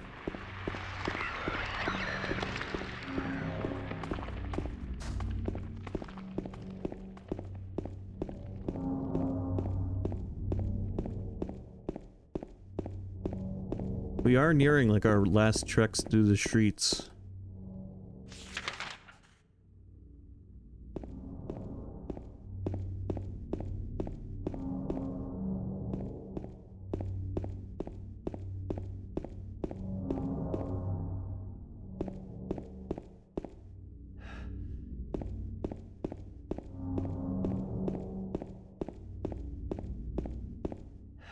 Victim of persecution by Carol lived with pride and honor. What happened here shall never be forgotten.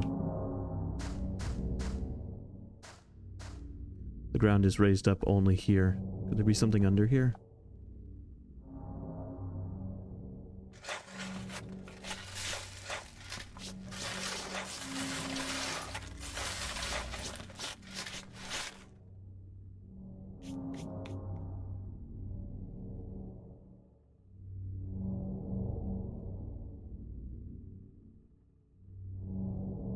The small metal box is fastened by bolts. I can't open the lid.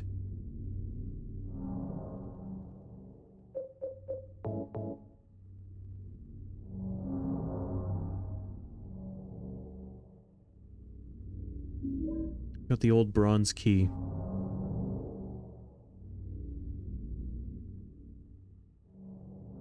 Alright, now we can make our way to the Historical Society.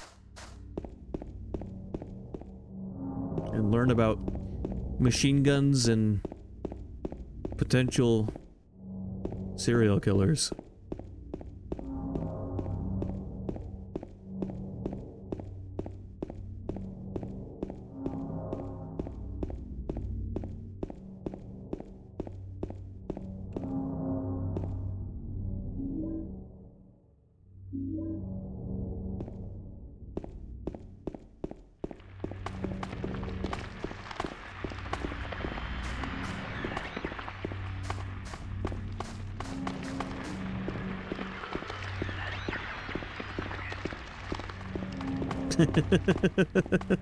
It was awesome. I mean, I don't think it really hurt anything. I just thought it was funny.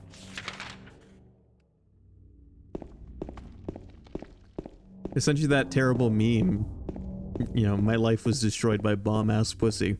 And then I was like, wait a minute, who's in call on the server? And then I clicked and it was you, and only you.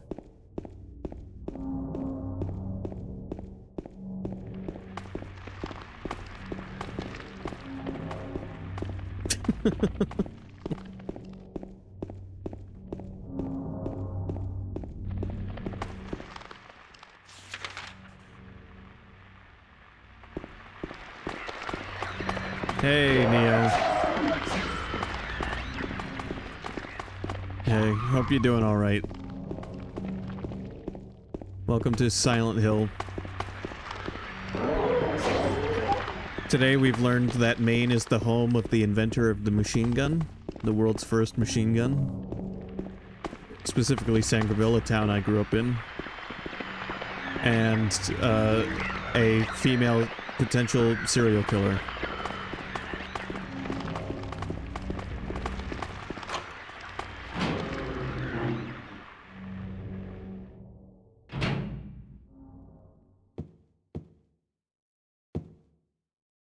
Who, after being acquitted, wrote a book that was titled If I Had Done It.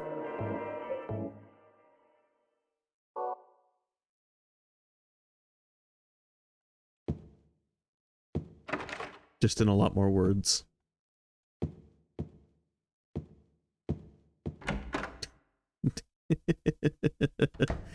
Yeah, seriously, she did write a book afterwards, but you're thinking of O.J. Simpson, who went on a hell of a car chase. For this lady, it would have been a horse and wagon chase at best.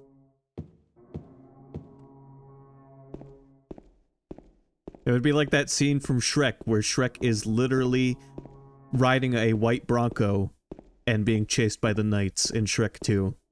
I know that joke probably goes over most people's heads.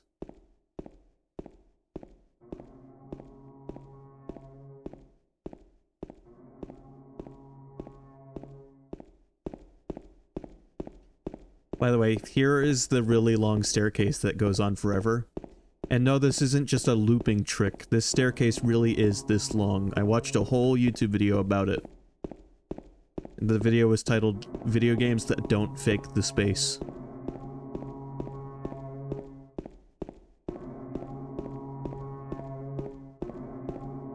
I love this staircase. It's unsettling.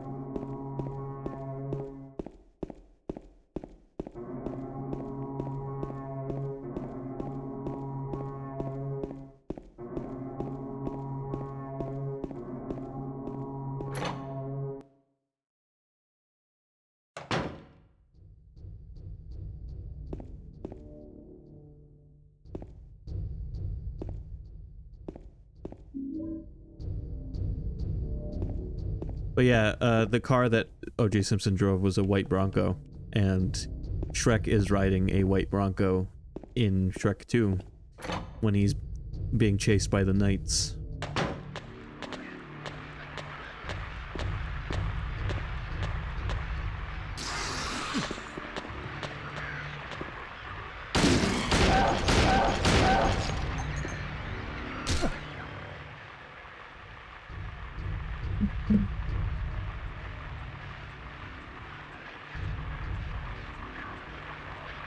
My personal favorite gag... Oh shit. I put my controller down to take a drink. My personal favorite gag in that movie is the parody of Cops with the knights when they catch Shrek and gang.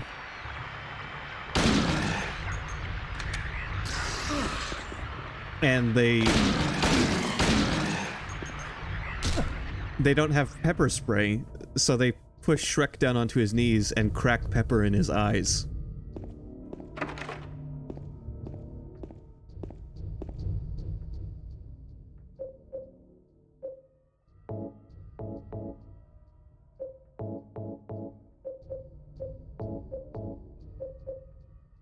Yes, yeah, one of those ones that your grandma would have had.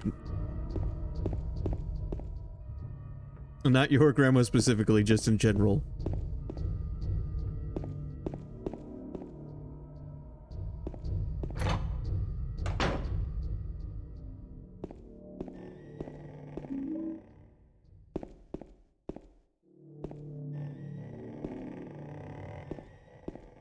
A painting is hanging here. Crimson and white banquet for the gods. A photo is hanging here. Death by skewering. An execution at the prison. Death by skewering or strangling. To choose his death is the prisoner's last taste of freedom.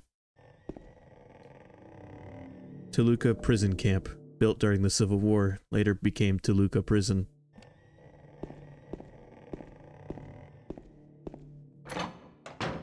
How would you rather die? Hanging or skewering?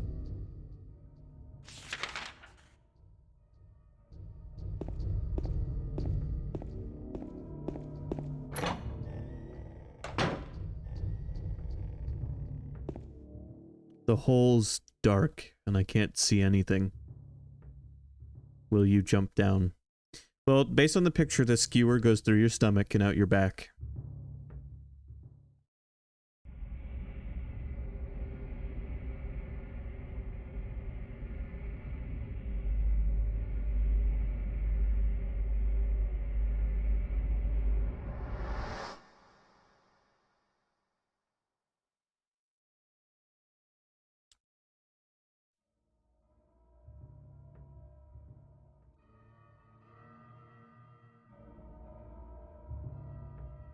We've landed at the bottom of a well.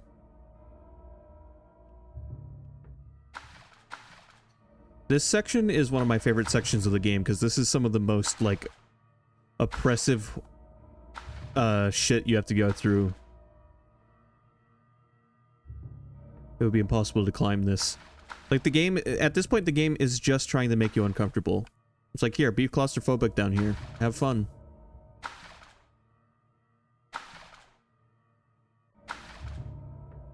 This is different. Just this spot here feels different than a normal wall. Wonder if I could somehow break it.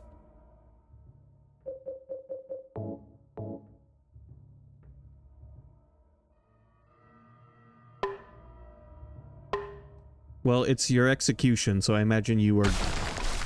I imagine you have been dropped on it somehow by the executioner.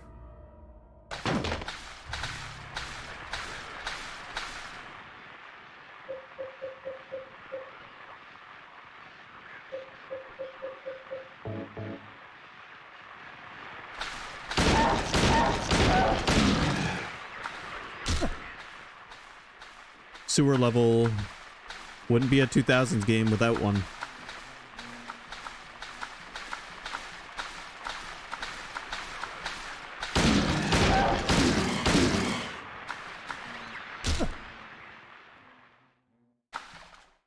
Yeah, unfortunately, we don't get, like, traditional enemies in these games. We get weird fucking amalgamations.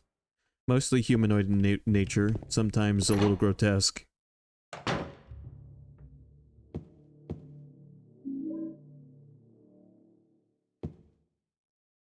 Press the switch, but nothing happens. We gotta change the battery in our flashlight. Good thing I picked up a battery earlier. Probably the hanging, Neo. Here's what I can tell you about hangings. That's a way to start a sentence. Usually, typically, hangings break your neck, so you aren't feeling anything after that.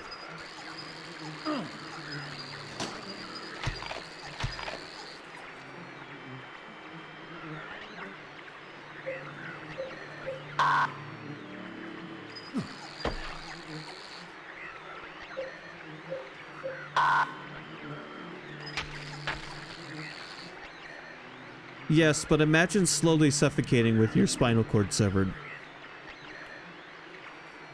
You'll be paralyzed.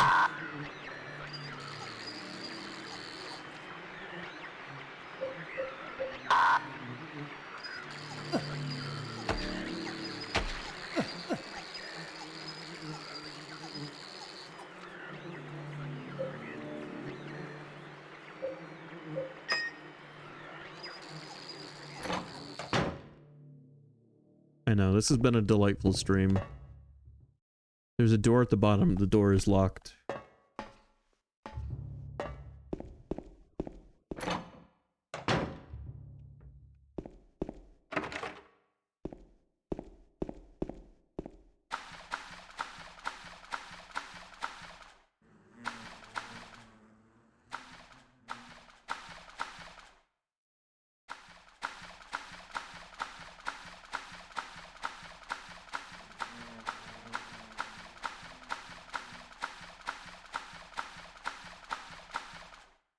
What did I get out of that fucking horrible room? Spiral writing key. Key with slim 3-inch long cylinder attached. Oh wait, I can probably use that on the door on the floor. Time to open the floor door.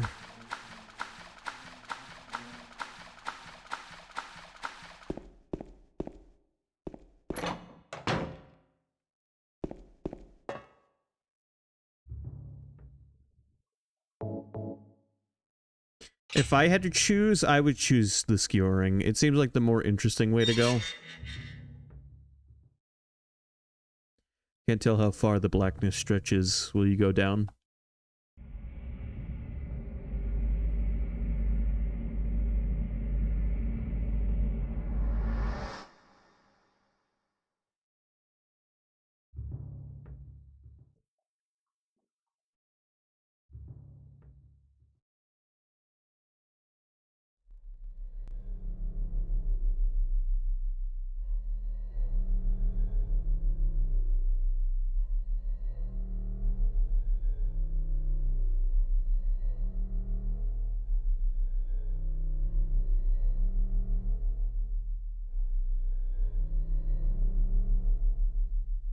Killing a person ain't no big deal.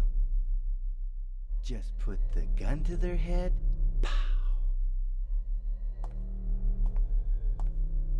You killed him? But it wasn't my fault. He made me do it. Calm down, Eddie. Tell me what happened. That guy, he had it coming. I didn't do anything. He just came after me. Besides, he was making fun of me with his eyes, like that other one. Just for that, you killed him? What do you mean, just for that? Eddie, you can't just kill someone because of the way they looked at you. Oh yeah? Why not? Till now I always let people walk all over me. Just like that stupid dog. He had it coming too. Eddie? I was just joking, James. He was dead when I got here, honest. Anyway, I gotta run. You're going out there alone? Yeah. Eddie?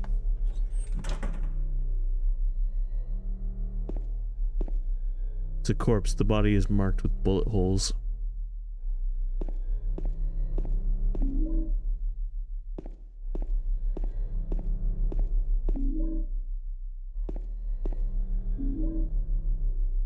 I got the tablet of Gluttonous Pig.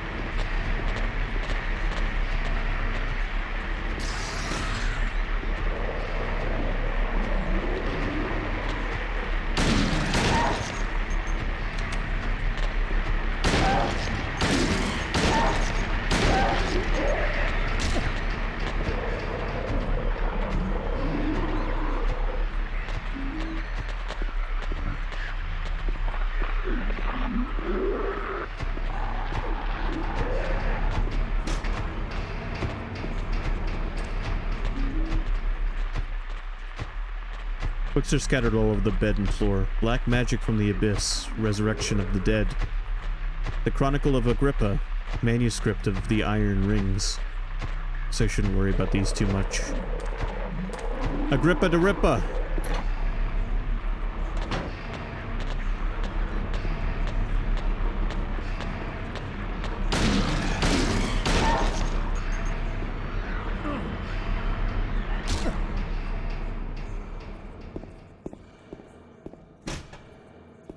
Some interesting camera angles we have to deal with here.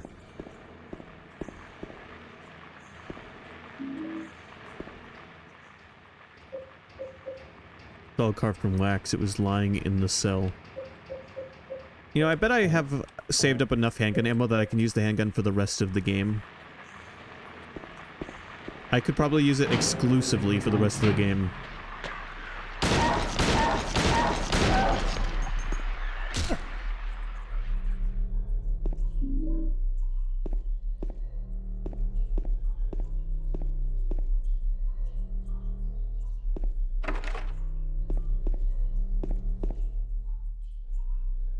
Bloodstained clothes. Well, thankfully I'm not playing on hard, so I don't have to deal with...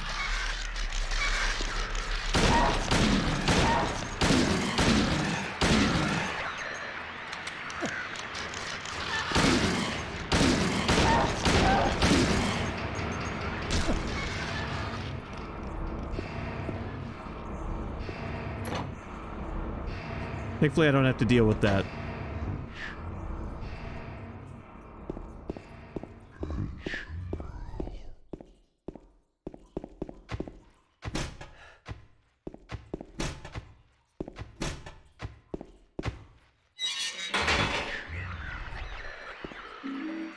Tablet of the Oppressor. There are magazines here. Nothing of particular interest. The iron bar door is tightly closed. I can't force it open. Quick, flush yourself down the toilet.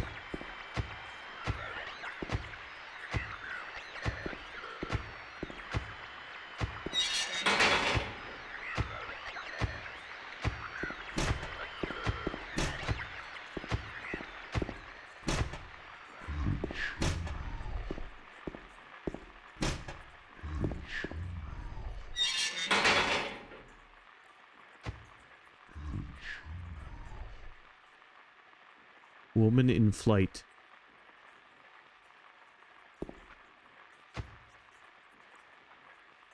"436 people at a recital." It's a very specific number.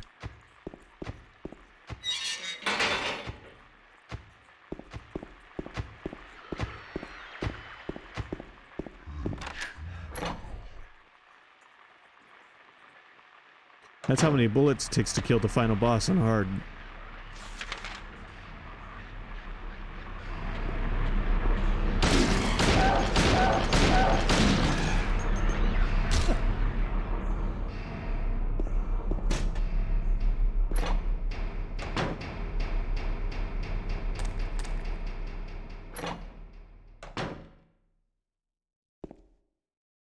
I wouldn't mind finding a map for this fucking place.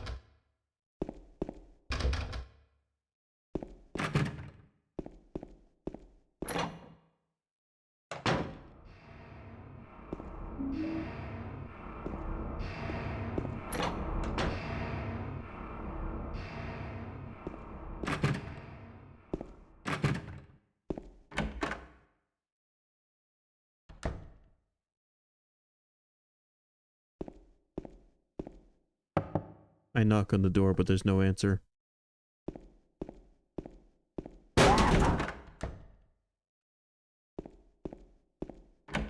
Somebody slipped off the fucking toilet, I think.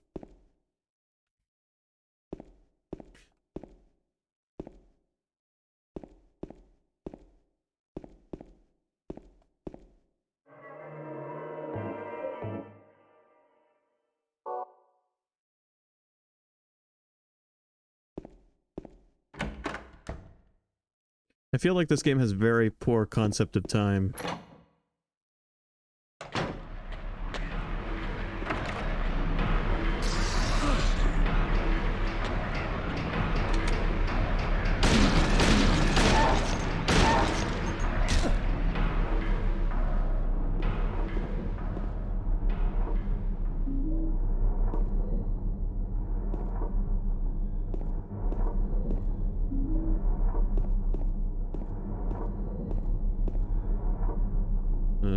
Okay.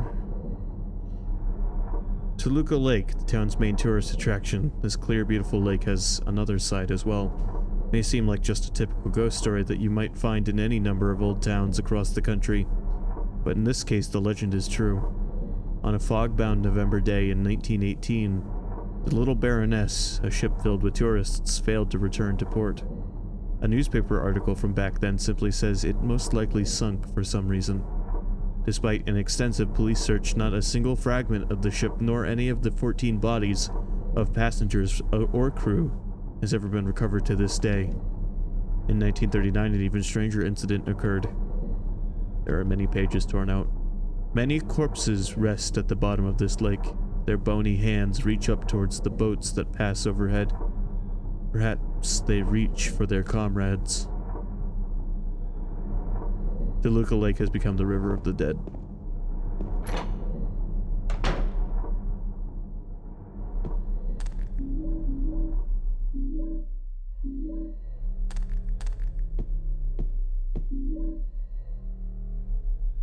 I got the rifle.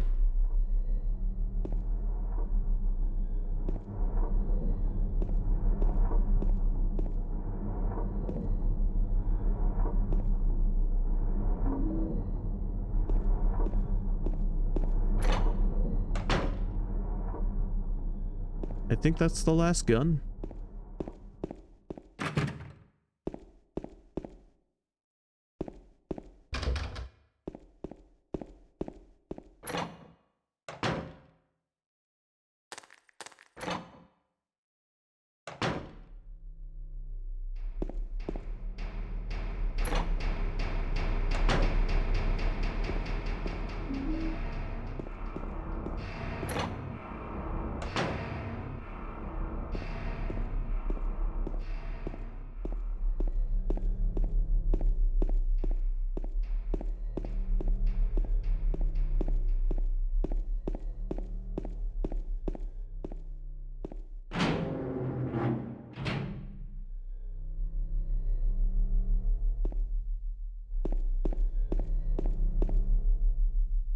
Oh god. What I wouldn't give to find a map.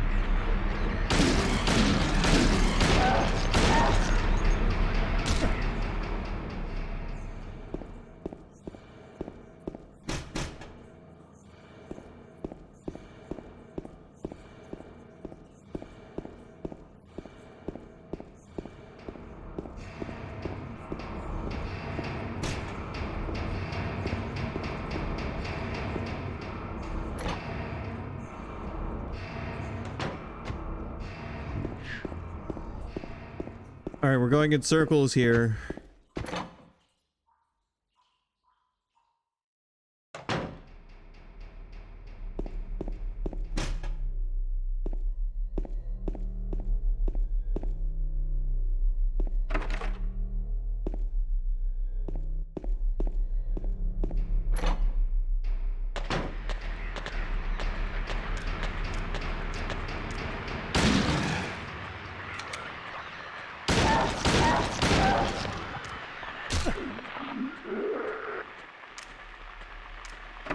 Found somewhere new.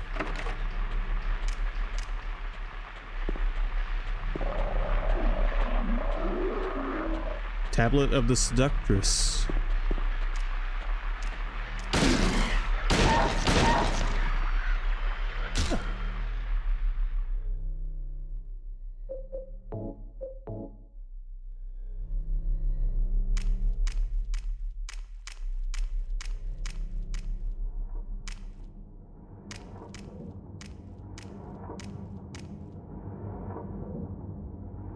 Yeah, that's a nice prison cell. It's got a toilet and nowhere else to sit.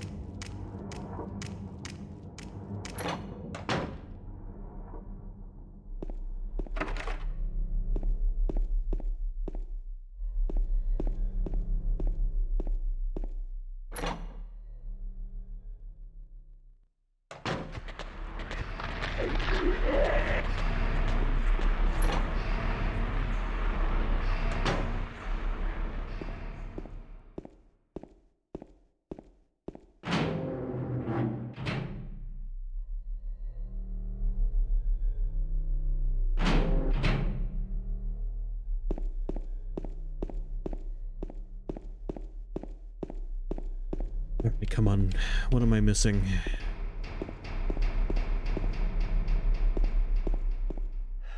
Hey, the map. About damn time. I've explored the whole fucking floor.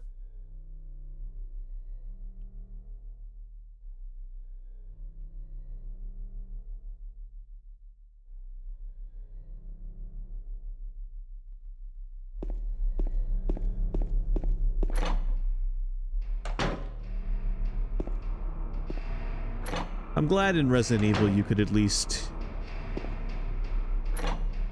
map out the rooms you explored even if you hadn't found the map yet. But that would be nice in this game.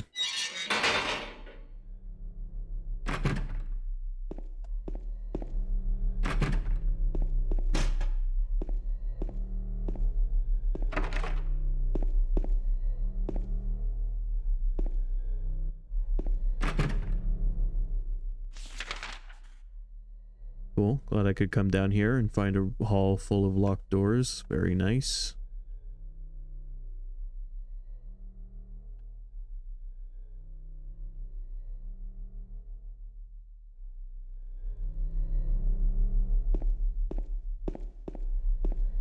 Ah, trapdoor. There's a cover on the ground, but I can't open it. There's only a depression left where there was probably once a handle.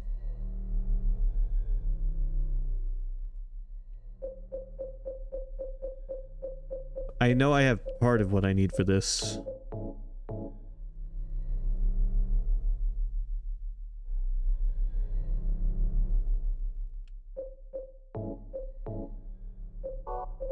Not C4. Oh, fuck, please. Menuing has never been more hard.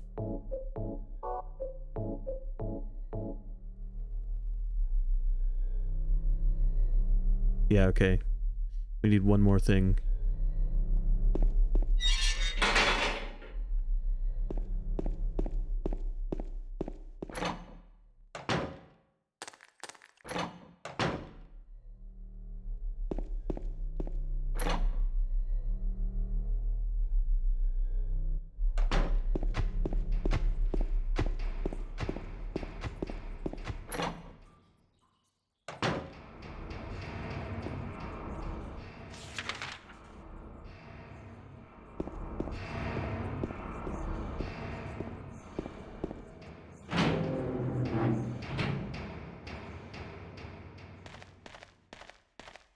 Look, this is the exercise yard.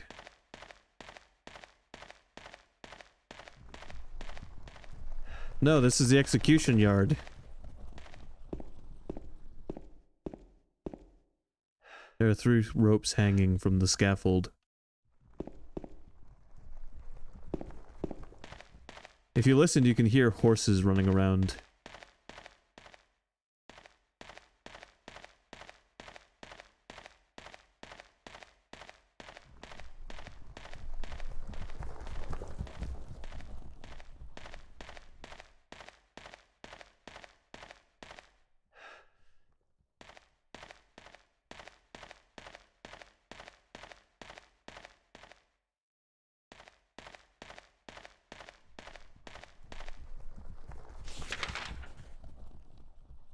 Okay, well, there's got to be something I'm looking for here.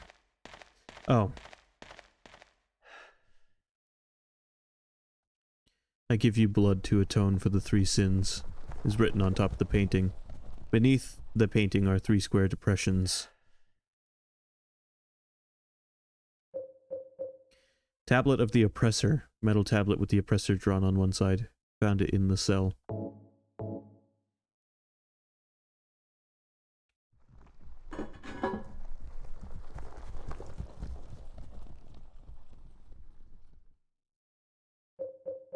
Tablet of Gluttonous Pig.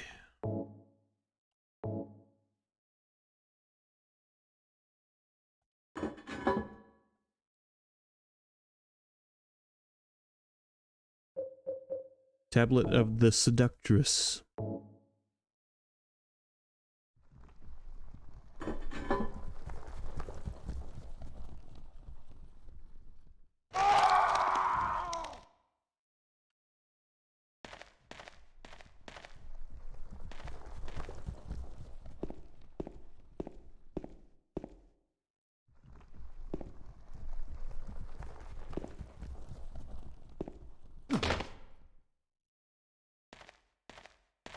I'm okay.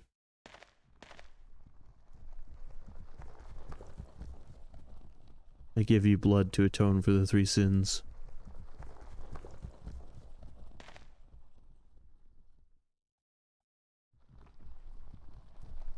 Wait, what do I do now?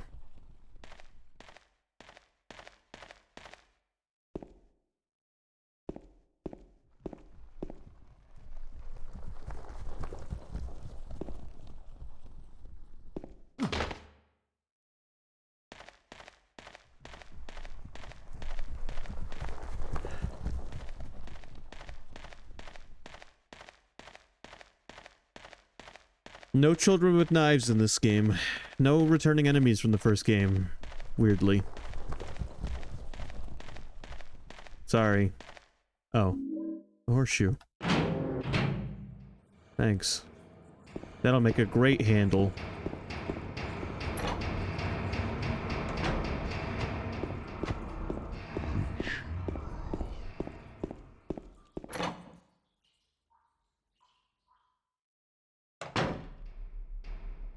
I've got a handle on the situation.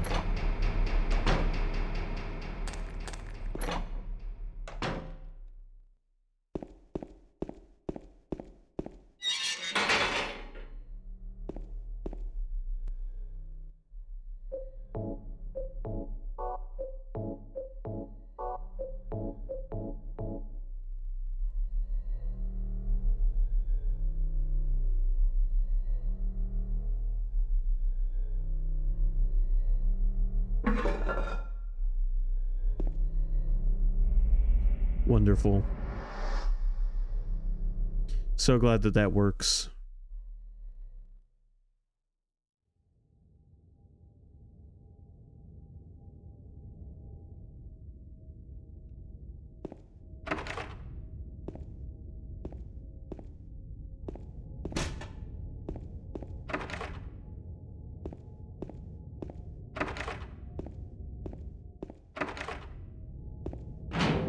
This chapter of the game, we just descend further and further into the earth. Now we're in the morgue. Look how many bodies are crammed into this one. At least 2, 3. There's an odd number of feet in there. That doesn't add up. No, there isn't. I'm fucking stupid. There's 6 feet in there. Okay.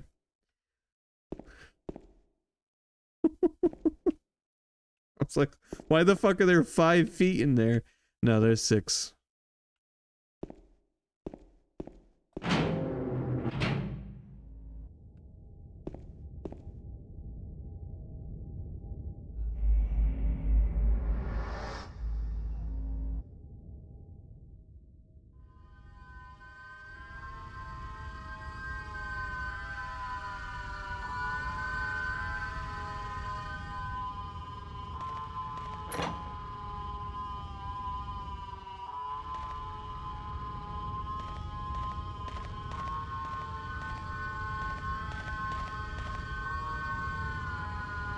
Another hole? I really have to drop through it?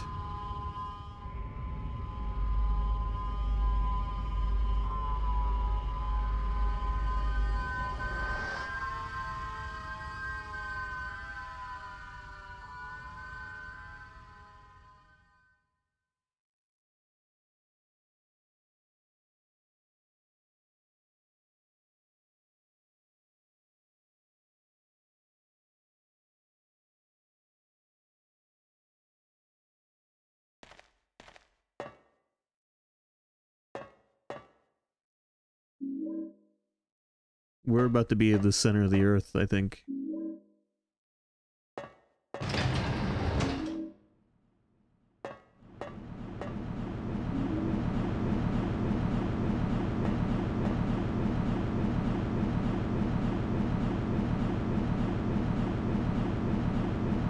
We're still falling.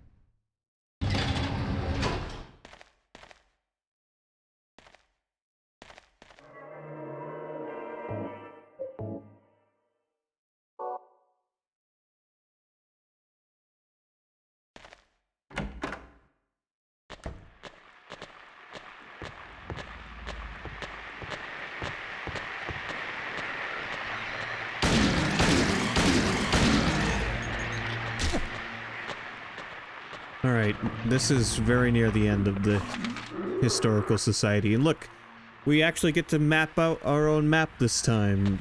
The one time only.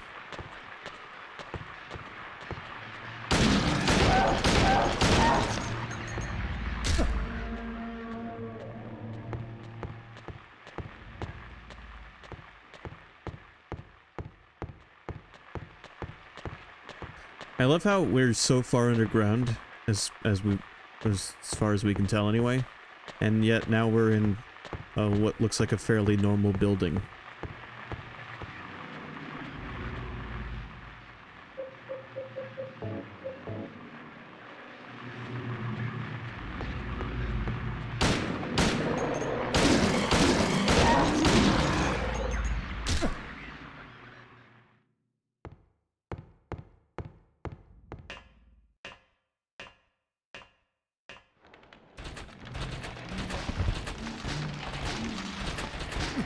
Hi, how's it going, Pyramid Head?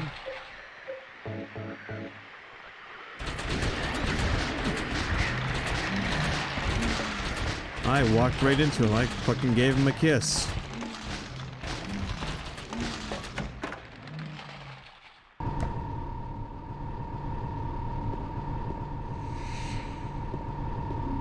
I got a great knife. Well, would you look at what we found? Massive weapon wielded by Pyramid Head. Hard to use, but lethal.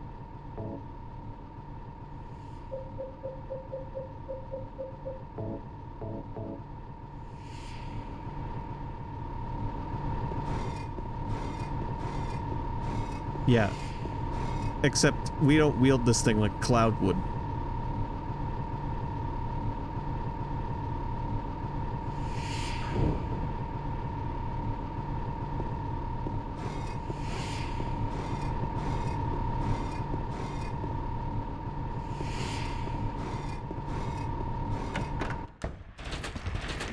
As you can see, it's a bit of a hindrance. It's extremely powerful.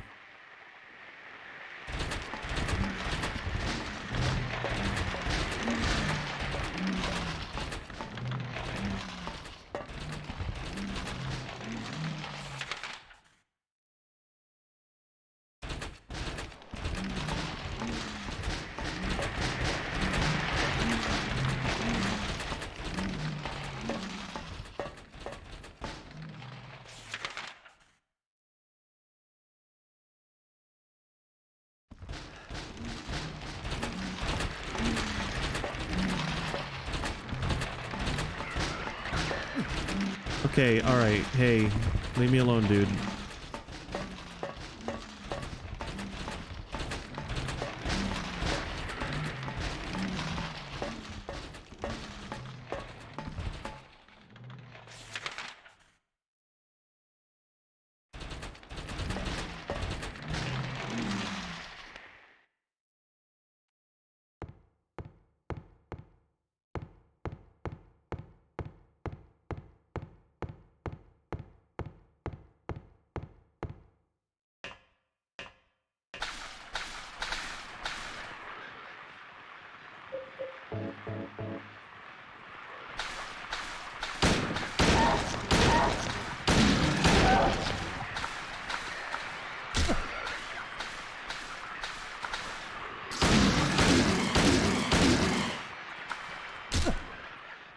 And shut the fuck up.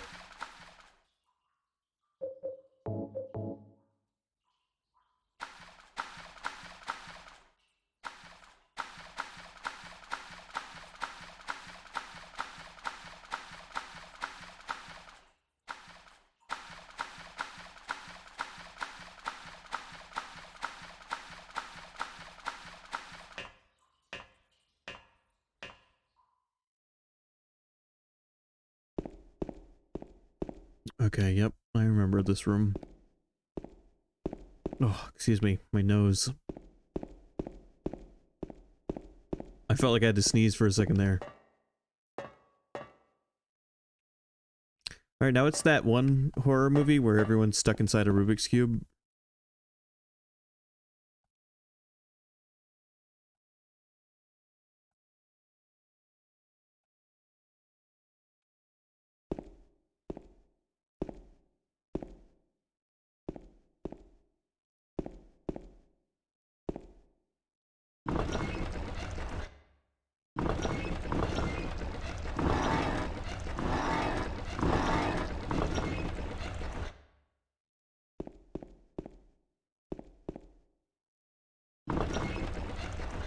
If you don't know what movie I'm talking about, don't worry about it.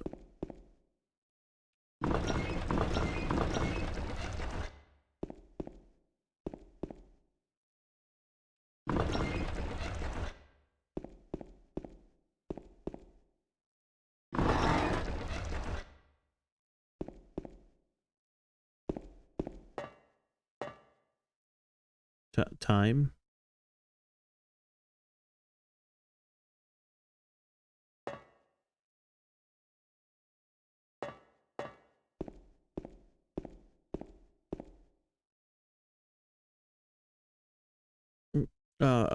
I said this is that horror movie where everyone's stuck inside of a Rubik's Cube.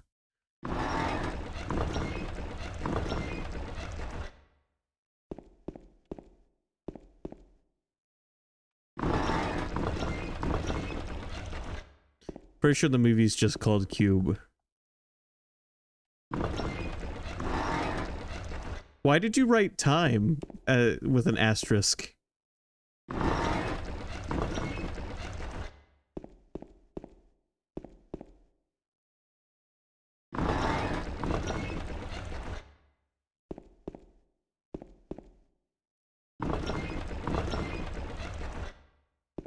Oh god.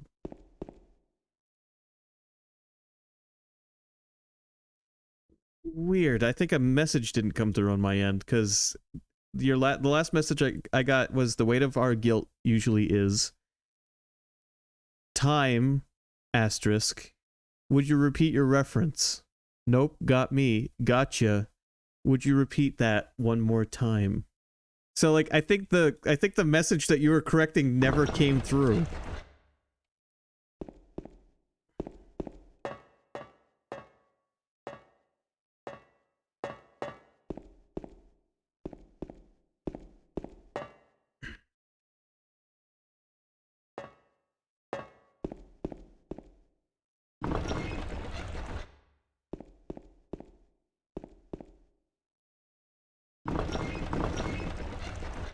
Okay.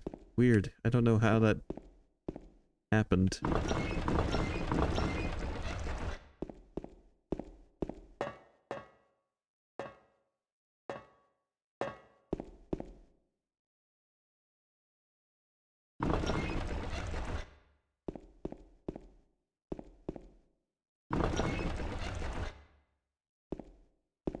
Alright, I'm trying to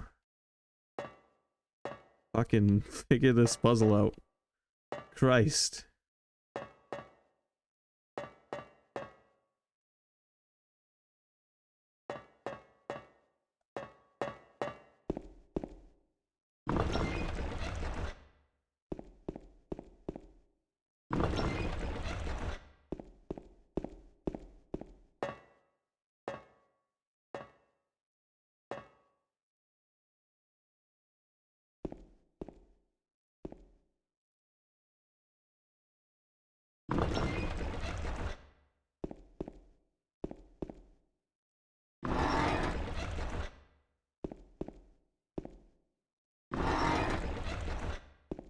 Oh god.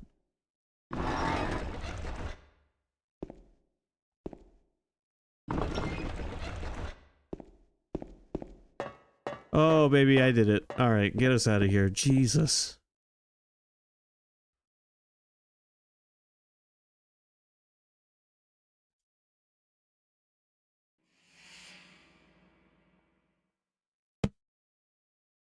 You're alive!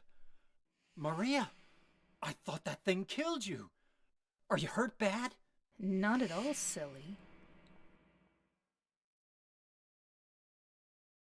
Maria? That thing, it stabbed you. There was blood everywhere. Stabbed me? What do you mean? It chased us to the elevator, and then... James, what are you talking about? Just before! Don't you remember?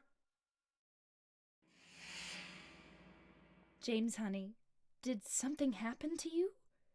After we got separated in that long hallway? Are you confusing me with someone else? You were always so forgetful. Remember that time in the hotel? Maria? You said you took everything, but you forgot that videotape we made. I wonder if it's still there. How do you know about that? Aren't you Maria? I'm not your Mary. So, you're Maria? I am. If you want me to be. All I want from you is an answer. It doesn't matter who I am. I'm here for you, James. See? I'm real. Don't you want to touch me? I don't know. Come and get me. I can't do anything through these bars. Okay. Stay right there. I'll be there soon.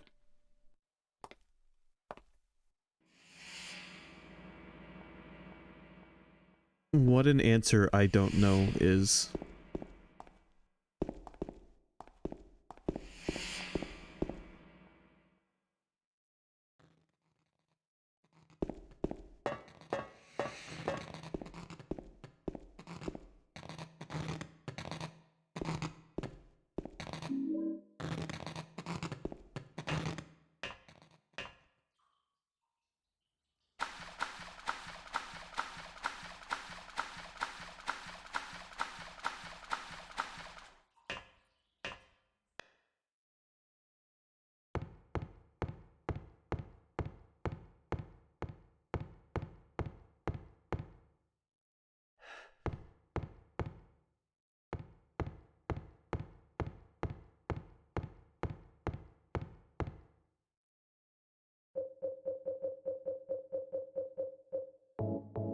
What a fucking inventory we're looking around these days.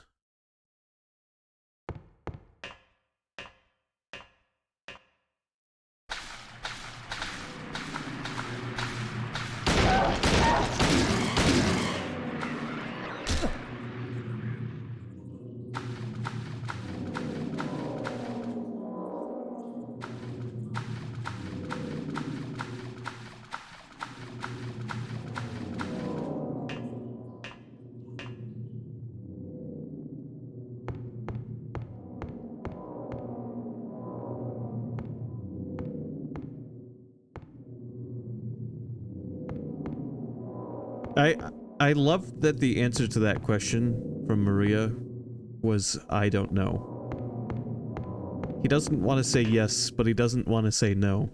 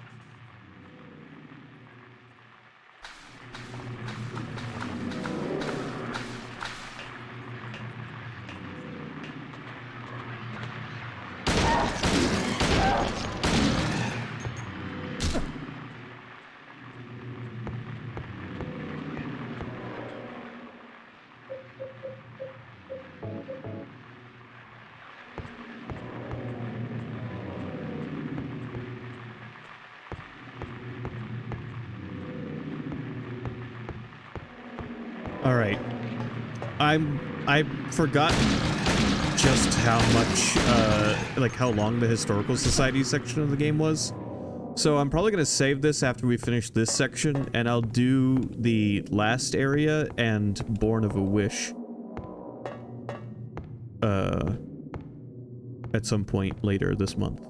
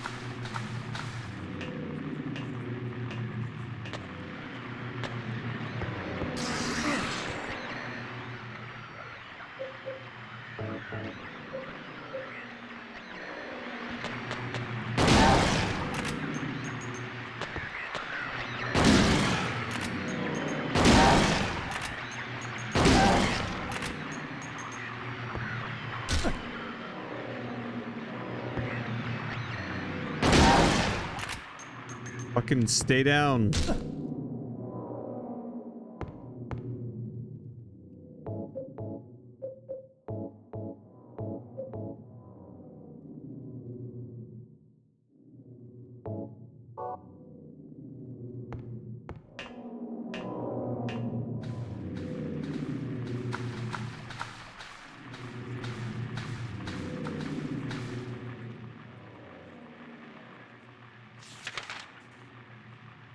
Okay, James has given up on keeping a map, I think.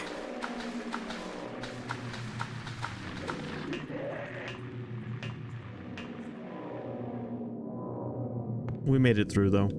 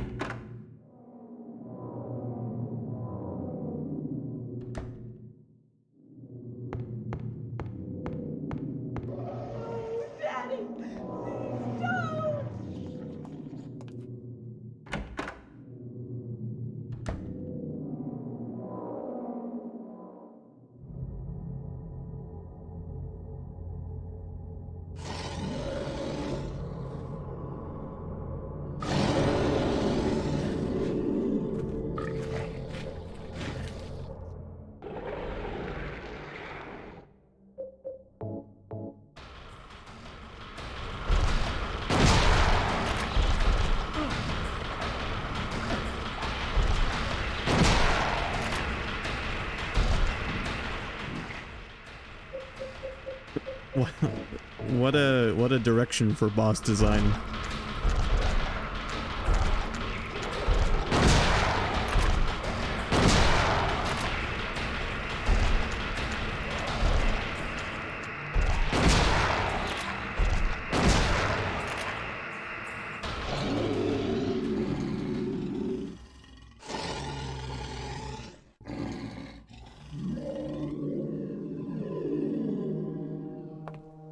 Are you okay?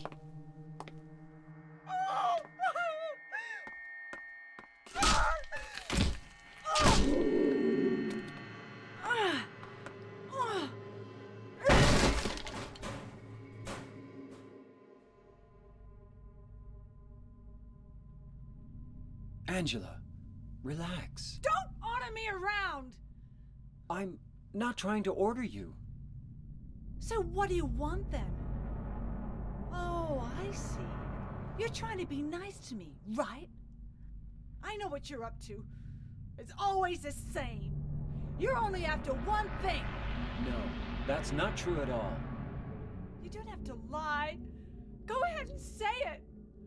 Or you could just force me. Beat me up like he always did.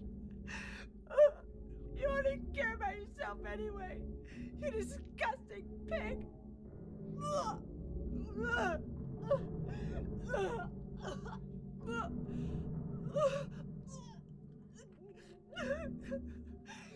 Angela. Don't touch me!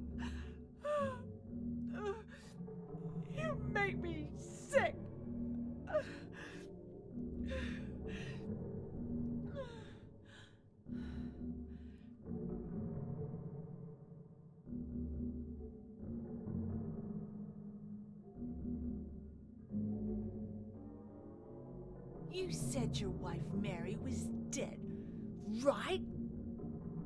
Yes. She was ill. Liar! I know about you. You didn't want her around anymore. You probably found someone else.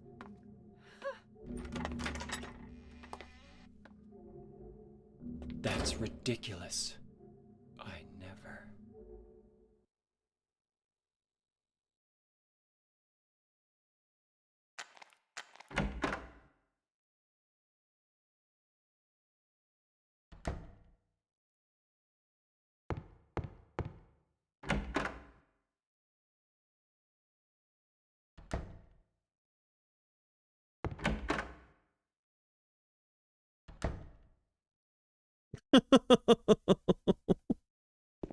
Oh, that cutscene and then this room.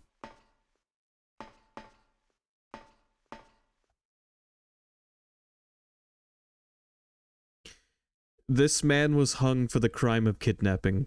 Justice and revenge have been served. This man was hung for the crime of thievery. Justice and revenge have been served. This man was hung for the crime of arson. Justice and revenge have been served. This man was hung for the crime of murder. Justice and revenge have been served. This man was hung for the crime of counterfeiting. Justice and revenge have been served. This man was hung for the crime of swindling. Justice and revenge have been served. Doesn't matter what you do, you get the same punishment.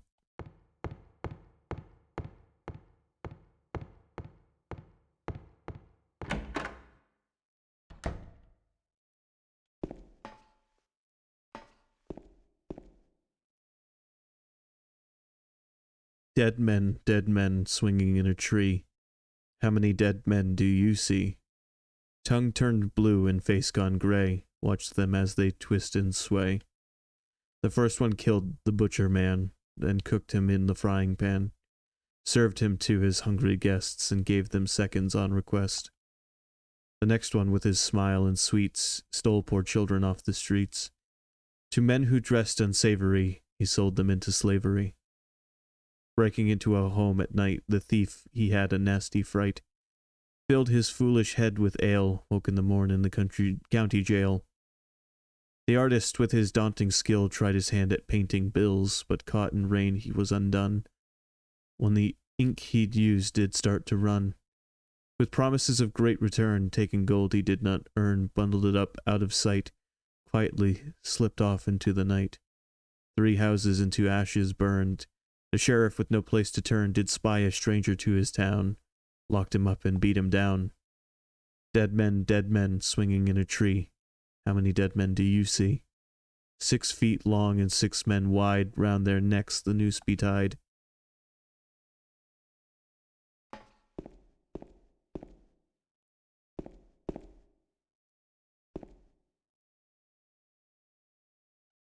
Only the sinless one can help you here. Mistakenly pull on a criminal's rope, and your reward will be returned to you in a shape most wondrously strange.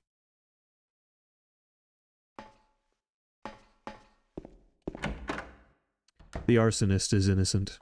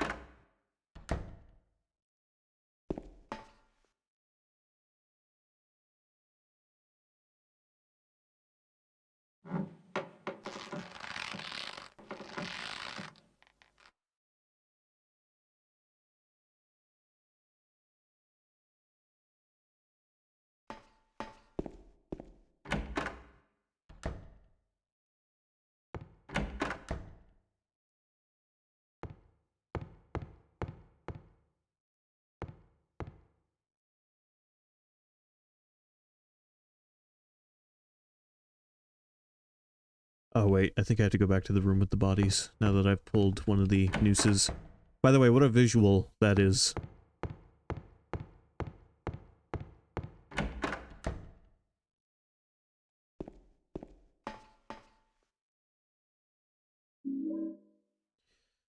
I got the key of the persecuted. The paper that was covering the corpse's face is lying here.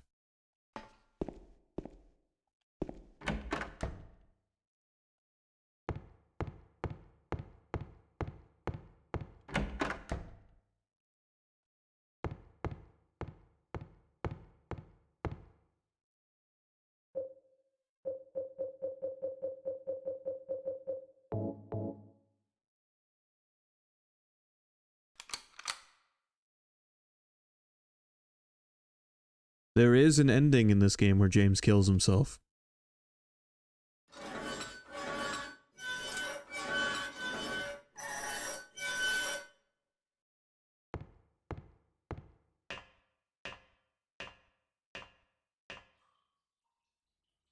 The way endings are acquired in this game is interesting.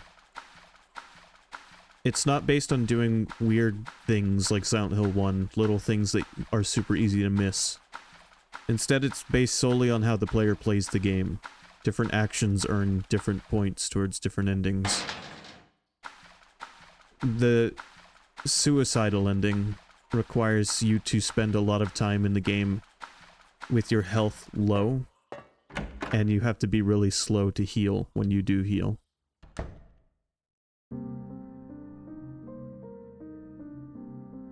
That's the biggest stipulation for getting that ending. Another stipulation is investigating the knife that you get. Maria, no! What happened to you? Frequently. Why? Why?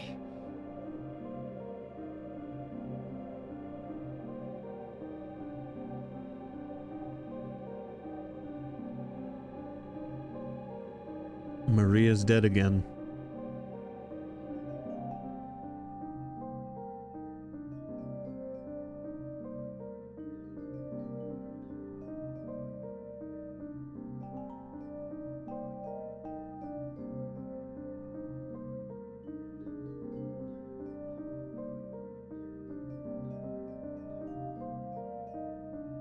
Mary.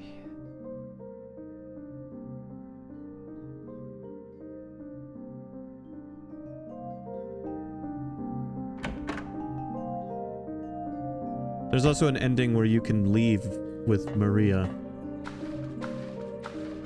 That ending requires you to ignore the truth about what's happened. Essentially, you cannot solve the whole mystery. And you must also be very protective of Maria. You can't, like, the don't bump into her, keep her from getting attacked as often as you can, and spend at least 15 minutes around her during the moments when she's with you to get points towards that ending. Seriously, like, it's down to how a player plays that is going to cause their ending to be different.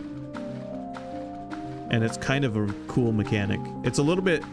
The closest example I can think of is the relationship points in Final Fantasy VII Original, which is an invisible mechanic affected by how a player plays.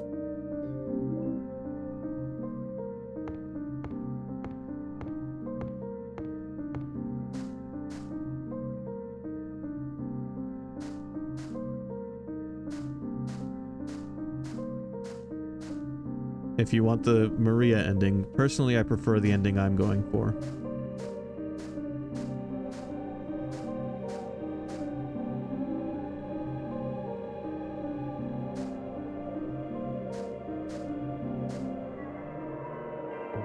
The ending you will most naturally commonly get is the one I'm going for.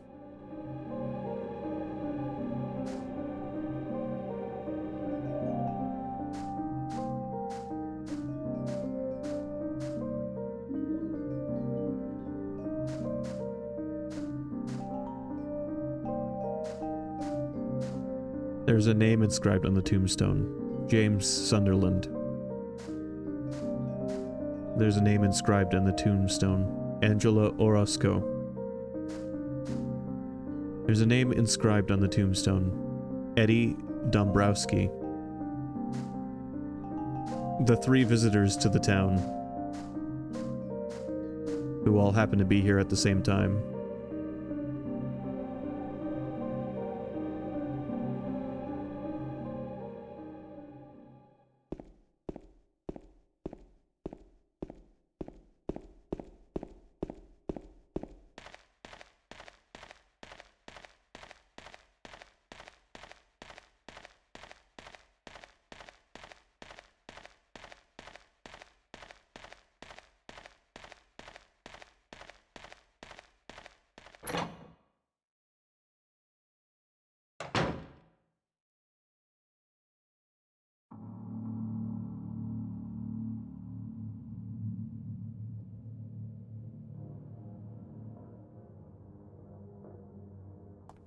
Eddie, what are you doing? What does it look like? He always busted my balls. You fat, disgusting piece of shit. You make me sick. Fat ass, you're nothing but a waste of skin. You're so ugly, even your mama don't love you. Well, maybe he was right. Maybe I am nothing but a fat, disgusting piece of shit. But you know what? It doesn't matter if you're smart, dumb, ugly, pretty. It's all the same once you're dead.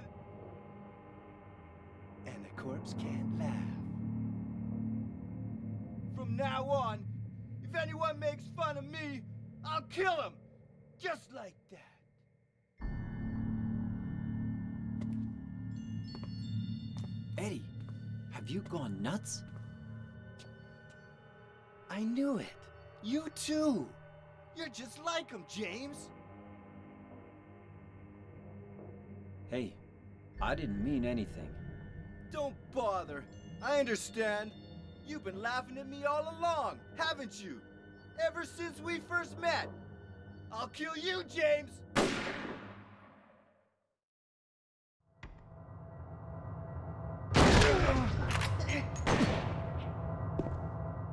Time to kill Eddie. There is no way to prevent this.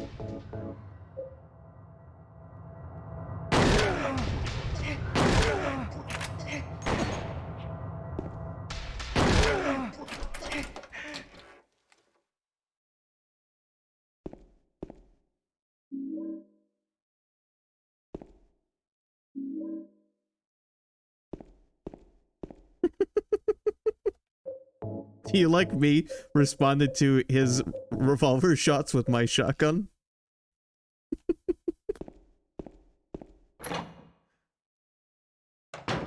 Eddie is an unfortunate character, just like James and just like Angela. It's just, I think the game is pointing out how the 3 characters... You know what it does to you, James? When you're hated, picked on, spit on, just because of the way you look, after you've been laughed at your whole friggin' life. That's why I ran away after I killed the dog. Ran away like a scared little girl. Yeah, I killed that dog. It was fun. It tried to chew its own guts out. Finally died all curled up in a ball. Then he came after me. I shot him too, right in the leg. He cried more than the dog.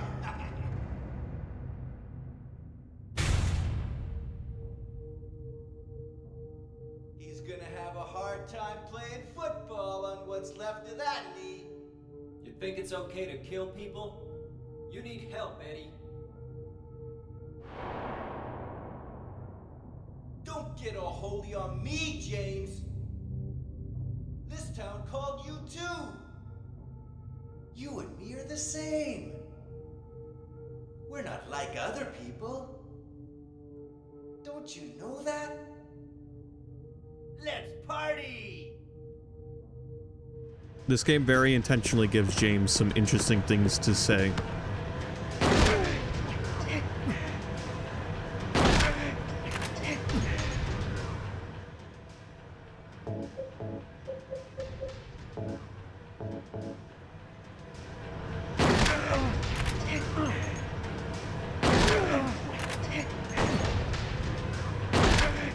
Rock, paper, shotgun.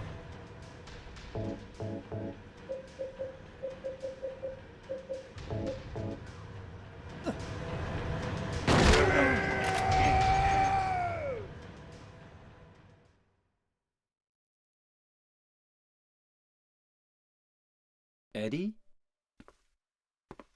Eddie?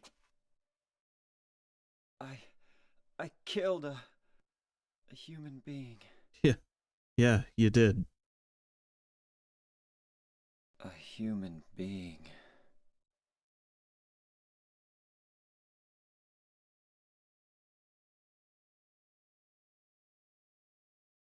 In my opinion, this one has the best story in the series. Mary.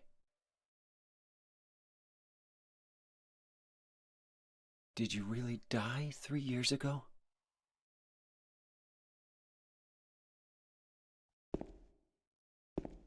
It's like a story about the stages of grief, but especially denial.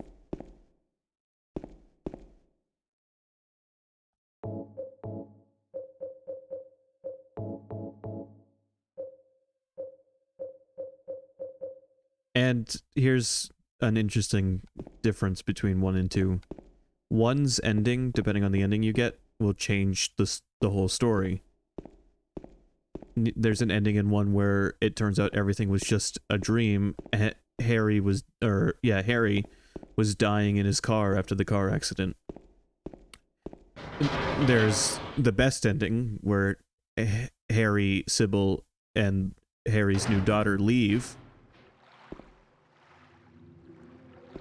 And there's other variants of good and bad endings, but they affect the whole game. They affect what happened. In 2, it doesn't matter which ending you get of the serious endings. What James did before the game never changes.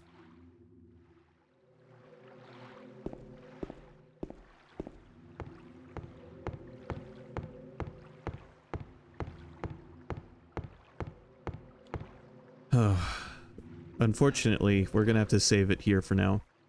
But next time I play this, we'll be rowing ourselves out to that light.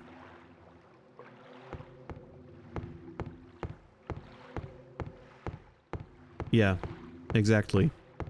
In Silent Hill 1, your actions have a great effect on the story and what happens both at the end and throughout the whole story.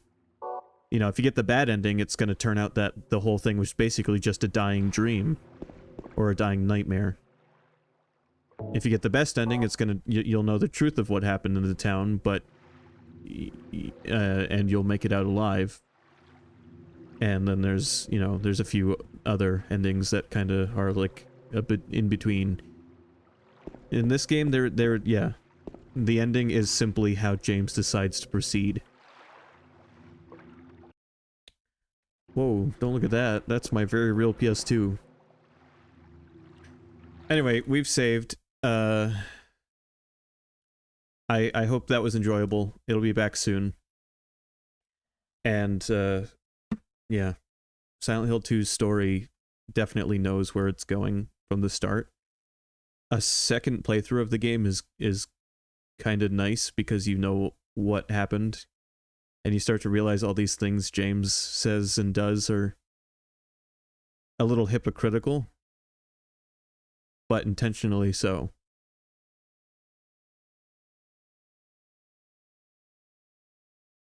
It's funny that they give him lines like you can't just kill people for him to say to other characters like he is any better than they are.